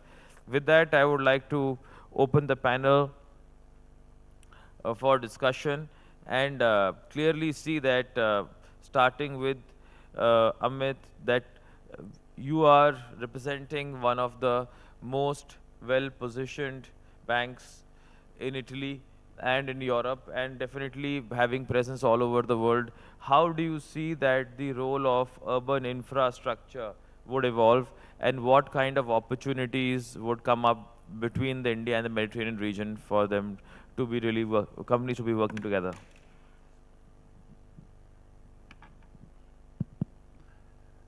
Thank you, Nishant. And today we are touching upon urban infrastructure, which is so critical. We all know today that the cities are so clogged and challenges are too many.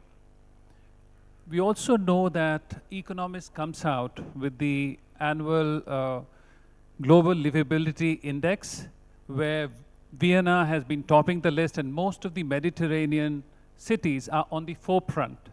Definitely a lot is happening in Italy and in Europe, which is paving the way for a great urban livability.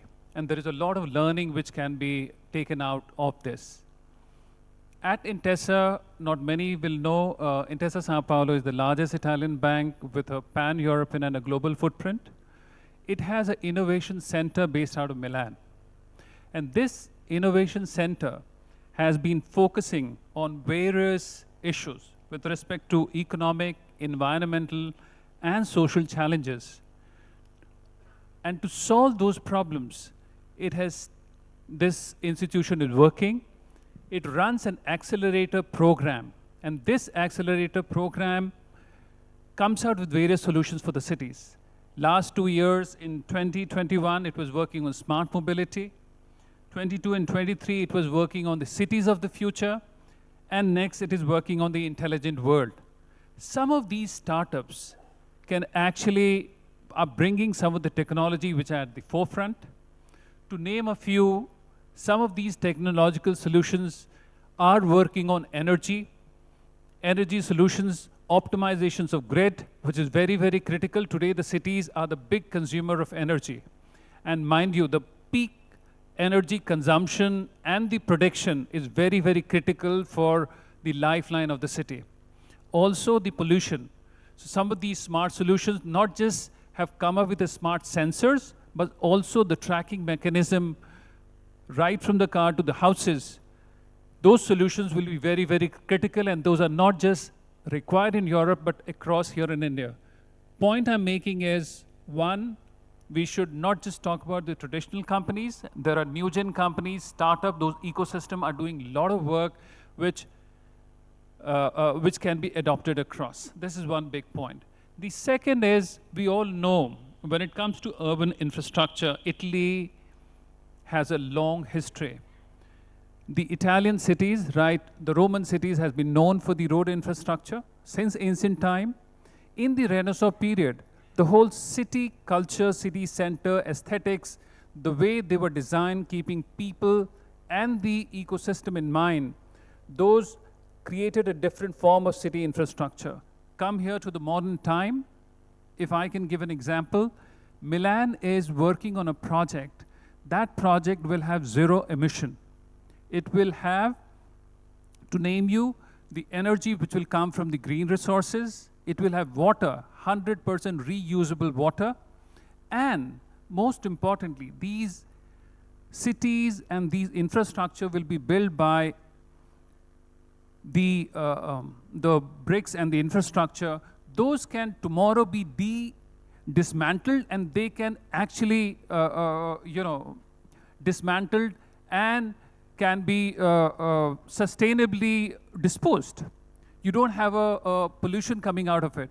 The other important element in that infrastructure is mobility. We are undermining mobility.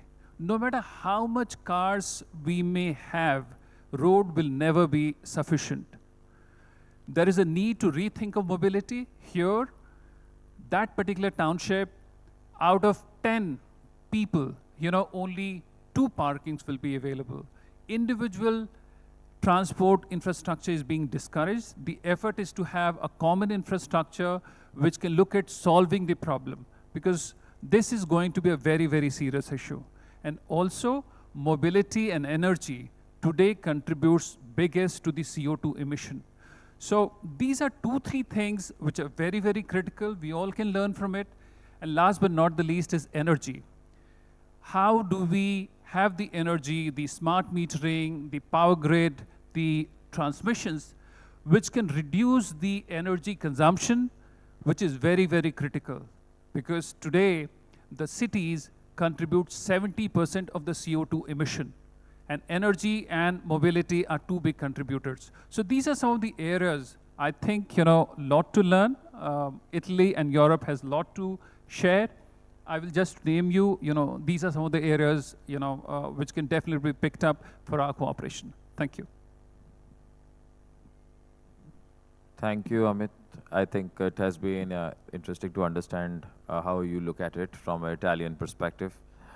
Now coming to Anshumali, I think clearly what we all would like to understand, given your background and the domain you come from, that the kind of smart infrastructure which is required today, how it should be planned, what is the kind of data loss which happens for different citizens of the countries and cities, how we are compromising the consumer interest in certain cases.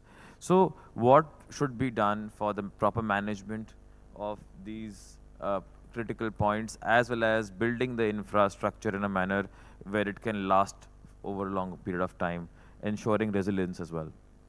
Thank you, Nishant. Thank you, CII. I mean, I wish the forum very well. This is a distinguished panel and a distinguished team of guests as well. So first of all, this is a very important topic. So when we talk about urban infrastructure and we also talk about climate change, so I find that these two things are linked actually. And climate change is actually impacting a big way into the urban infrastructure. So because of the rise in the water temperature, you can see waterlogging, you can see state of the roads going bad, state of the utilities getting suffered, telecom infrastructure getting struck. So this is all a result of the climate change that we are facing. And it's a global phenomenon. It's not only in Mediterranean or in India, it's a global phenomena. And what smart city wishes to make, smart city basically joins the micro to the macro. So that is the whole point of building a smart city, that you need to also look at the smart people, their smart gadgets, and use that data very, very effectively to make a very, very smart city. Link the utilities, make it using a GIS, then go to the end consumer and try to see what are the problems they are facing and how best we can address those problems. So at IGL Genesis, where I come from, our core area is into smart metering, but we have also in a way tried to match both the ends of the story. So we have taken the micro in the picture and we have also taken a macro into the picture. So we are a subsidiary of Enterprise Gas, which is India's largest gas distributor. And it has close to around 4 million household consumers that we supply the gas to, and we bill them for their gas usage. So what we did interestingly is we studied the consumers, what are the problems and challenges they are facing. We designed some very, very smart meters so that there is no home intrusion going for meter reading. So these are the smart meters which can broadcast their data remotely, and the data will come to a particular server and the consumer bills can be generated. We also gave the consumers where they can do self-billing also. So all these are services on the micro side. But now how did it help the gas company? Because this is all technology which is happening with the consumer, but now the gas company also gets a lot of data of these consumers. They're able to see what are the usage patterns, how much gas they consume in a particular month, and based on that, they can change their purchase patterns. So earlier they used to purchase gas for 2 weeks, now they can purchase gas for 2 days. So that brings down the cost of the whole purchase. So now the whole system, when it becomes smart, it not only helps the consumers, but also helps the gas company to retain the profitability. So this is a very small example of what we do and how it helps the smart city movement. But there are very many points here which come into between, which like Nishant also asked me, regarding what is the consumer data security. Because as a gas company, we are present in each and every household. So that means we have the physical address, we have the physical location, we have their mobile numbers, we have all the data that the consumer is associating themselves with. So we take care of that using state-of-the-art servers, multiple tier security. And despite having that, we also ensure that every 6 months we do an internal audit done by an external auditor. So that is for all the software systems as well as the hardware systems. So ensuring this, we ensure that there are no bugs. And if there are bugs, we are able to fix them before the next production goes live. So in short, this is all we are doing right now. And we are very interested to collaborate with our Mediterranean counterparts wherever they require a pipeline to be laid, a meter to be done, and a corresponding consumer billing to be done. We are very interested to open the doors and help them with designing, implementing, and maintaining the whole solution for a few decades. Thank you. Thank you very much, Nishant. Thank you, Anshumali. Now coming to you, Burke, Clearly, we see that you are here in India, so you must be seeing India as a promising investment destination, and you have had prior experiences in India. So how do you see India? What are the areas you see as areas of opportunity where different companies and countries can really come and invest in India and create value for themselves and for the Indian companies?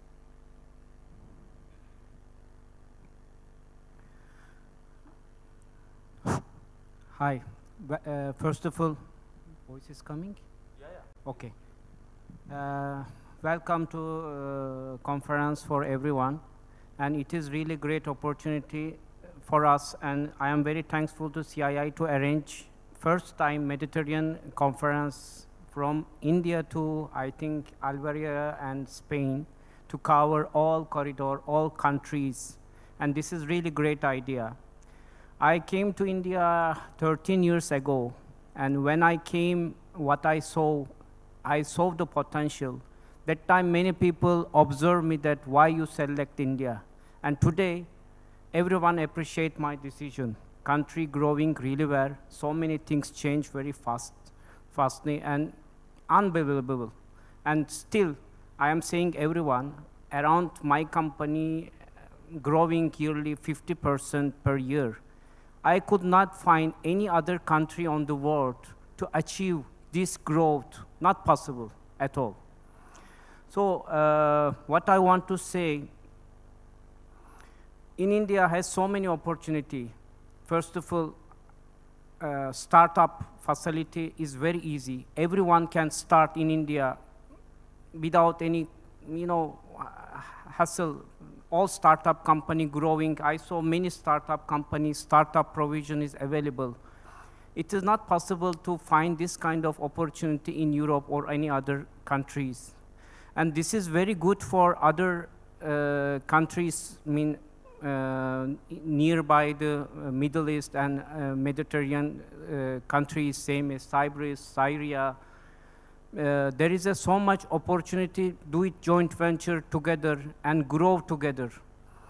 Yes, I know in India, smart cities is maybe today, no one believes that smart cities in the future, but I am sure in India has so many smart people, and India passed so many technology. For example, I give this example many places, many times. When I came in India, I find difficult to understand why people, they don't use fax. But today, everyone, using email, no fax. If you come to Europe 10 years ago, everywhere, every shop, every bank, working by fax, am I right? And I am sure in India, passing to smart cities very fast and adopted, because if you want to make the smart cities, your population should be growth. Today, if you look Europe, population is not growing. Population is reducing day by day. Negative growth in Europe. So there is no opportunity to develop new cities. But in India, growing very well, either population or also economy, both of them growing very well. And I am sure smart cities will be future in India, and who will be joint venture here, they will be grow very fast. And India has a potential for not only population, also very good potential for software, computer, everything, develop very fast in India. They are the main source of the software of the world. If these countries collaborate together, I am sure in future they can do many things. Thank you. Thank you for giving the kind of confidence you have in the Indian market and the way you've grown 50% every year. I think it's a great performance and really heartening to see that. Now I would like to move to Sriram. I think today the way the urban infrastructure is evolving, it needs a very different kind of an approach. So how do you see that urban infrastructure could have an inclusive approach by using the existing infrastructure users and also creating something which is relevant and ensuring that the cities are superior to other cities and able to adapt to new technologies.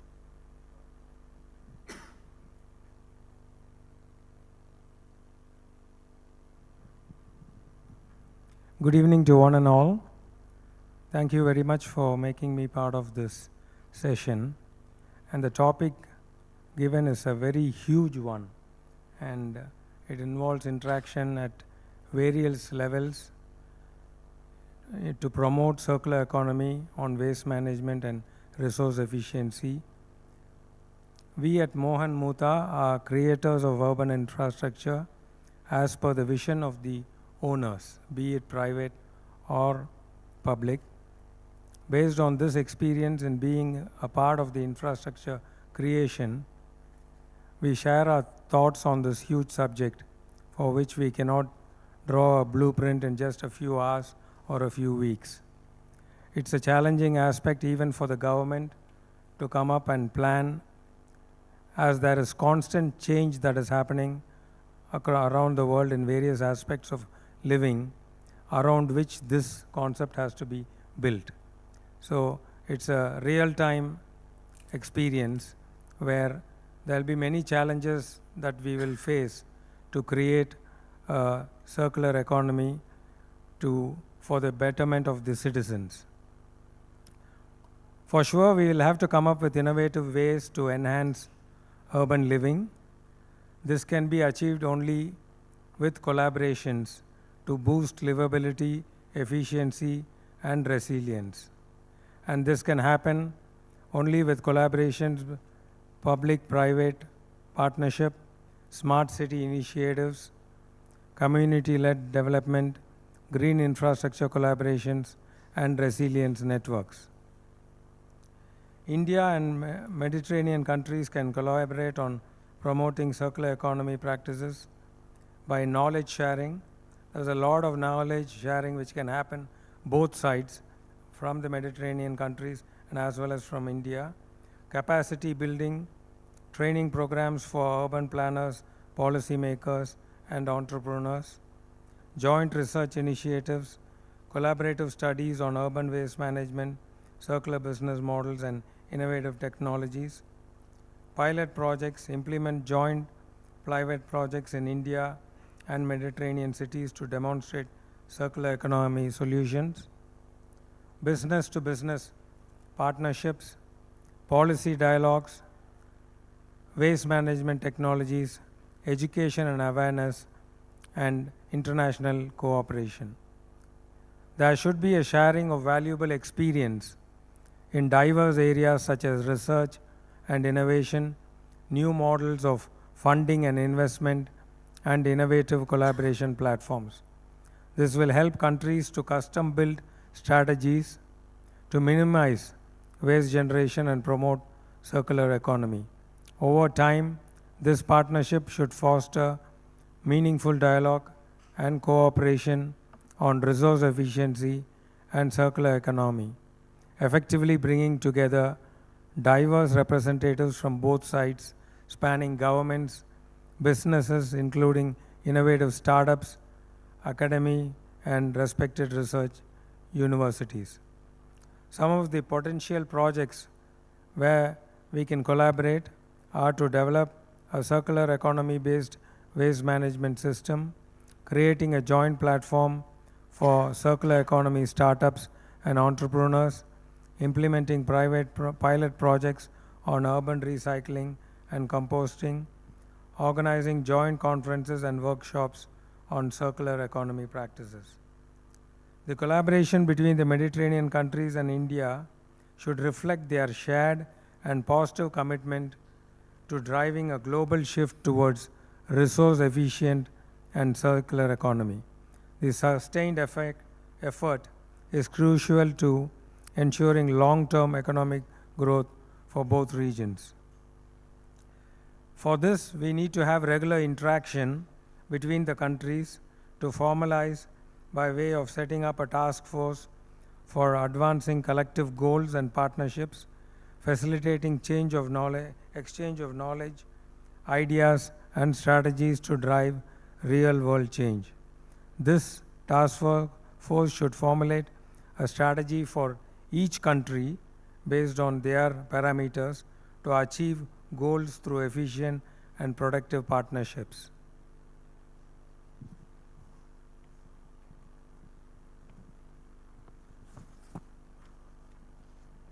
The industries and stakeholders can take forward the collaboration between India's smart city mission and similar initiatives in the Mediterranean region. In India, we were involved in a project in Gaya, which is in Bihar, about 400 kilometers of distribution pipeline for water within that congested city, and with smart meters, water meters being installed in over 1 lakh household. So this shows the kind of development that's happening in India.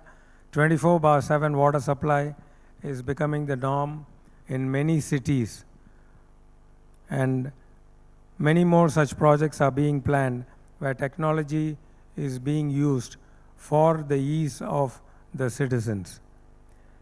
Industries and stakeholders can take forward the collaboration by identifying common goals, joint stakeholder engagements, technology showcases, business-to-business partnerships, innovation hubs, capacity building programs, data sharing and analytics, financing mechanisms, regular dialogues and knowledge sharing.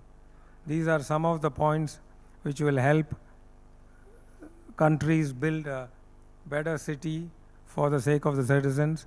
And by working together, we can accelerate the adoption of smart technologies, enhance urban livability, efficiency and resilience, and create a better world for the citizens. Thank you.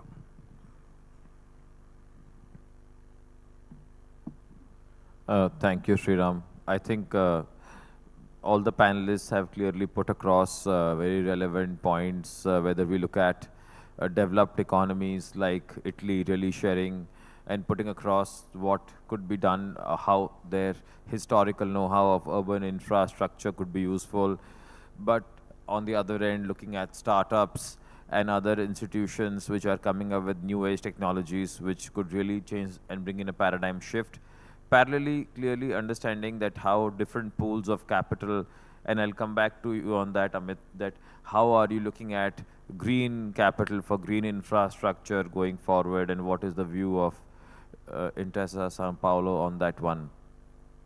Then whether we see clearly the kind of understanding which is building on data integrity, data safety for different citizens of the country, where they clearly understand that that's their personal information, and parallelly we are seeing that how we are upgrading the infrastructure. Coming to what Sriram was saying about the kind of projects happening in cities like Gaya, where the investments going into availability of all the basic needs of people being met, and rapid urbanization happening in rural, semi-urban and urban cities really taking the next footprint. And clearly understanding from that today, as we understood how Burke also gave a clear-cut perspective that no country, no other region would have given him this kind of growth of 50% YOY, and seeing that locating India as an opportunity, as a country of opportunities which he was willing to harness 13 years back.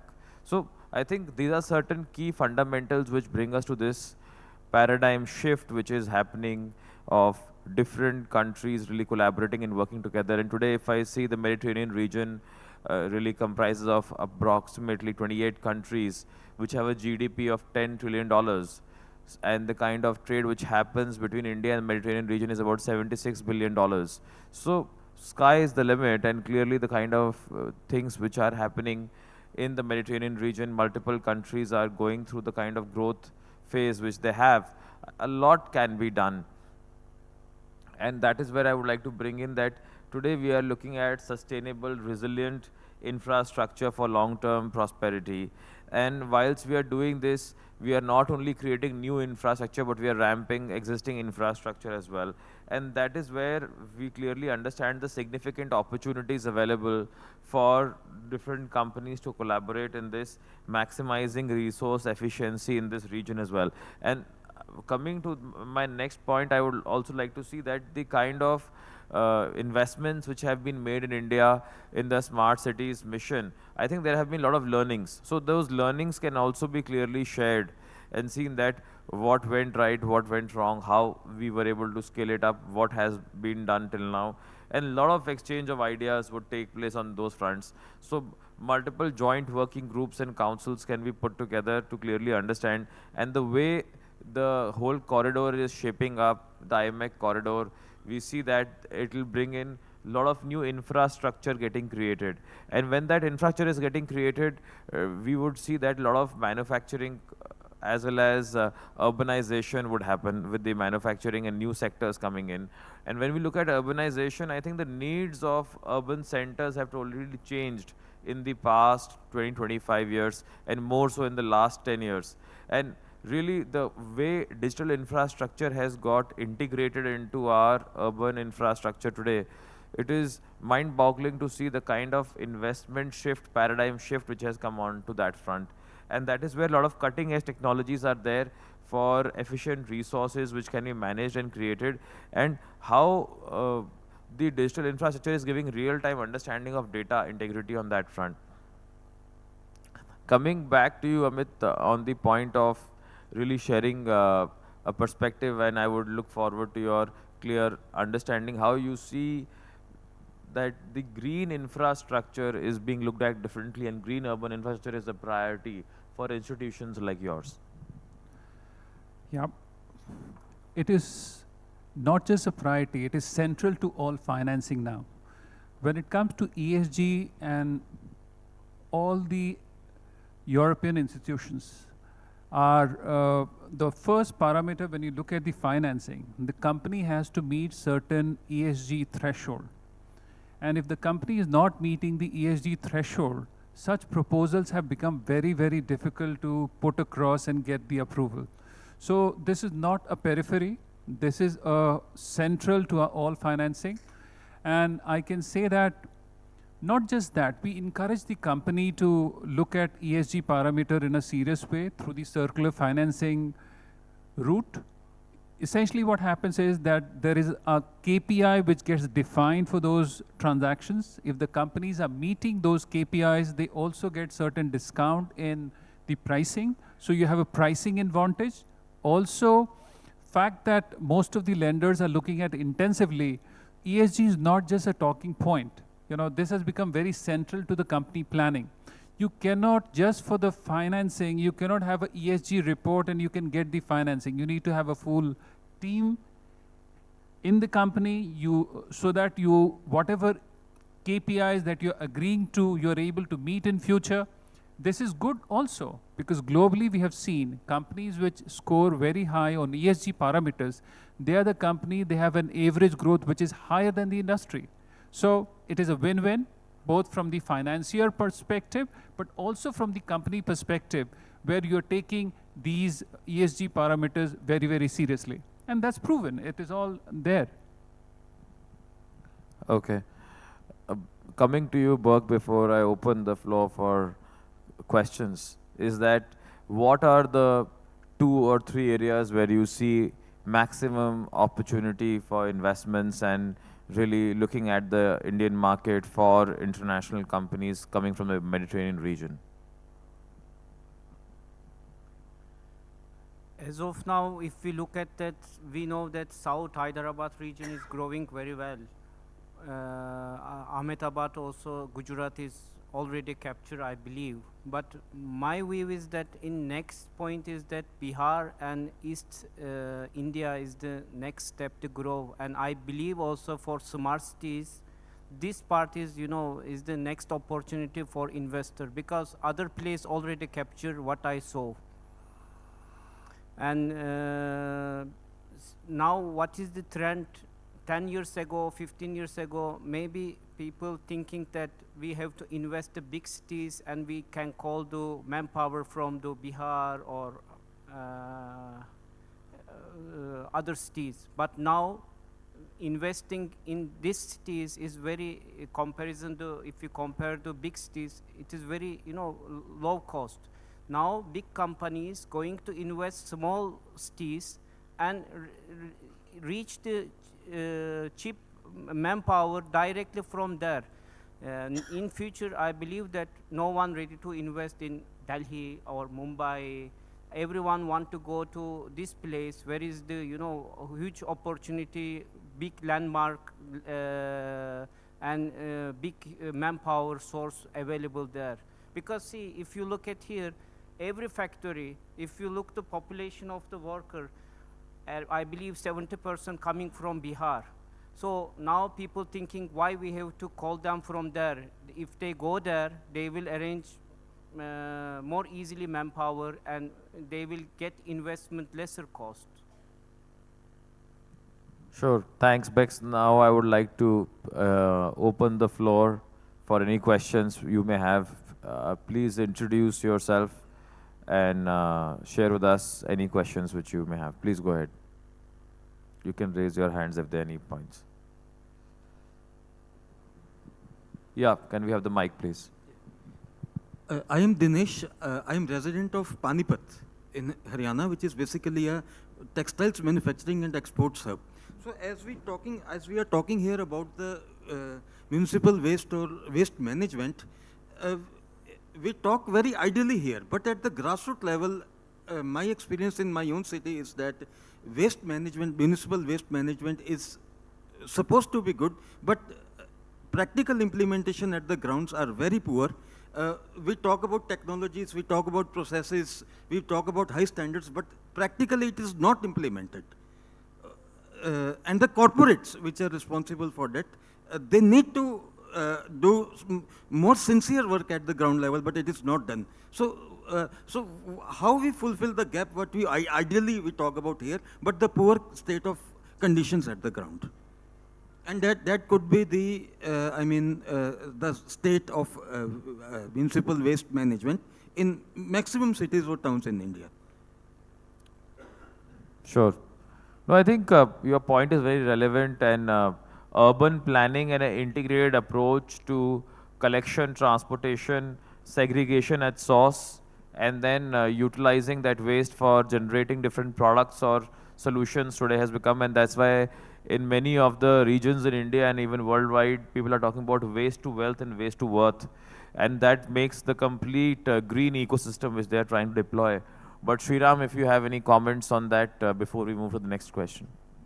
I totally agree with you on waste problem which we are facing in many cities. I come from Chennai, and there is a new agency which has taken up waste management recently. The biggest problem which they face is segregation of waste.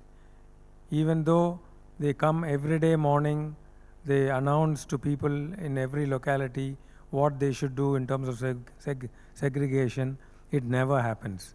So unless the civic sense improves, we all collectively have to understand that this is how it works, that learning has to happen.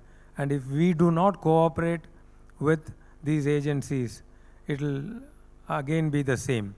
So there has to be segregation at source, with which only solid waste management can become a success. And awareness campaigns around that definitely are very important to address this issue today, so that people really understand what impact would they make if they segregate at source. Any other? Yeah, please go ahead. Could we have the mic? Yeah. Hi, in fact, a very interesting discourse from the panelist. I'm Sachin. I'm MDCU of a Italian infrastructure group. Am I audible? I'm Sachin. I'm MDCU of an Italian infrastructure group, and we have been active in infrastructure space in the country. A very general observation, given I have spent almost more than 2 decades in infrastructure field, and the context today is Mediterranean India collaboration and urban infrastructure actions. Though this question could be generic in nature towards anything which is under the infrastructure domain, there is an observation which I personally have seen in my career.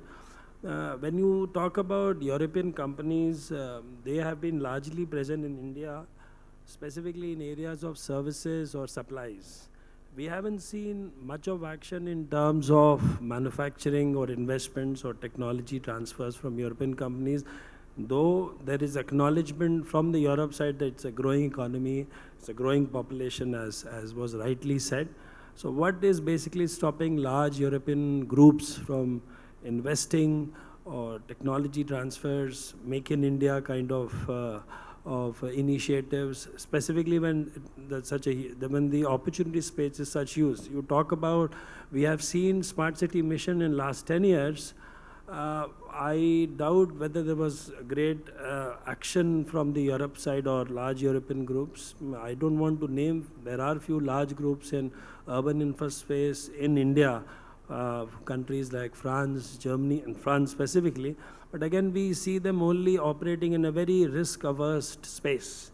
So they really don't come out of that shell and play something which they have been playing worldwide in other countries. So just more curious to know what stops them from really venturing out into other business areas.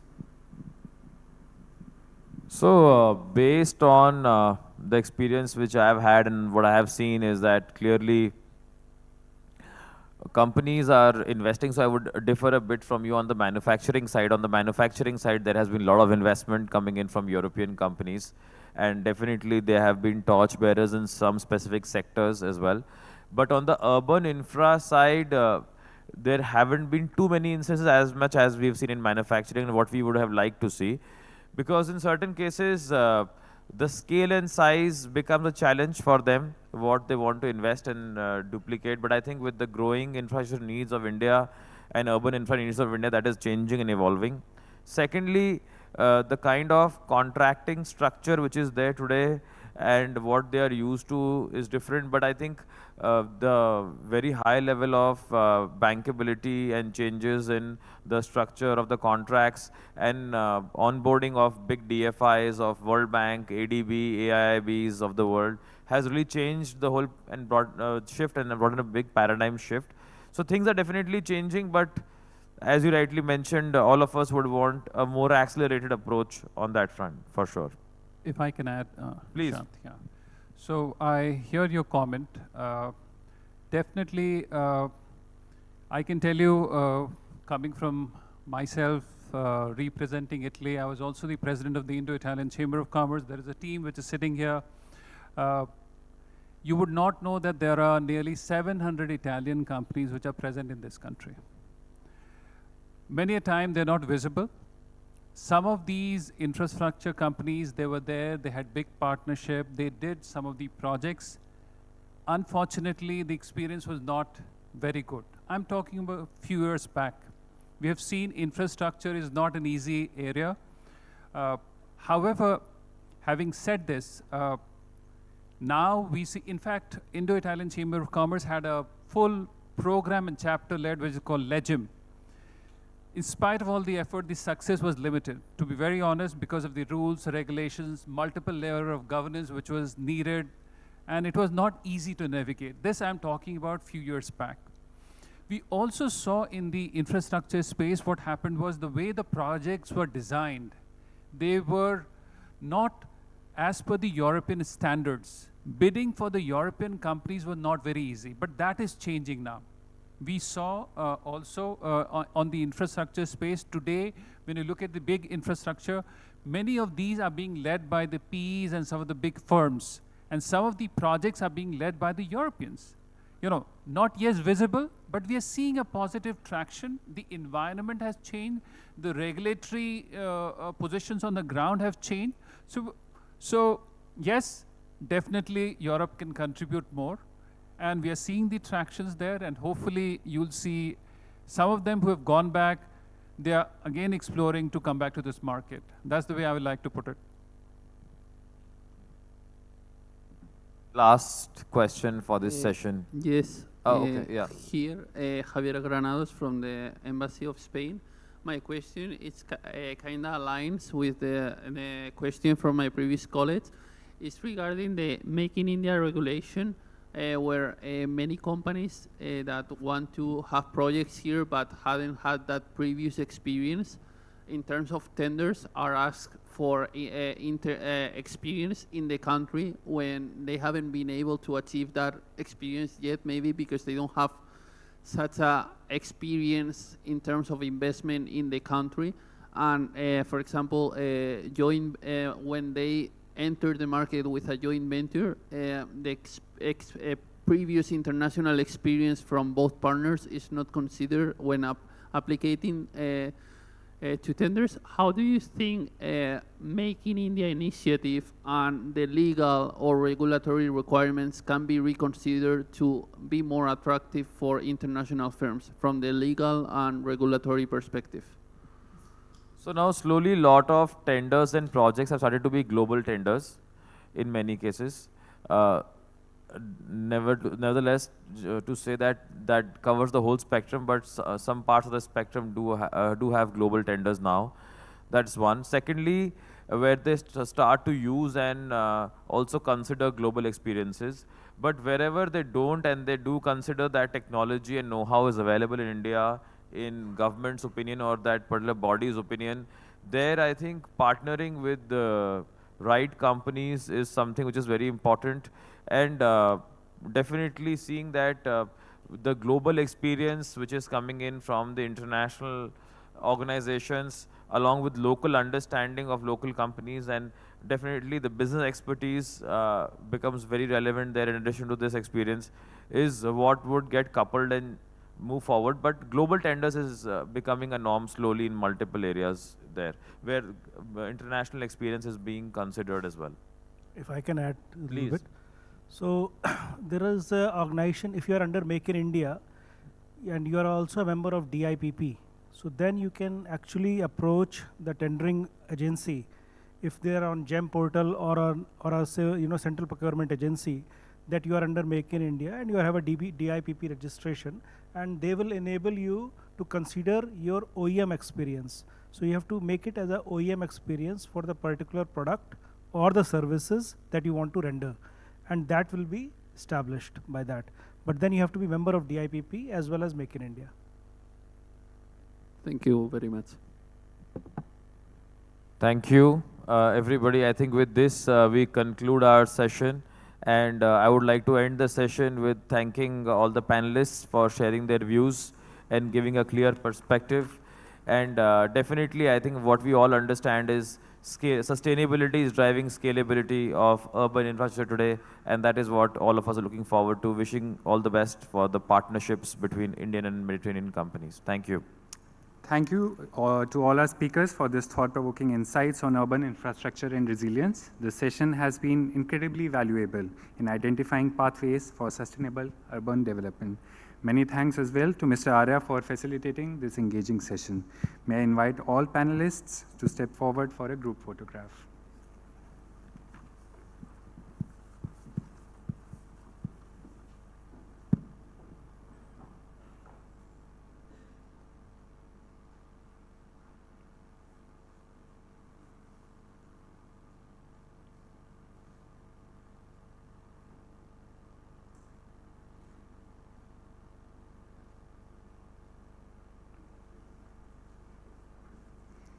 Before we move forward, we would like to thank our conclave partner, Eurobank Cyprus, gold sponsors, Mohan Mutha Exports Private Limited, and Unitrans Power LPP, corporate sponsor, Celebi. A heartfelt thanks to our supporting partners, the Indo-French Chamber of Commerce, the Indo-Italian Chamber of Commerce, and the Indo-Spain Chamber of Commerce.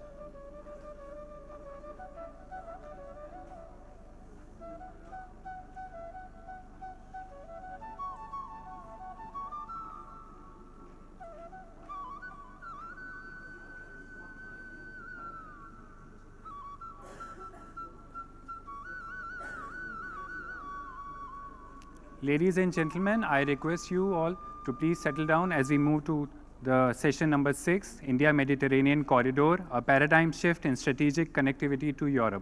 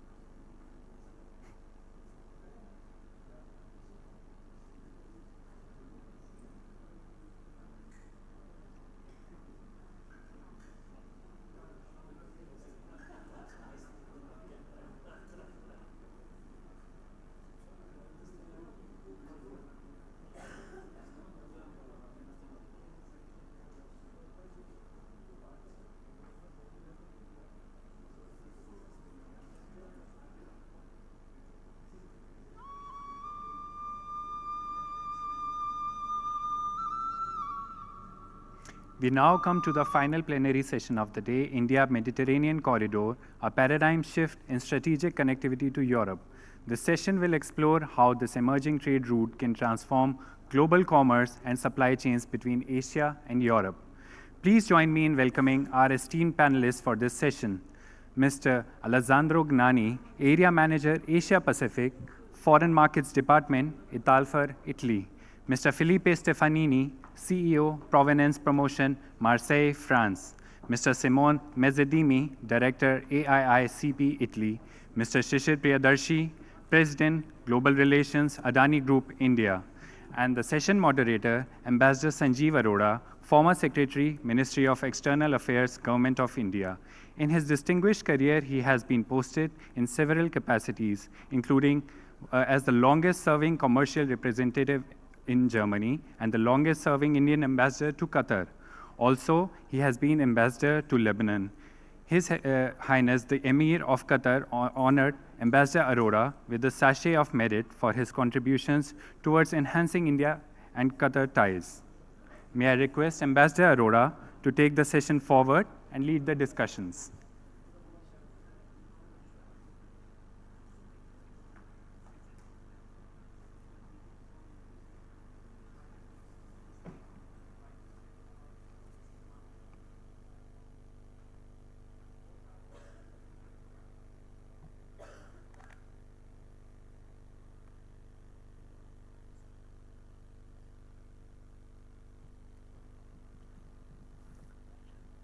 Excellencies, ladies and gentlemen, good afternoon. At the outset, I'd like to heartily congratulate the CII and their partners, MEA, for organizing this very timely and important conclave on India-Mediterranean corridor.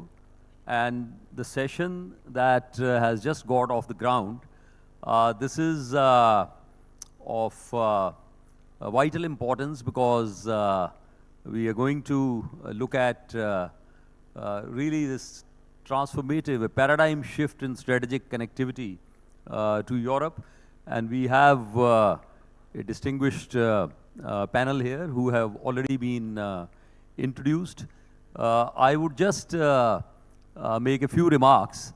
Well, you know, coming back to this venue, which is very familiar for me, having served in MEA for long years, I was thinking that the first European to sail to India, Vasco da Gama, who came from Portugal to Calicut, and actually some years later he passed away in Cochin, he would have been delighted to see that what we are deliberating upon today really goes back in time to centuries of our very strong trade and business interests in our respective regions and a shared vision to do business together.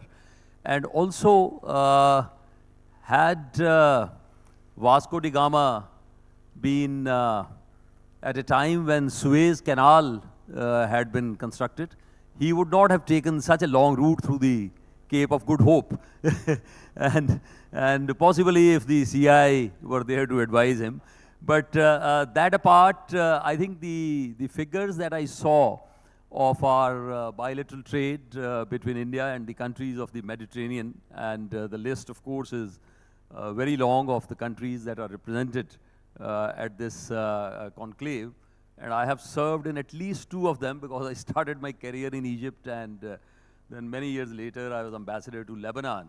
So when I see at the figures, I think within just about 6 to 7 years, there has been almost 45%, if not more, increase in our exports, 48%. And the bilateral trade today stands at nearly $85 billion, you know, which is a very substantial increase from where we were in 2017 at nearly $50 billion. And well, in the more recent context, the initiative that was launched on the sidelines of the G20 summit chaired by India last year, it was exactly a year ago in the month of September. You see this initiative to launch a partnership for global infrastructure and investment and the India, Middle East, Europe economic corridor. This envisages a very substantial expansion of our trade and investment ties, of our collaborations, partnerships in technology, financial collaborations, joint ventures, and I think most importantly, the infrastructure corridors. And that's what we are going to discuss, and I think that is what has been discussed in the earlier sessions here.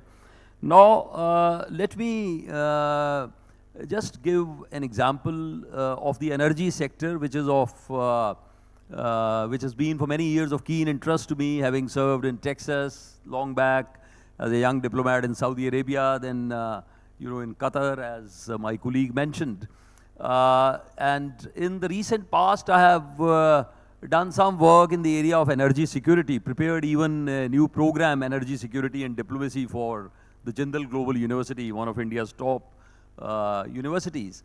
And we keep looking at developments with a lot of interest, and see that there are vast opportunities. At the same time, there are really huge challenges. For example, you know, I shared with this group with whom I'm engaged at this university just about 2 weeks back, some interesting data, and this is also a cause for concern, that whatever fuel exports that India has to Europe, there has been a dramatic shift in terms of the logistics, because in recent months, starting March onwards, at least March this year onwards, till the time that we speak, these have almost entirely taken a much longer route.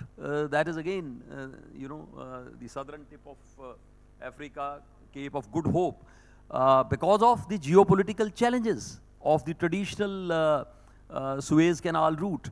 So I think this is where the IMEC, the India, Middle East, Europe Economic Corridor, when we have progress on the ground in terms of freight corridors, in terms of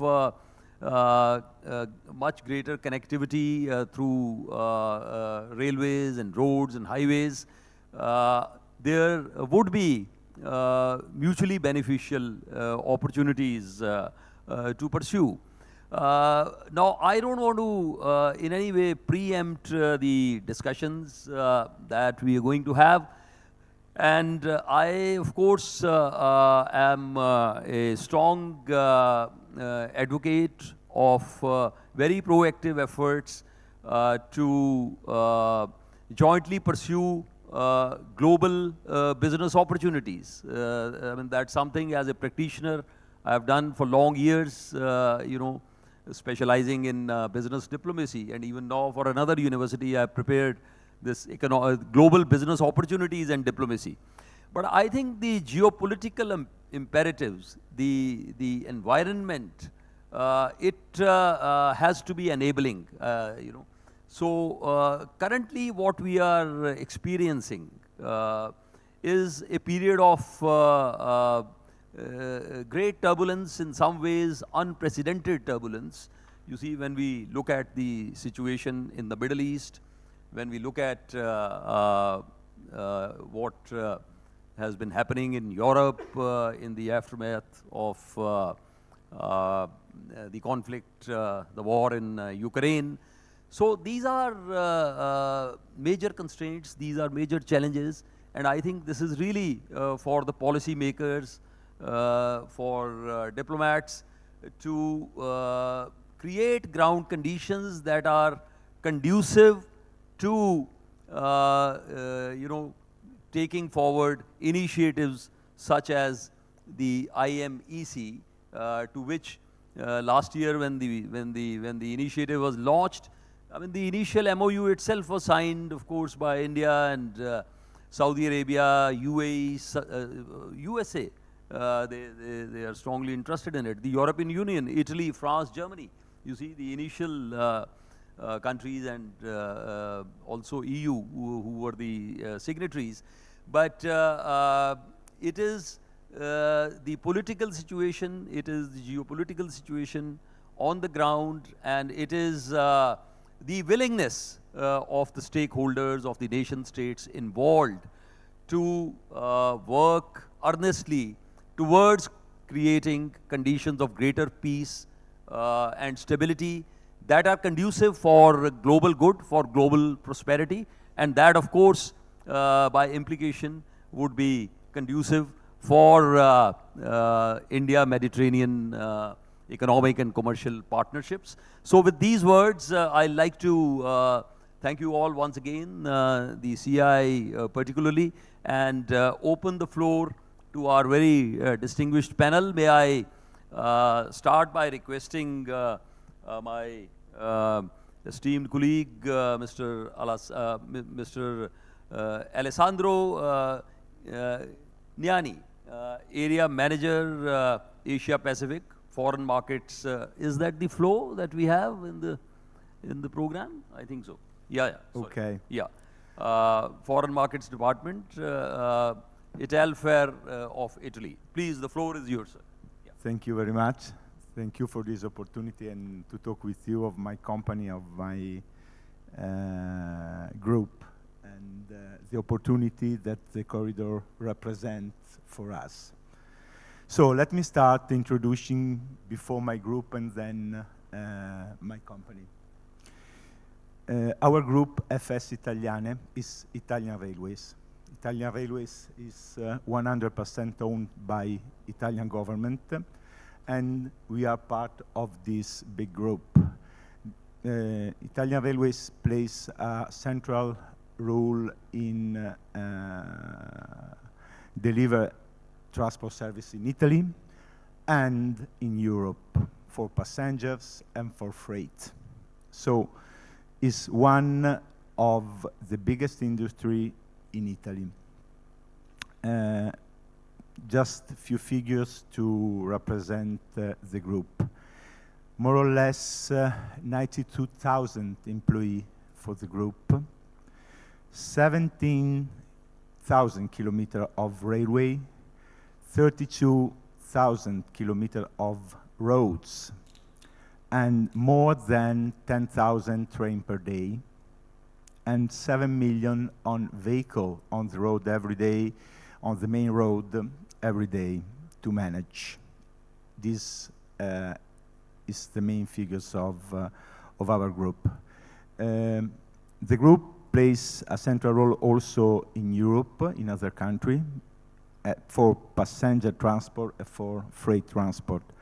Of the group is Netinera in Germany, Trenitalia France in France, ILSA in Spain, and also in UK with the coast-to-coast, Trenitalia West Coast service, and with Hellenic train in Greece.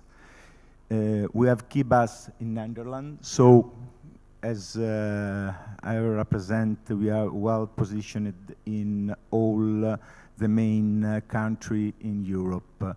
Also for freights, I said before, with TX Logistic, based in Germany, we deliver freights in many of the European countries. But let me come to Italfer. Italfer is the engineering company of the group.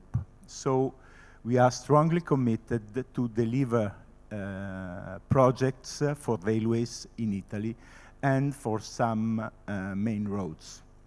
This is our job, main job in our country. For some figures also for Italfer, 3,000 of employees, almost engineering, specialized in all specialty and discipline of infrastructural engineering. Sorry. And as I said, our strong commitment is to deliver the project in the country, but due to this, we try and we do projects along the 6 continents in the world. So we are, of course, in Europe and in Italy. We are in Africa. We are in Middle East, in North and South America, in Australia, as you know, almost ever in the world, delivering railways, mass transit project, station, port, and so on, and so on. Of course, in India, we are based and registered in India since 2018, and we start experience with India before with some studies, and we delivered studies before, and then now we are involved in many important projects for metro system, like in Mumbai, like in Agra and Kanpur, and for railways with NCRTC in Delhi Meerut, for the Anjikat bridge, the first cable-stayed bridge for railways in India. We are very proud of this, and this is our job, and we want to stay and to share and to learn from Indian people. This is what we do. Let me say some things about the corridor, because this is central in this conclave. Corridor, for us, of course, from the point of view of business, is a great opportunity, because corridor is done by infrastructure, not only railways, not only seaway, not only port, not only station, but also with pipeline, with network connection, and so and so. So we are happy for this, because this means opportunity for business, opportunity to share, opportunity to open the door and learn from other culture and share our knowledge with other culture. And this is what we want to do, also in this corridor. The corridor, of course, is also the way to keep closer people in business, but not only in business, also with people interested in this corridor. Corridor represents also a great opportunity to have many chances to exchange and do business along the route of the corridor. And last but not least, the possibility around the corridor to expand and to have more opportunity to work, to create jobs, to create prosperity about this. So this is what I want to say at the moment. Thank you.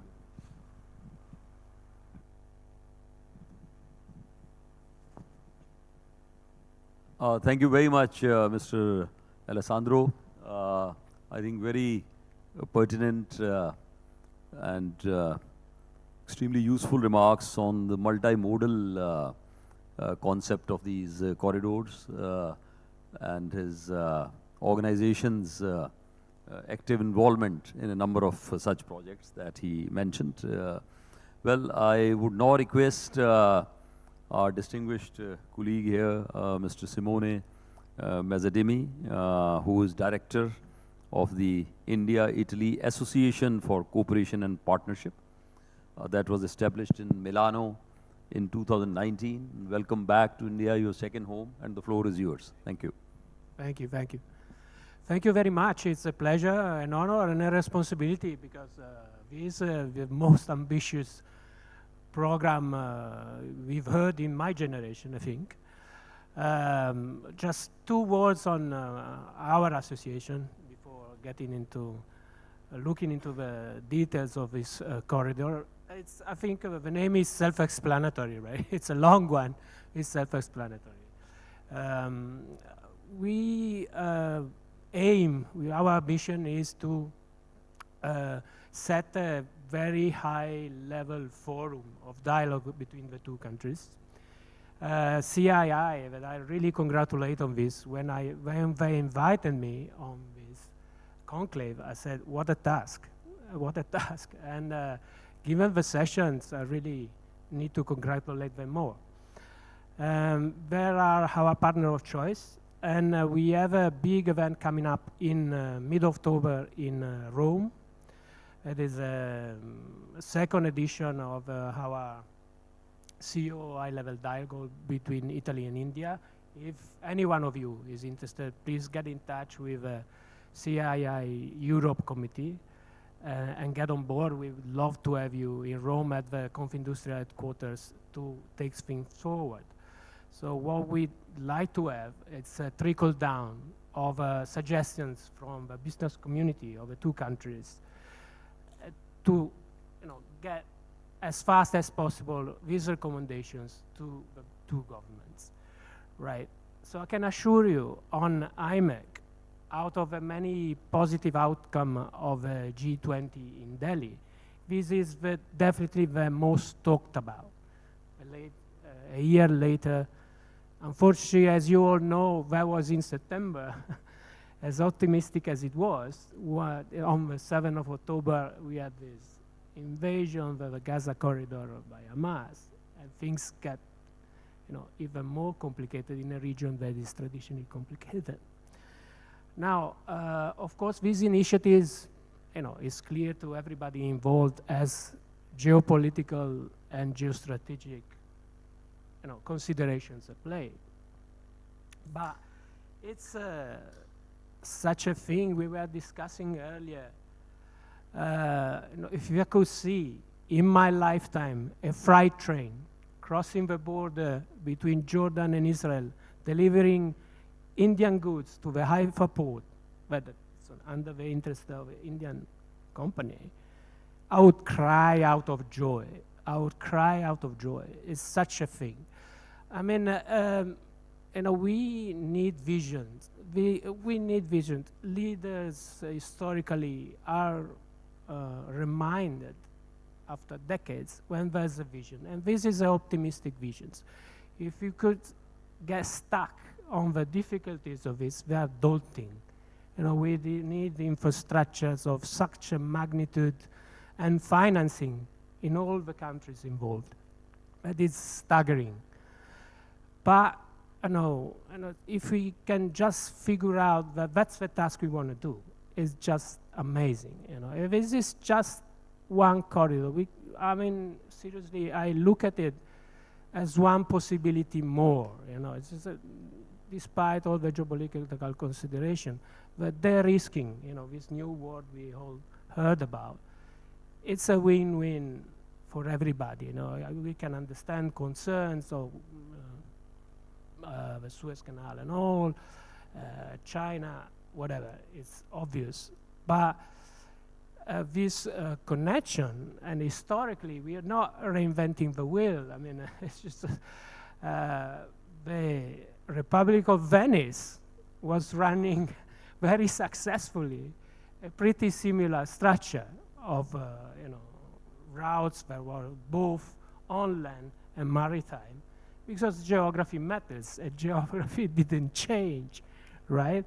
But as Ambassador was saying, this is quite something that is not Columbus going west. It's now Bharat sending emissaries north west to settle something good for everybody. You know, it's now this is I was thinking about, you know, preparing this talk. You know, there's also a very old economic debate, right, on what drives change. Is it supply or demand, right? So is this corridor perceived on the supply side or on the demand side in order to get change? Well, one thing for sure, I mean, as the other panelists already mentioned even before, I mean, with train comes knowledge, with knowledge comes, in the end, peace,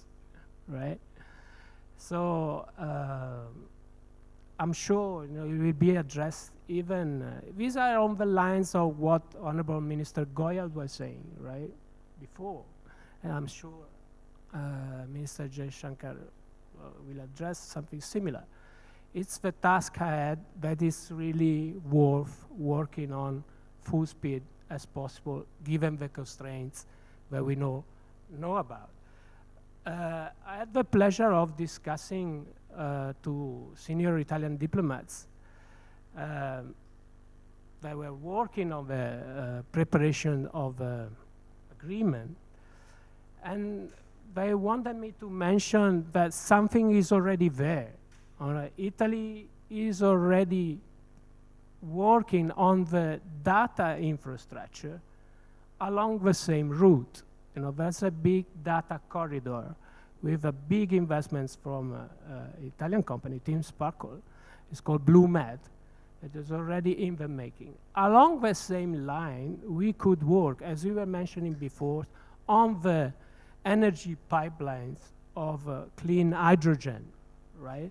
As the representative of Danieli was saying in the previous panel, that's, you know, a game changer. Okay, we are looking at an intergenerational. You know, it was advertised like that because you know we cannot foresee that this is going to happen in a few years, but it's really a game changer.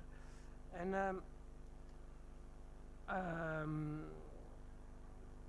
okay, well, I touched upon a few of the main issues.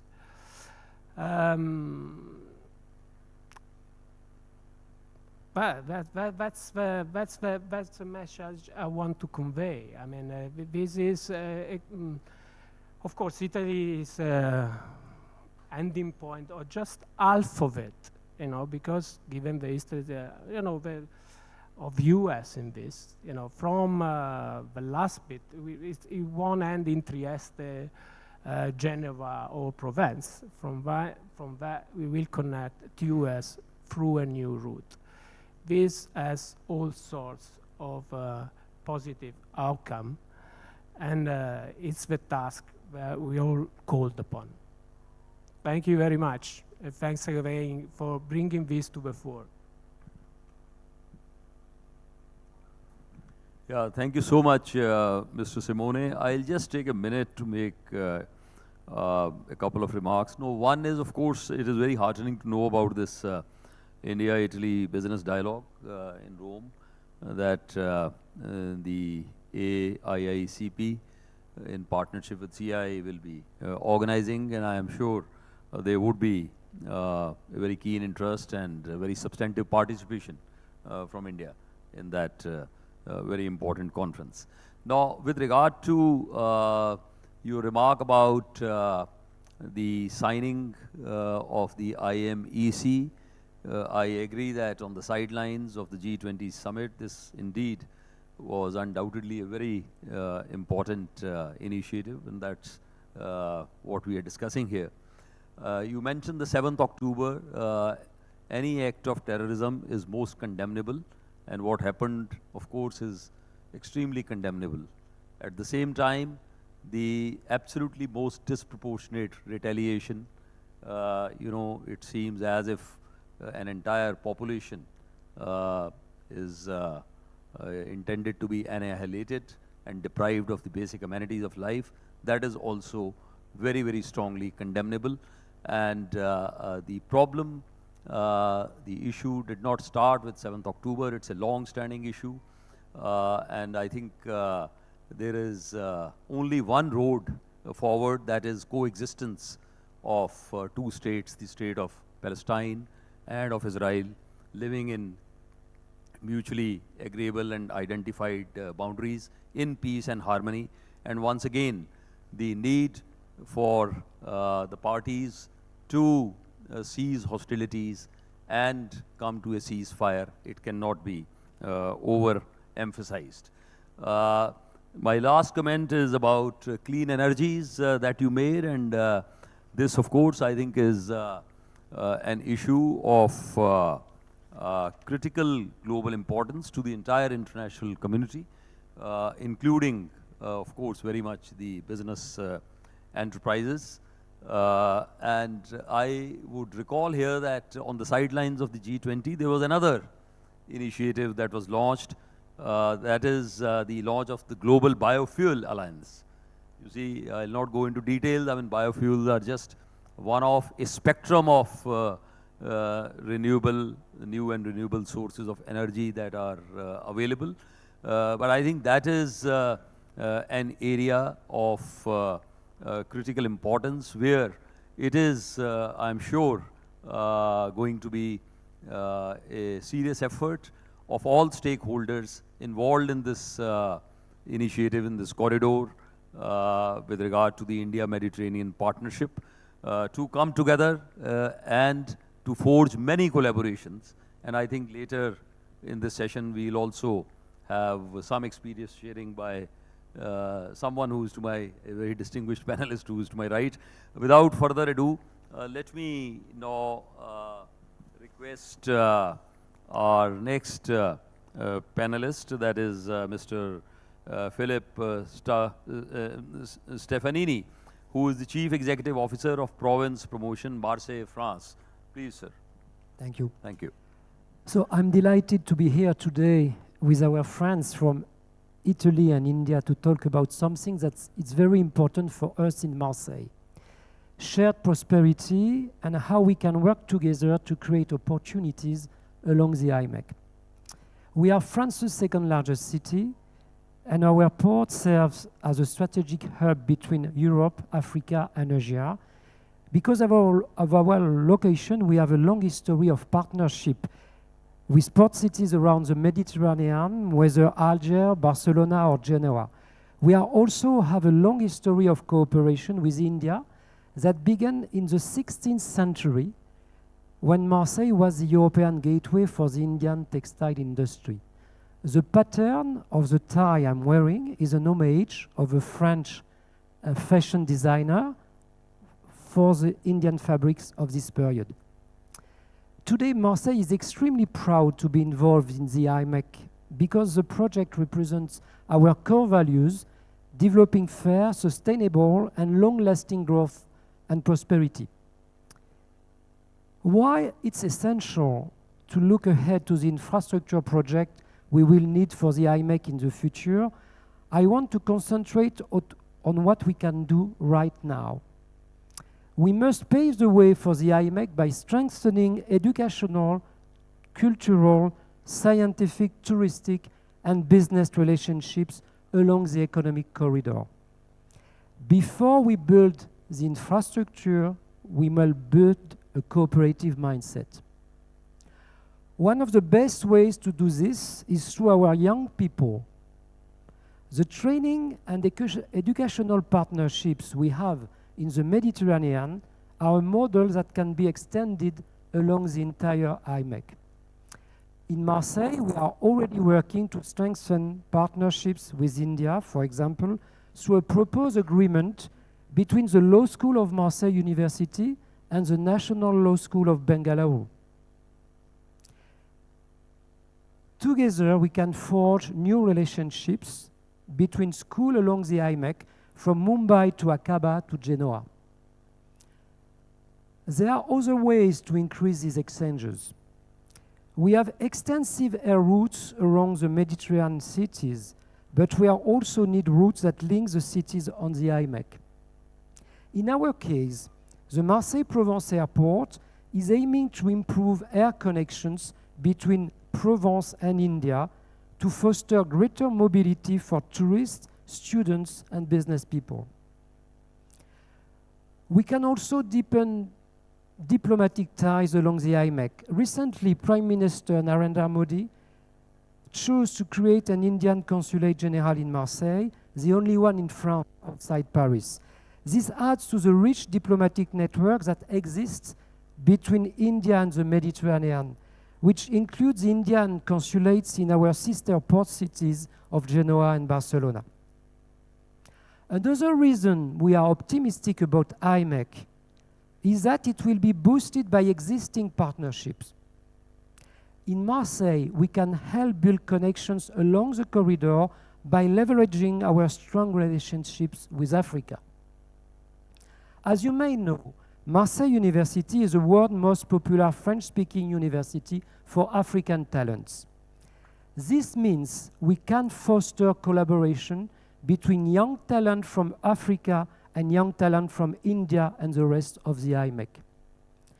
Provence also has an entire tech ecosystem devoted to Africa, including the annual Emerging Valley Summit for African startups, the Africa Link International Business Hub, and accelerators for African tech entrepreneurs.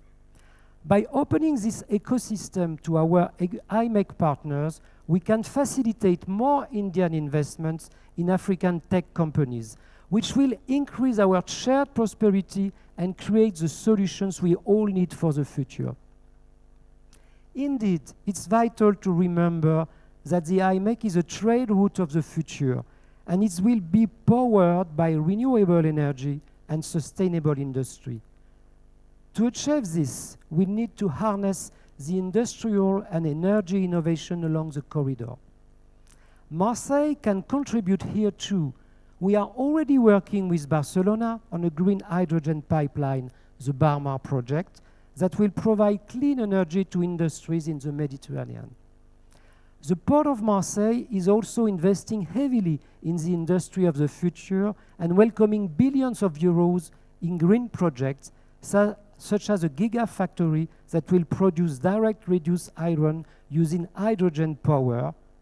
These types of gigaprojects are a great investment opportunity for Indian companies, that it will give them bigger footholds in countries along the IMEC.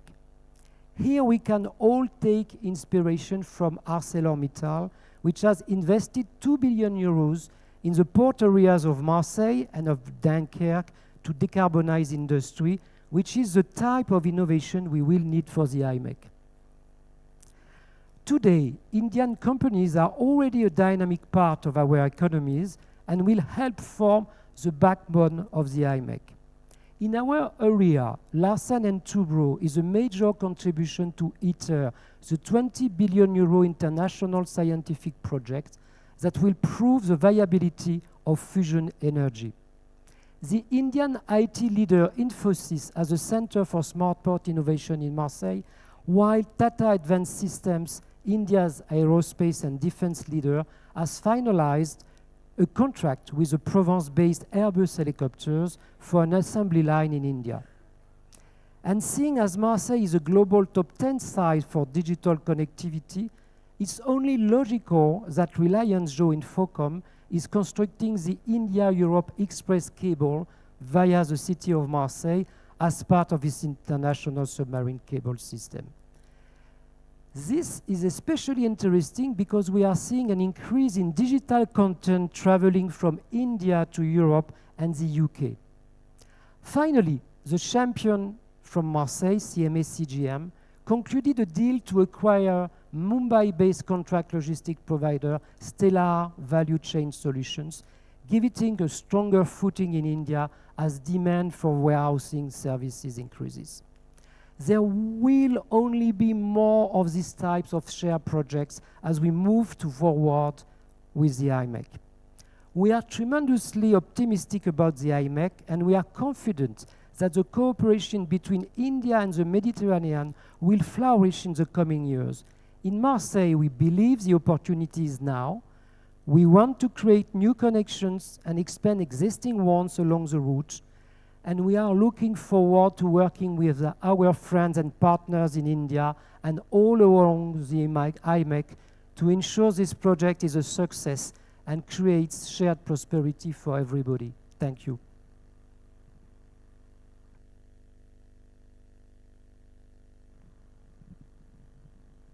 Merci, thank you very much, Monsieur Philippe. Extremely substantive remarks there, and I think you have given tangible examples of collaborations in a number of sectors, notably educational, what's happening already between Indian institutions and prospective counterparts, partners in province, particularly Marseille. Also in the area of clean energy, as you mentioned, you highlighted collaborations in the digital sector, among others. I think these are certainly examples of some success stories that already exist, and it surely is the aspiration, and it would be the endeavor of all stakeholders to have many such success stories. Well, I would now request my senior colleague, our distinguished panelist here, Mr. Shishir Priyadarshi, is President Global Relations at Adani Group. As some of you would be aware, he spent, before joining the corporate sector, 20 years in the Indian Administrative Service. So this was a loss for Government of India and again for the corporate sector. But I invite you to please share your thoughts and views. Thank you. Sanjeev ji, thank you so much. Look, being the last speaker on a panel, generally disadvantageous. But I want to switch it to becoming advantageous. We all come with some prepared notes. Why not? That's what we're supposed to do. But, you know, I've been listening and also observing. Now, I'm sure there are some people in the audience who still are looking and listening politely, but probably have a slightly skeptical mindset. I want to temporarily put myself in the mindset of the skeptics, and I think they have a very, very important duty to do, who are probably asking, why IMEC? There's so many corridors. Why have one more? What is difference in IMEC? Some of you are looking this side and probably being skeptical. I can see some small groups having small conversations also. So, you know, it's clearly that IMEC doesn't probably interest them. But that's probably because there is a certain amount of skepticism. So I want to really kind of talk to you informally from the point of view what I feel should get your attention, with your permission. Let's start with why. Is there a need of another corridor? And I'm going to share just one, you know, kind of fact with you, perhaps to get your attention. As Sanjeev ji mentioned, I spent 25 years in the WTO. 1997 I joined, and 2022 I left. I'll give you a statistics which is quite amazing. 1997, 1998, roughly about that time, if you took global trade, about 85% of global trade was in finished goods, and only about 15% of global trade was in intermediary goods. Fast forward 20 years, and we are not nearly in that same reverse ratio, but we are nearly there. 65% of global trade today is in intermediate goods, which is that you import part of it, add value, export. Why do I mention this in the context of a need for a corridor? We are today a very, very highly interdependent world, and we are becoming even more interdependent. Now, dependency is good. Why? Because dependency genuinely leads to economic stability, and economic stability and growth leads to geopolitical stability. So being dependent, not a bad thing. But you must be dependent with alternatives.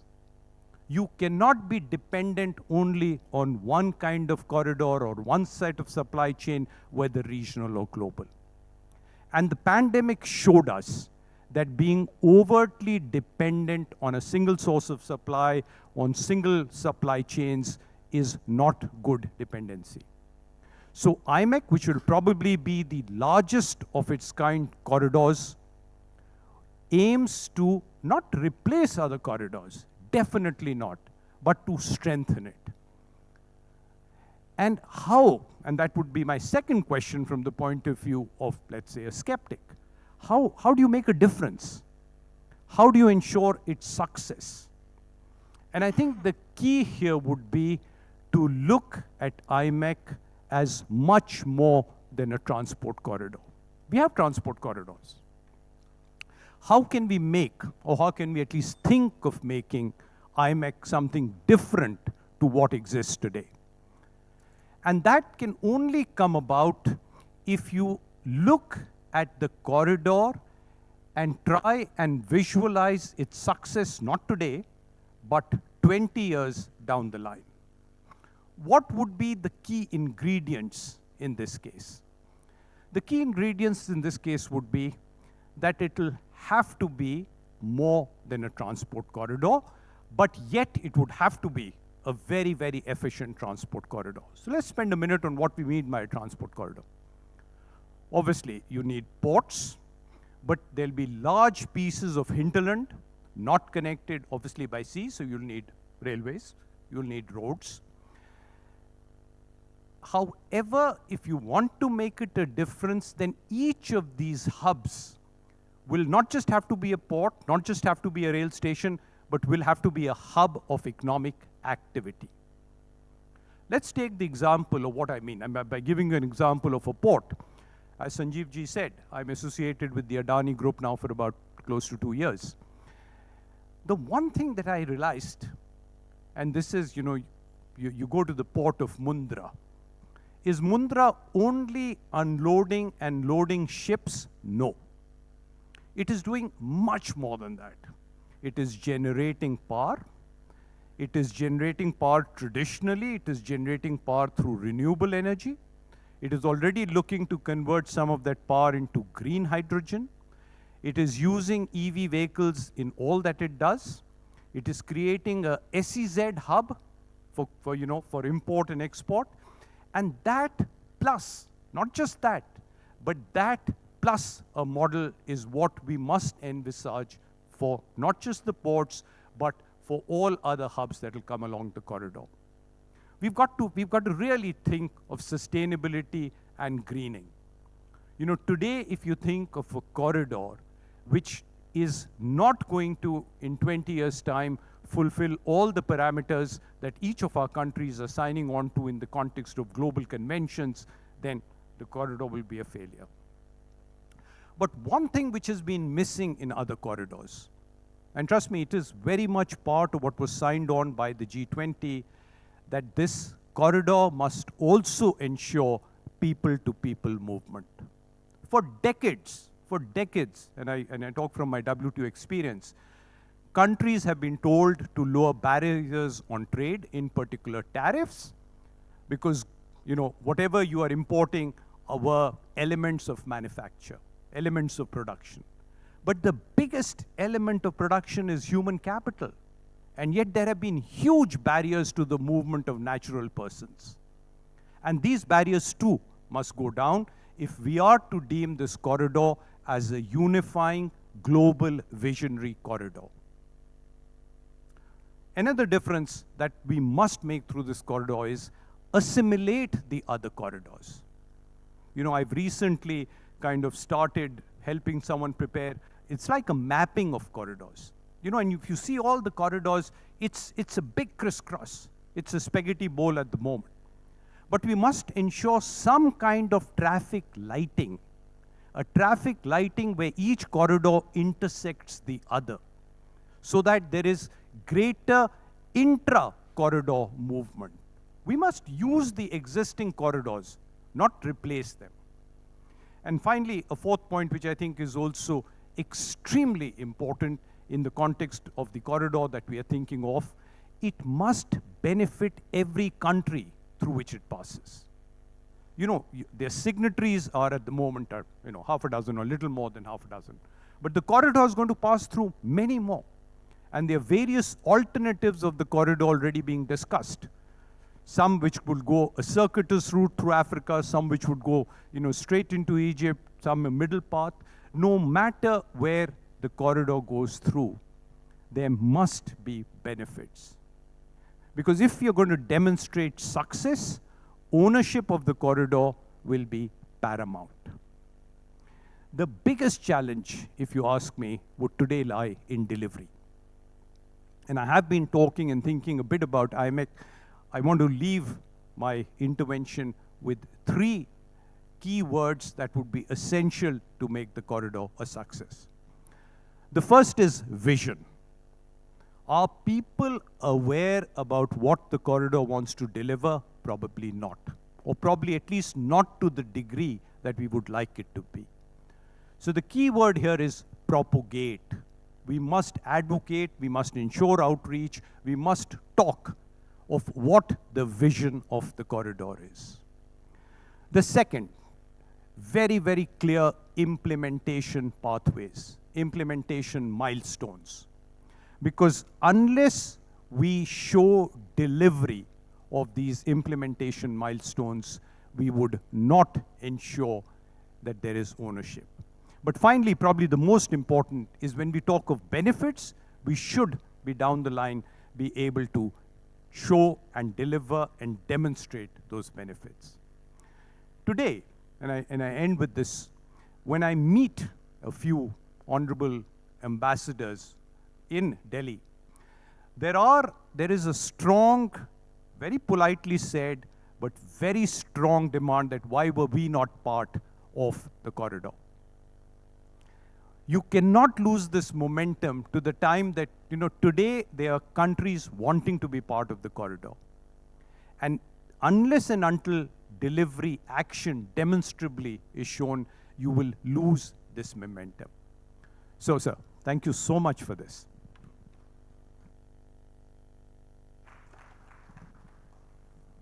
Yeah, thank you so much, Mr. Priyadarshi, for these very comprehensive remarks. I think we had a very holistic presentation, and I won't, you know, take any more time, but just say that the summing up in terms of the clarity and, of course, having on the drawing board, connecting the dots also with other corridors, the implementation, and, of course, outcomes, and you have also left policymakers for further food of thought in terms of the expansion.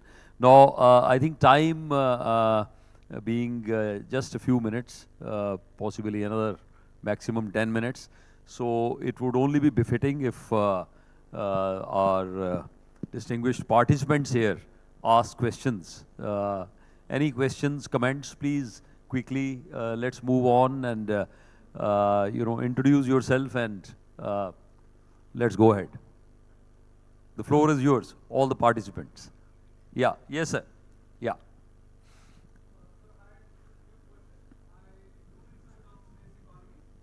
How it is spanning across different geographies, what is the level of cooperation? From that lens, if I have to understand the corridors, especially IMAC, I would like to understand what is the goods, services, that we are talking about, and how does the average industrialist, I mean, by average, I mean to say sector agnostic, it could be manufacturing of different kinds. They only go to the ports to ship their material. How does, this question is for Mr. Priyadarshi because he has been very eloquent and he explained it very well. How can this person, this industrialist, see himself being a participant to what is being discussed or what has been mentioned here, other than people who are probably in logistics only? How do they see their participation? Yeah, simplification of that will be great help. Thank you, sir. Yeah, please. If we can be brief in terms of, please. I think no, but this is specifically for you, so I think, yeah. Thank you, Mr. Vashisht. Being eloquent does not mean I have all the answers. So thanks for that. But listen, I think what is going to happen is there's definitely going to be a greater public-private dialogue as we generate into the next steps. I mean, I can only talk to you from so far what I've heard from think tanks which are already based in Delhi, which are in touch with the concerned ministries. RIS, again, Ministry of External Affairs supported think tank is doing yeoman work. And I think part of what they do, again, probably in consultation and coordination with CII, will be to reach out to industry and business and to determine what you want both as the objectives, what is it that you would like, and that would largely be based on the challenges. So in a way, exposing you to the opportunities, but yet trying to find ways to address your challenge. I think let's give the floor to somebody else. Yes, please. Yeah, given the time constraint, I think if you could just quickly introduce yourself and be very brief. Yeah. So my name is Surendra Singh. I work on carbon markets. The question is, I mean, that's great that we talked about the opportunity that we need to take this further to the people. My question would be, could you please identify 3 areas that will be extremely challenging to ensure the execution, the scale that we're looking forward to? Thank you. Let me request Mr. Simone to respond to it. 3 key areas if you were to 3 key areas. highlight. Yeah, it's quite something. Let's build upon what's there. As I was mentioning, this data corridor is there. Let's build on that. Let's put pressure, especially from high demanding industries for energy transformation. Okay, that will, build up momentum for these clean hydrogen pipelines. Plus, you need to consider that there are already investments at play in various countries. Saudi Arabia is investing billions on its railway network, okay? India is investing billions on, as it was mentioning earlier during the afternoon, on duplicating capacity on the shipping, and Mundra, Haifa are hubs that are, at play right now, and it has implication. It has implication that needs to be declared, underlined at every fora for their relevance. As I say, I think one key issue that was mentioned as well, that in terms of possible difficulties at geopolitical level, that is, we are adding something. We are adding something. Diminishing risk is key, right? We've been all hit by the pandemic. Supply chain, it's a global issue. And India is a massive player in supply chain relevance, okay? So this is relevant across the board for every industry. Okay, so, and this possibility of mixed transport of every sort, even transport of people, is so crucial, but that's to be the task of the next 30, 60 years. The next the generational leaders should be focusing on what we are talking today. Yeah, thank you. If I could supplement to what Mr. Simone said, I would say the entire gamut of collaborations related to the blue economy, and I would particularly highlight socio-cultural exchanges, educational people-to-people contacts, and the entire gamut of, energy collaborations and infrastructure and logistics. Well, ladies and gentlemen, much as I would like to continue, could we have further discussion on the sidelines, because I am told that the next session is about to start. So maybe one last question, 10 seconds, please. Sir, I wanted to ask that we have been emphasizing physical corridors. European data regulation privacy structures are very different than American and Indian. Can there be data corridors enabled through this kind of a setup, essentially with Mediterranean countries, into Europe with the European Union? So can India be the AI backend of Europe through such initiatives? Well, I think it's already beginning to happen. Of course, my colleagues who are, for many years proactively engaged in many such corporate sector projects would know more. But it's already happening. I think in terms of our expanding AI capabilities and the way we want to partner with collaborators around the world, that is, would you agree that that is going to be the next frontier in terms of an important dimension, at least, when we talk of the next frontiers of our global collaborations. Ladies and gentlemen, give a big hand to all the panelists, and I'd like to thank all the panelists and all the distinguished participants. Thank you very much, and thanks again to the CII. Thank you. Thank you so much, Master. Thank you so much for this important session. May I request speakers to kindly come forward for a group photograph.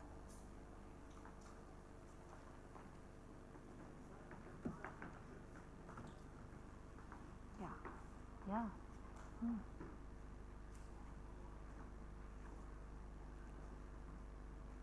EDR.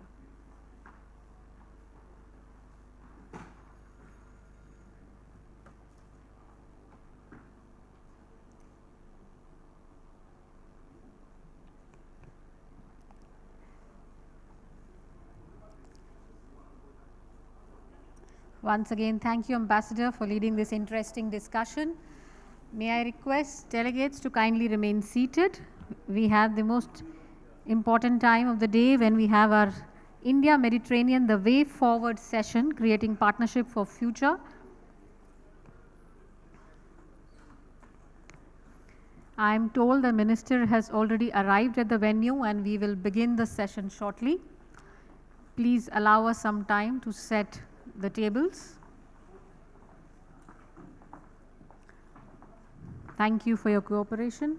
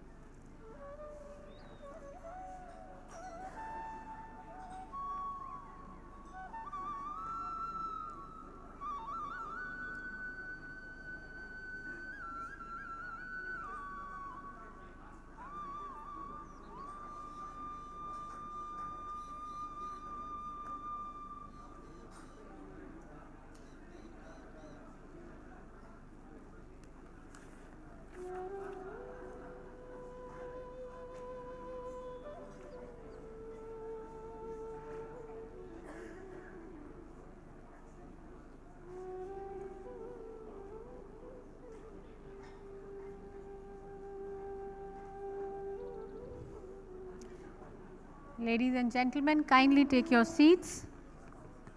I request you to kindly clear the passage, clear the door area. Please take your seats. We'll begin the session shortly.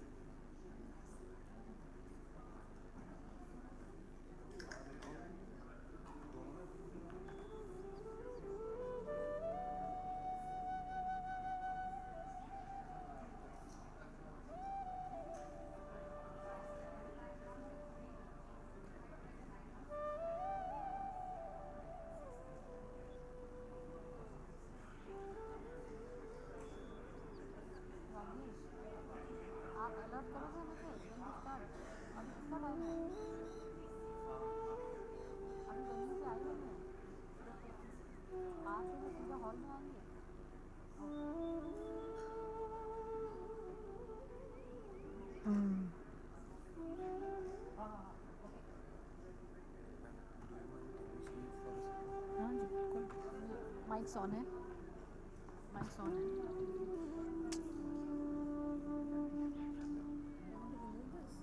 No. He will stand on this.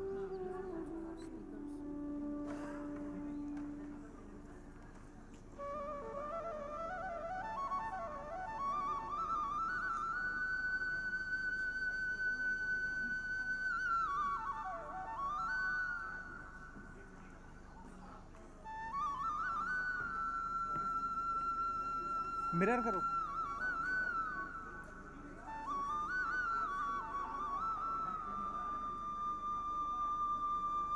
हाँ अब ठीक है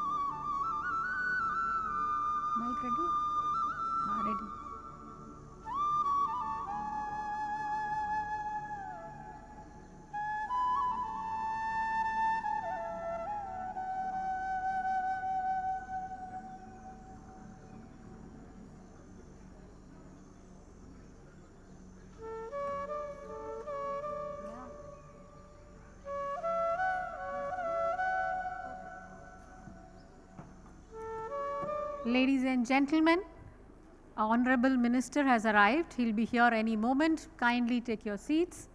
Please clear the passage. I request you to kindly take your seats for the security reasons. We'll start the session immediately. Once again, welcome you to the last session of the CII India Mediterranean Business Conclave.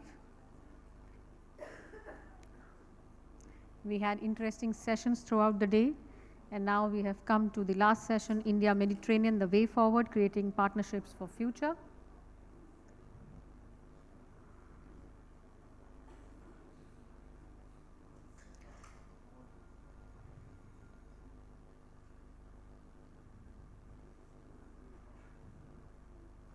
Ladies and gentlemen, please join your hands together and welcome our distinguished panelists for the session.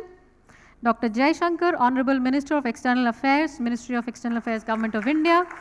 Her Excellency Ms. Rania Ahmed, Deputy Minister of Economy and Foreign Trade, Syrian Arab Republic. His Excellency Dr. Nikodis Damiano, Deputy Minister of Research, Innovation and Digital Policy, the Republic of Cyprus.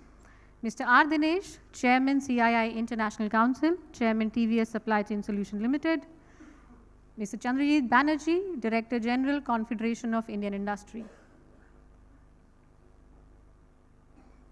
Ladies and gentlemen, please welcome with a huge round of applause to the session.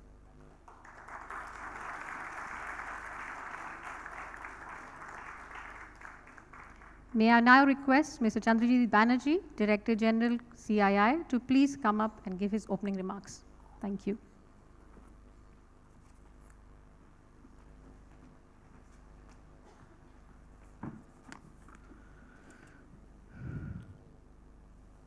Dr. S. Jaishankar, the Honorable Minister for External Affairs of the Government of India, His Excellency, the Deputy Minister of Economy and Foreign Trade of the Syrian Arab Republic, His Excellency, the Deputy Minister of Research, Innovation and Digital Policy of the Republic of Cyprus, Excellencies, High Commissioners, Ambassadors, senior officials of the Government of India, senior officials of countries participating, very distinguished ladies and gentlemen.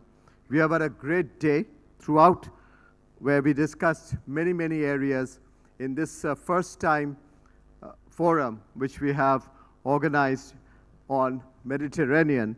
The CII and the Ministry of External Affairs and the Ministry of External Affairs guidance in terms of structuring a conclave of this kind has been of great value, especially from the point of view, if I may say, the type of business meetings that we have had, B2B meetings that we have had throughout the day. And I'd like to really very warmly welcome and thank the Minister of External Affairs, Dr. Jaishankar, for having participated in some of the regional and group forums that we have had in the last couple of years, which have been an initiative that we have been able to take successfully with the collaboration and guidance of the Ministry of External Affairs. Honorable Minister, we look forward to your deep insights on how Indian businesses could work closely with our counterparts, with the many countries who are participating from the Mediterranean over here today. We have over 100 business-odd delegates, 100-odd business delegates from the Mediterranean countries, along with Indian companies who have participated throughout the day on 6 different sectoral meetings, plus also some countrywide programs during the course of the day. So we have today talked about a few areas. One, of course, which stood out was collaboration on defense manufacturing partnership. There is already, with certain countries, there are bilateral collaborations established at the business level, and we really worked on, discussed about deepening them. The second, another area which came up for discussion was seamless transportation of goods from India to the Mediterranean, and you have led in many ways the India-Middle East-Europe economic corridor, and it would be great to hear your thoughts on your ideas about how we can further and deepen this. The third area that got a lot of traction, sir, during the course of the day was digitization, an area where India has made such huge progress. We discussed and we saw huge potential of greater collaboration and in India's contribution in this field. Lastly, sir, to sum up, we have agreed, Honorable Minister, that the Indo-Mediterranean cooperation in areas like robust manufacturing, enhanced connectivity through the IMEC, deeper digital cooperation along with the development of sustainable urban infrastructure would be key areas as we take away from this room. We wanted to put this up to you and hear your views, your ideas, and your guidance as we go along in deepening business relationship with the Mediterranean countries and the Indian businesses. Once again, a very warm welcome to you, Honorable Minister, for coming and addressing this very important conclave to the business of the countries. Thank you. Thank you, Mr. Banerjee. May I request Mr. R. Dinesh, Chairman, CI International Council, to please come up and give the context setting. Thank you.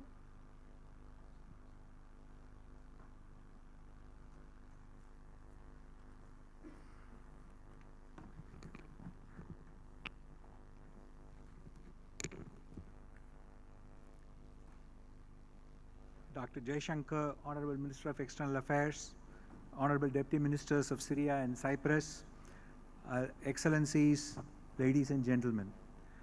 Let me add my warm welcome to the last session of the CII India Mediterranean Business Conclave. I think we have been privy to very insightful discussions, and as CB rightly summarized, we look forward to these successful outcomes being implemented going forward. Let me also thank the Honorable Minister for not just your guidance, but also your ideas with which we have started this summit, and this being the first time, I'm very confident that going forward, we will have even more implementable ideas coming out of this. As we stand here today, I think we have this singular opportunity of fostering greater connectivity between India and the Mediterranean region, and the IMEC corridor is something which we will have to progress forward. I think it's not just going to be a strategically important initiative, but it is also going to result in significantly greater trade opportunities and investment opportunities in the regions. I strongly believe that along with the physical infrastructure, we will also need to focus on providing the right set of digital solutions and make sure we have the standards regularized and paperwork connectivity removed in the way in which this business will be handled along with the development of the physical infrastructure. As CB pointed out, manufacturing is a core area of focus, but can we further extend this to cover the electronics and other low-cost technology solutions which can benefit both of these regions, and can we make sure that the West Asian and North African markets become integrated into the global supply chains, working closely with India to make that happen going forward. Fourthly, we are looking at a potential opportunity to have India-Mediterranean regions free trade agreement, and I believe both from the Africa and West Asian regions can benefit from making this move forward much faster. I did speak about in the morning regarding the optimal payment mechanism, and I would like to acknowledge that today we have France and the Greece Eurobank, which have been signed recently for adopting the UPI. I hope that going forward after this event, we will have almost all the countries in the Mediterranean region cooperating together to make this happen. I think this partnership between the two regions is going to be made possible by how the private sector work together, and that's something which I would like to commit on behalf of the industry, that we will not only take this forward, but ensure implementation with speed and the right set of factors being implemented. Let us seize this opportunity to shape a brighter economic future, fostering peace, prosperity, and cooperation amongst these two regions. Thank you. Thank you so much, sir. May I have the privilege of inviting His Excellency Dr. Damiano, Deputy Minister of Research, Innovation and Digital Policy, the Republic of Cyprus, to please come up and give his address.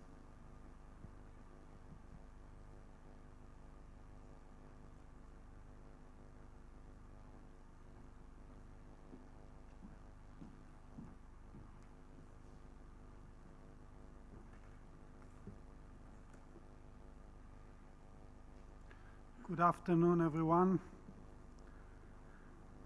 I'm so glad to be on this podium again today for the closing of this event. Dear Honorable Minister of External Affairs, Dr. Jai Shankar, Deputy Minister of Economy and Foreign Trade of Syria, distinguished guests, ladies and gentlemen, it is a great honor again and a privilege to stand before you at the closing of this remarkable event, which has brought together people from diverse countries, cultures and backgrounds, united by a shared commitment to deepen the economic and business bonds between India and the countries of the Mediterranean region.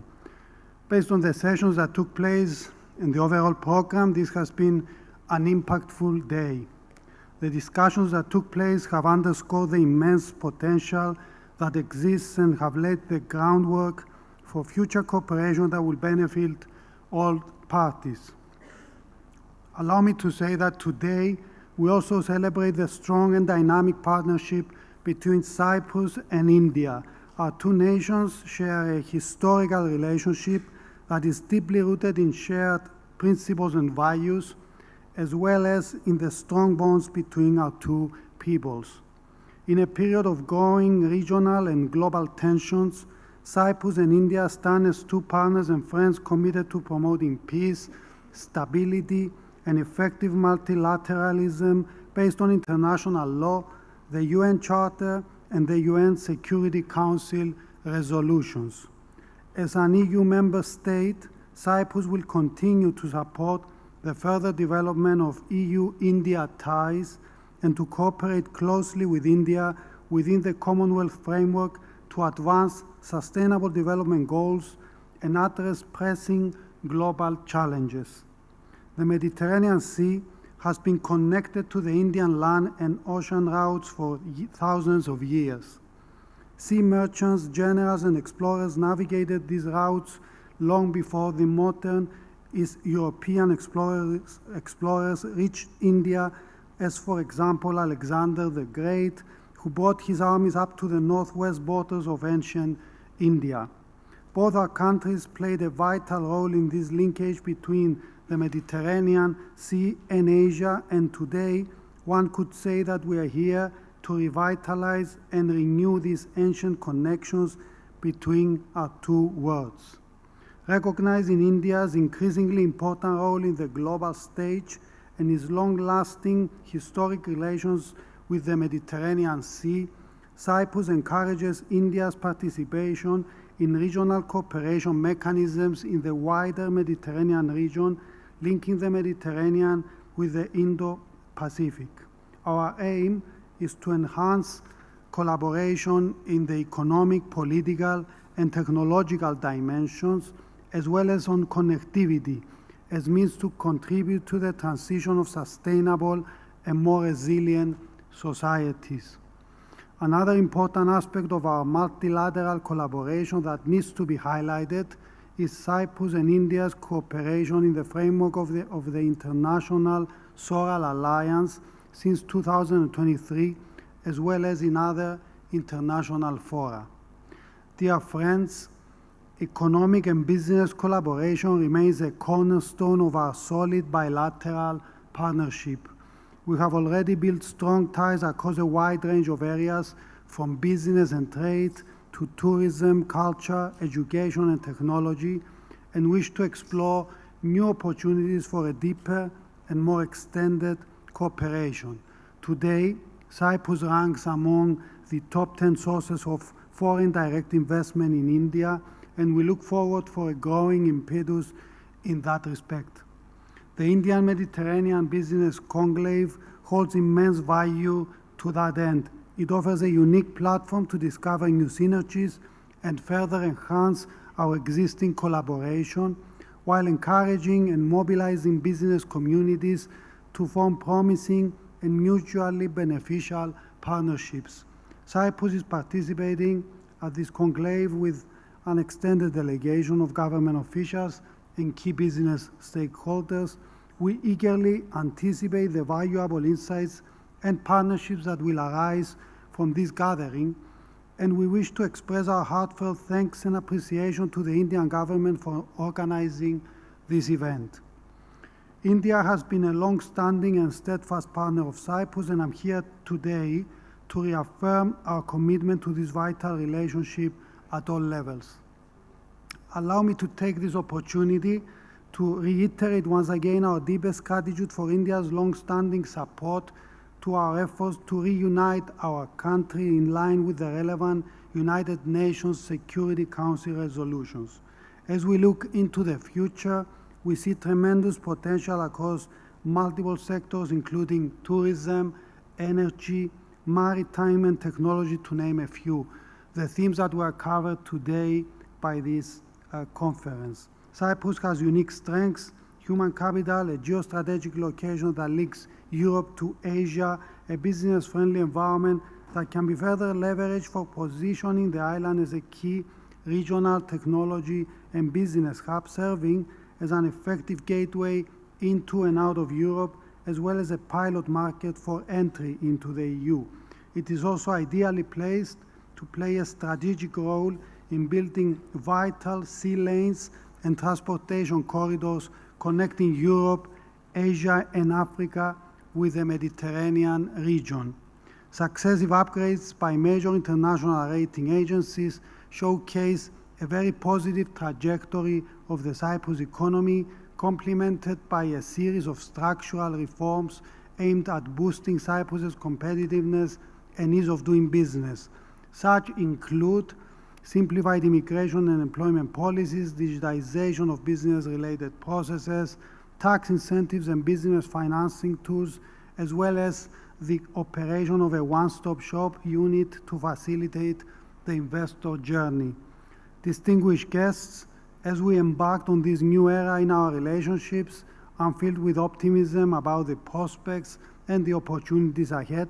Cyprus remains fully committed to working closely with India in expanding and deepening our partnership across all areas of mutual interest and benefit. Let us carry forward the momentum of this forum as we work together to navigate the challenges of our time and create a brighter, more prosperous future for all. Thank you very much. Thank you, Excellency.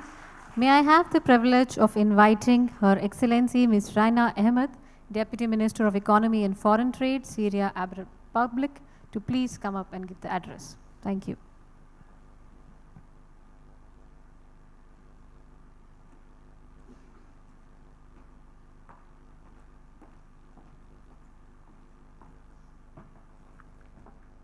Good afternoon. Excellency, Minister of External Affairs of the Republic of India, Excellency Ambassadors, Deputy Minister, Chairman, General Director, CIA, ladies and gentlemen. Okay. Based on vital and fundamental topics discussed today in the framework of developing Indian Mediterranean relations, it may be appropriate to take into consideration that all the topics clarify that successful cooperation is the cooperation which based on the principle of integration, not competition. So integration supports the process of sustainable development and leads to achieving benefit for all parties in any partnership moving to a better and fruitful future. In this context, the optimal trade cooperation between our two countries may be the cooperation based on the exchange of a preferential benefit in a way that contribute to increasing the volume of export and securing local needs, without causing a fundamental imbalance in the markets of either country. From this standpoint, the Ministry of Economy and Foreign Trade in the Syrian Arab Republic has proposed signing an agreement to facilitate and develop trade and economic cooperation, especially since that the current trade agreement is an old agreement signed in 1978. As for investment cooperation, the cooperation based on integration will be achieved by each party through studying the advantages and capabilities it possesses in terms of material, human, and technological capabilities, and wisely harmonize them to come up with profitable projects for both countries. Here we are refer once again to the current Syrian investment law, which allows creating real investment opportunities. For example, based on this law, the work is being done to establish a specialized technology zone in Syria, and this zone will be suitable for developing technology industries and will provide the necessary service for the information technology industry also.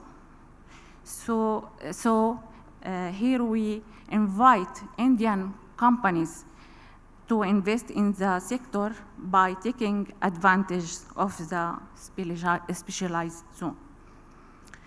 Of course, we are talking here about an example in a specific sector, but there are indeed many other opportunities.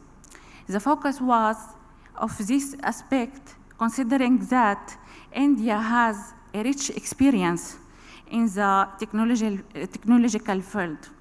We also have a successful model for cooperation between the two countries in this field, and this model is the Syrian-Indian Center of Excellence and Innovation for Information Technology, as the center is currently working to achieve the goals of its establishment, based on the role of technology and modern techniques in driving sustainable growth. In conclusion, it must be emphasized that opportunities are there, the will is there, and economic integration is a successful and profitable process in international economic cooperation. Thank you again. Thank you, Excellency. Thank you, Excellency. May I have the honor of inviting our Minister of External Affairs, Government of India, Dr. S. Jaishankar, to please give his keynote address.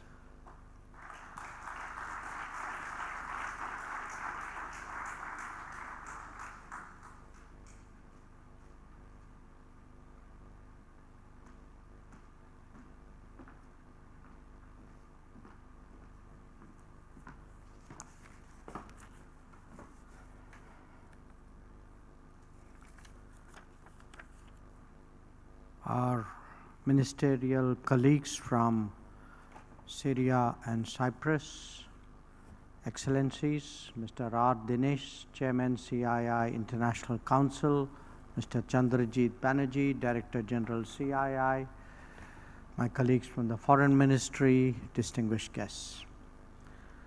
I'm truly delighted to speak to you today at the inaugural CII India Mediterranean Business Conclave, which is a new initiative that the Ministry of External Affairs has embarked upon in collaboration with the CII.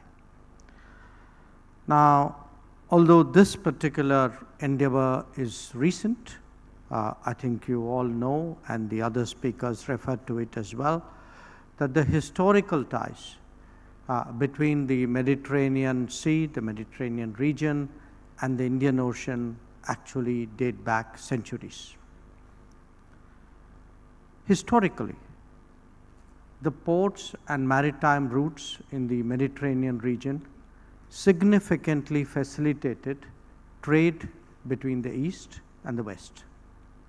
Indian merchants and traders have for centuries traveled along the land and maritime routes, trading goods, be it spices or textiles or precious stones, with their counterparts in the Mediterranean and beyond.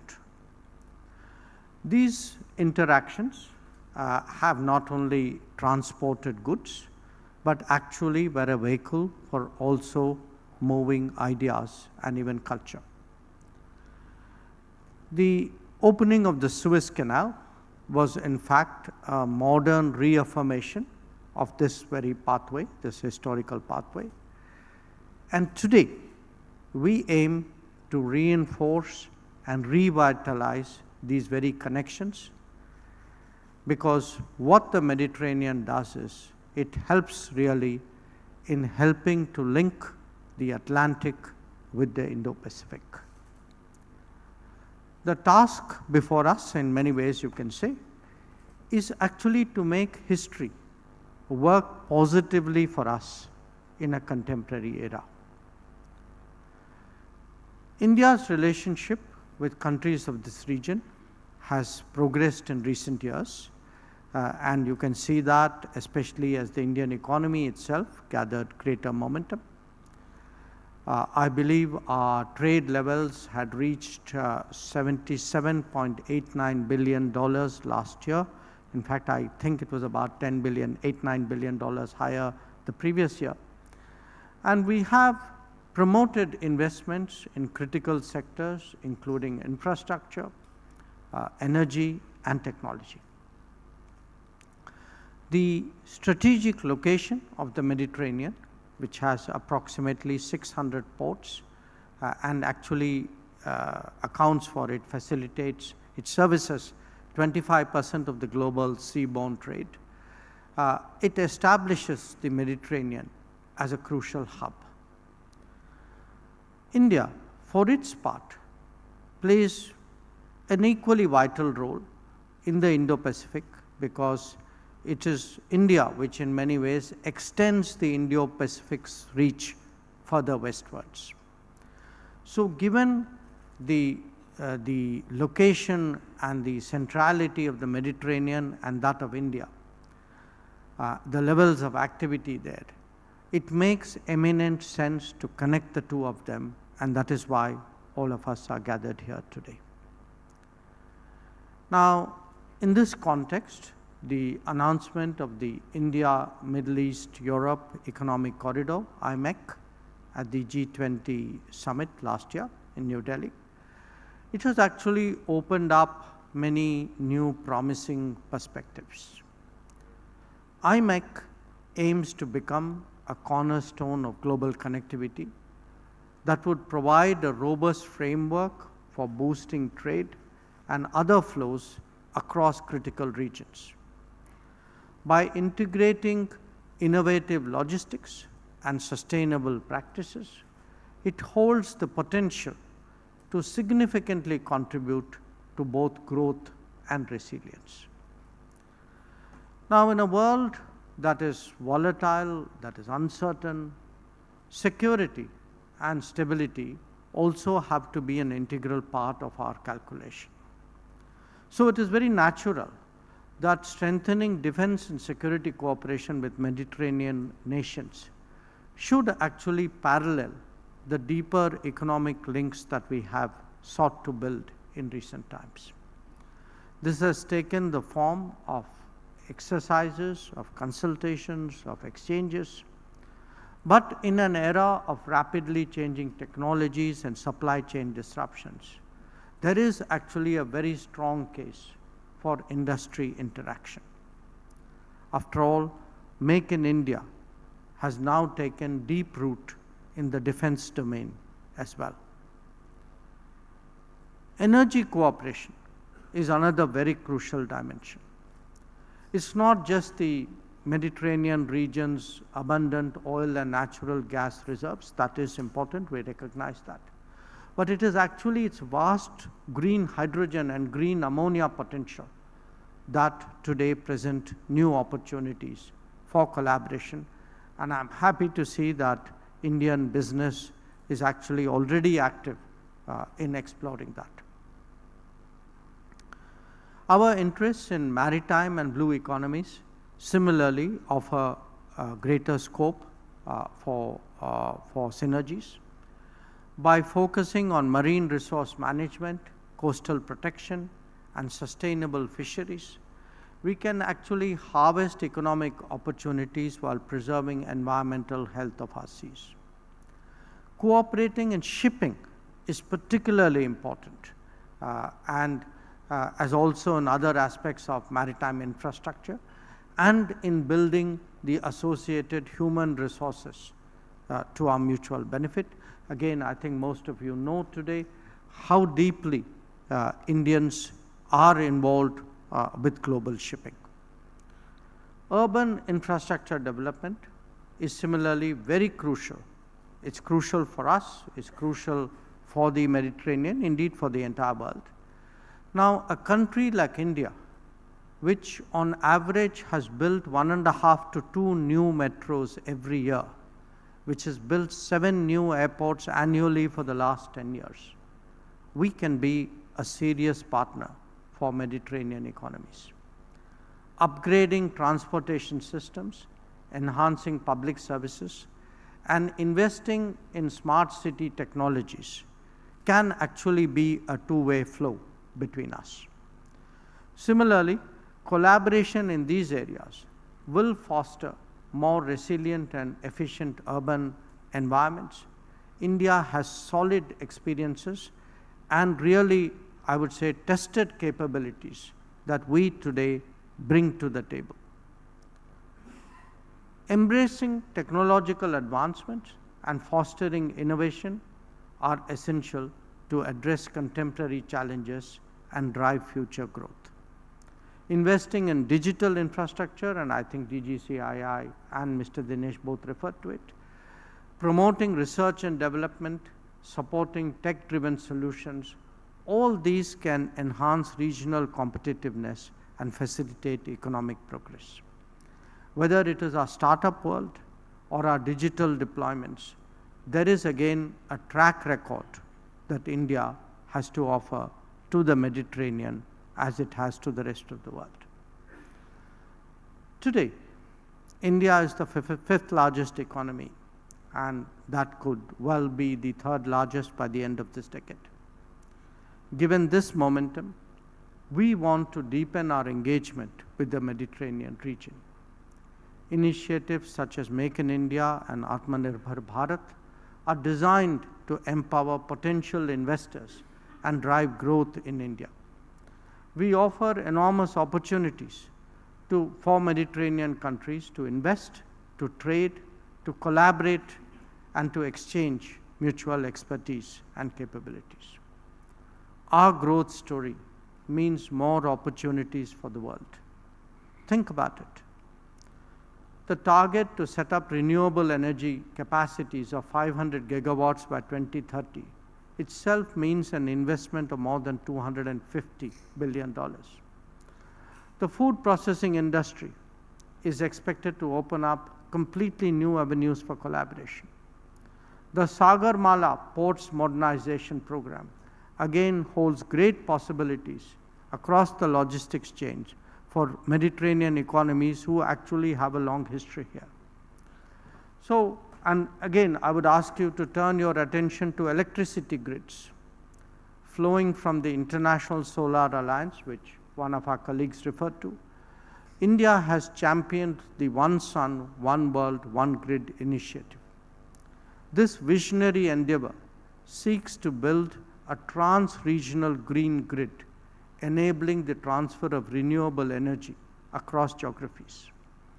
By leveraging different time zones, we aim to maximize the use of solar power and reduce our reliance on costly energy storage systems.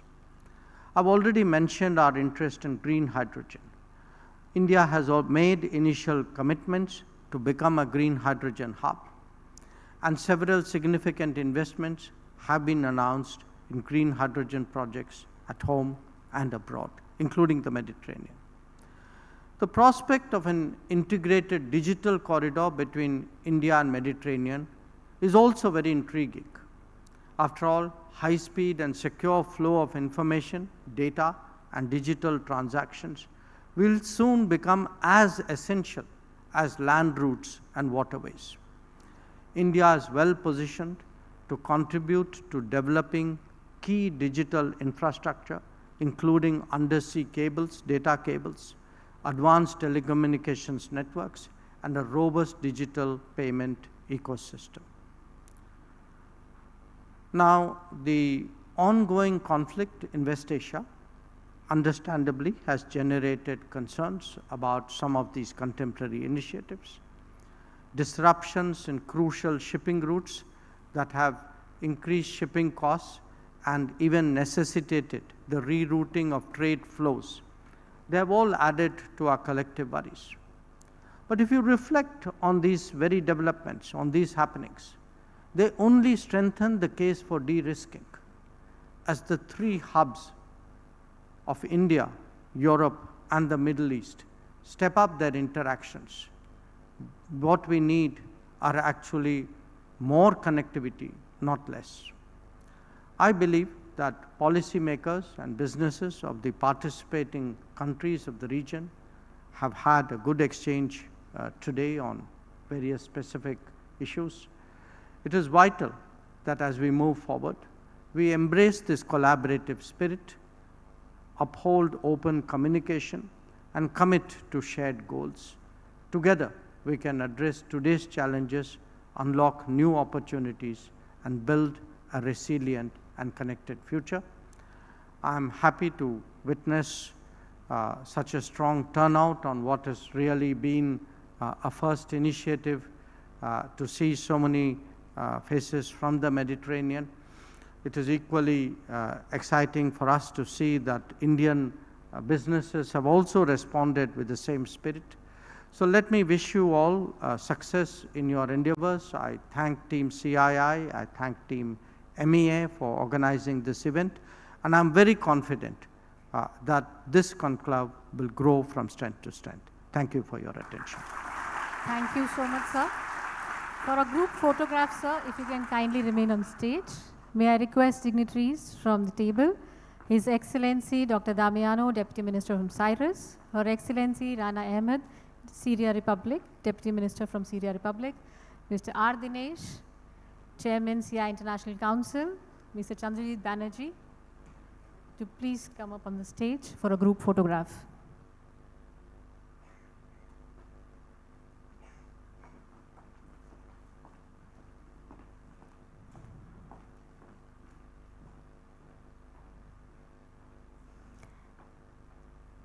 Ladies and gentlemen, can we have a huge round of applause for the dignitaries for this very important session of the CII India Mediterranean Business Conclave. Once again, we would like to thank our partners, Ministry of External Affairs, Government of India, Ministry of Commerce and Industry, Government of India, for supporting us, in helping us in putting together this important conclave.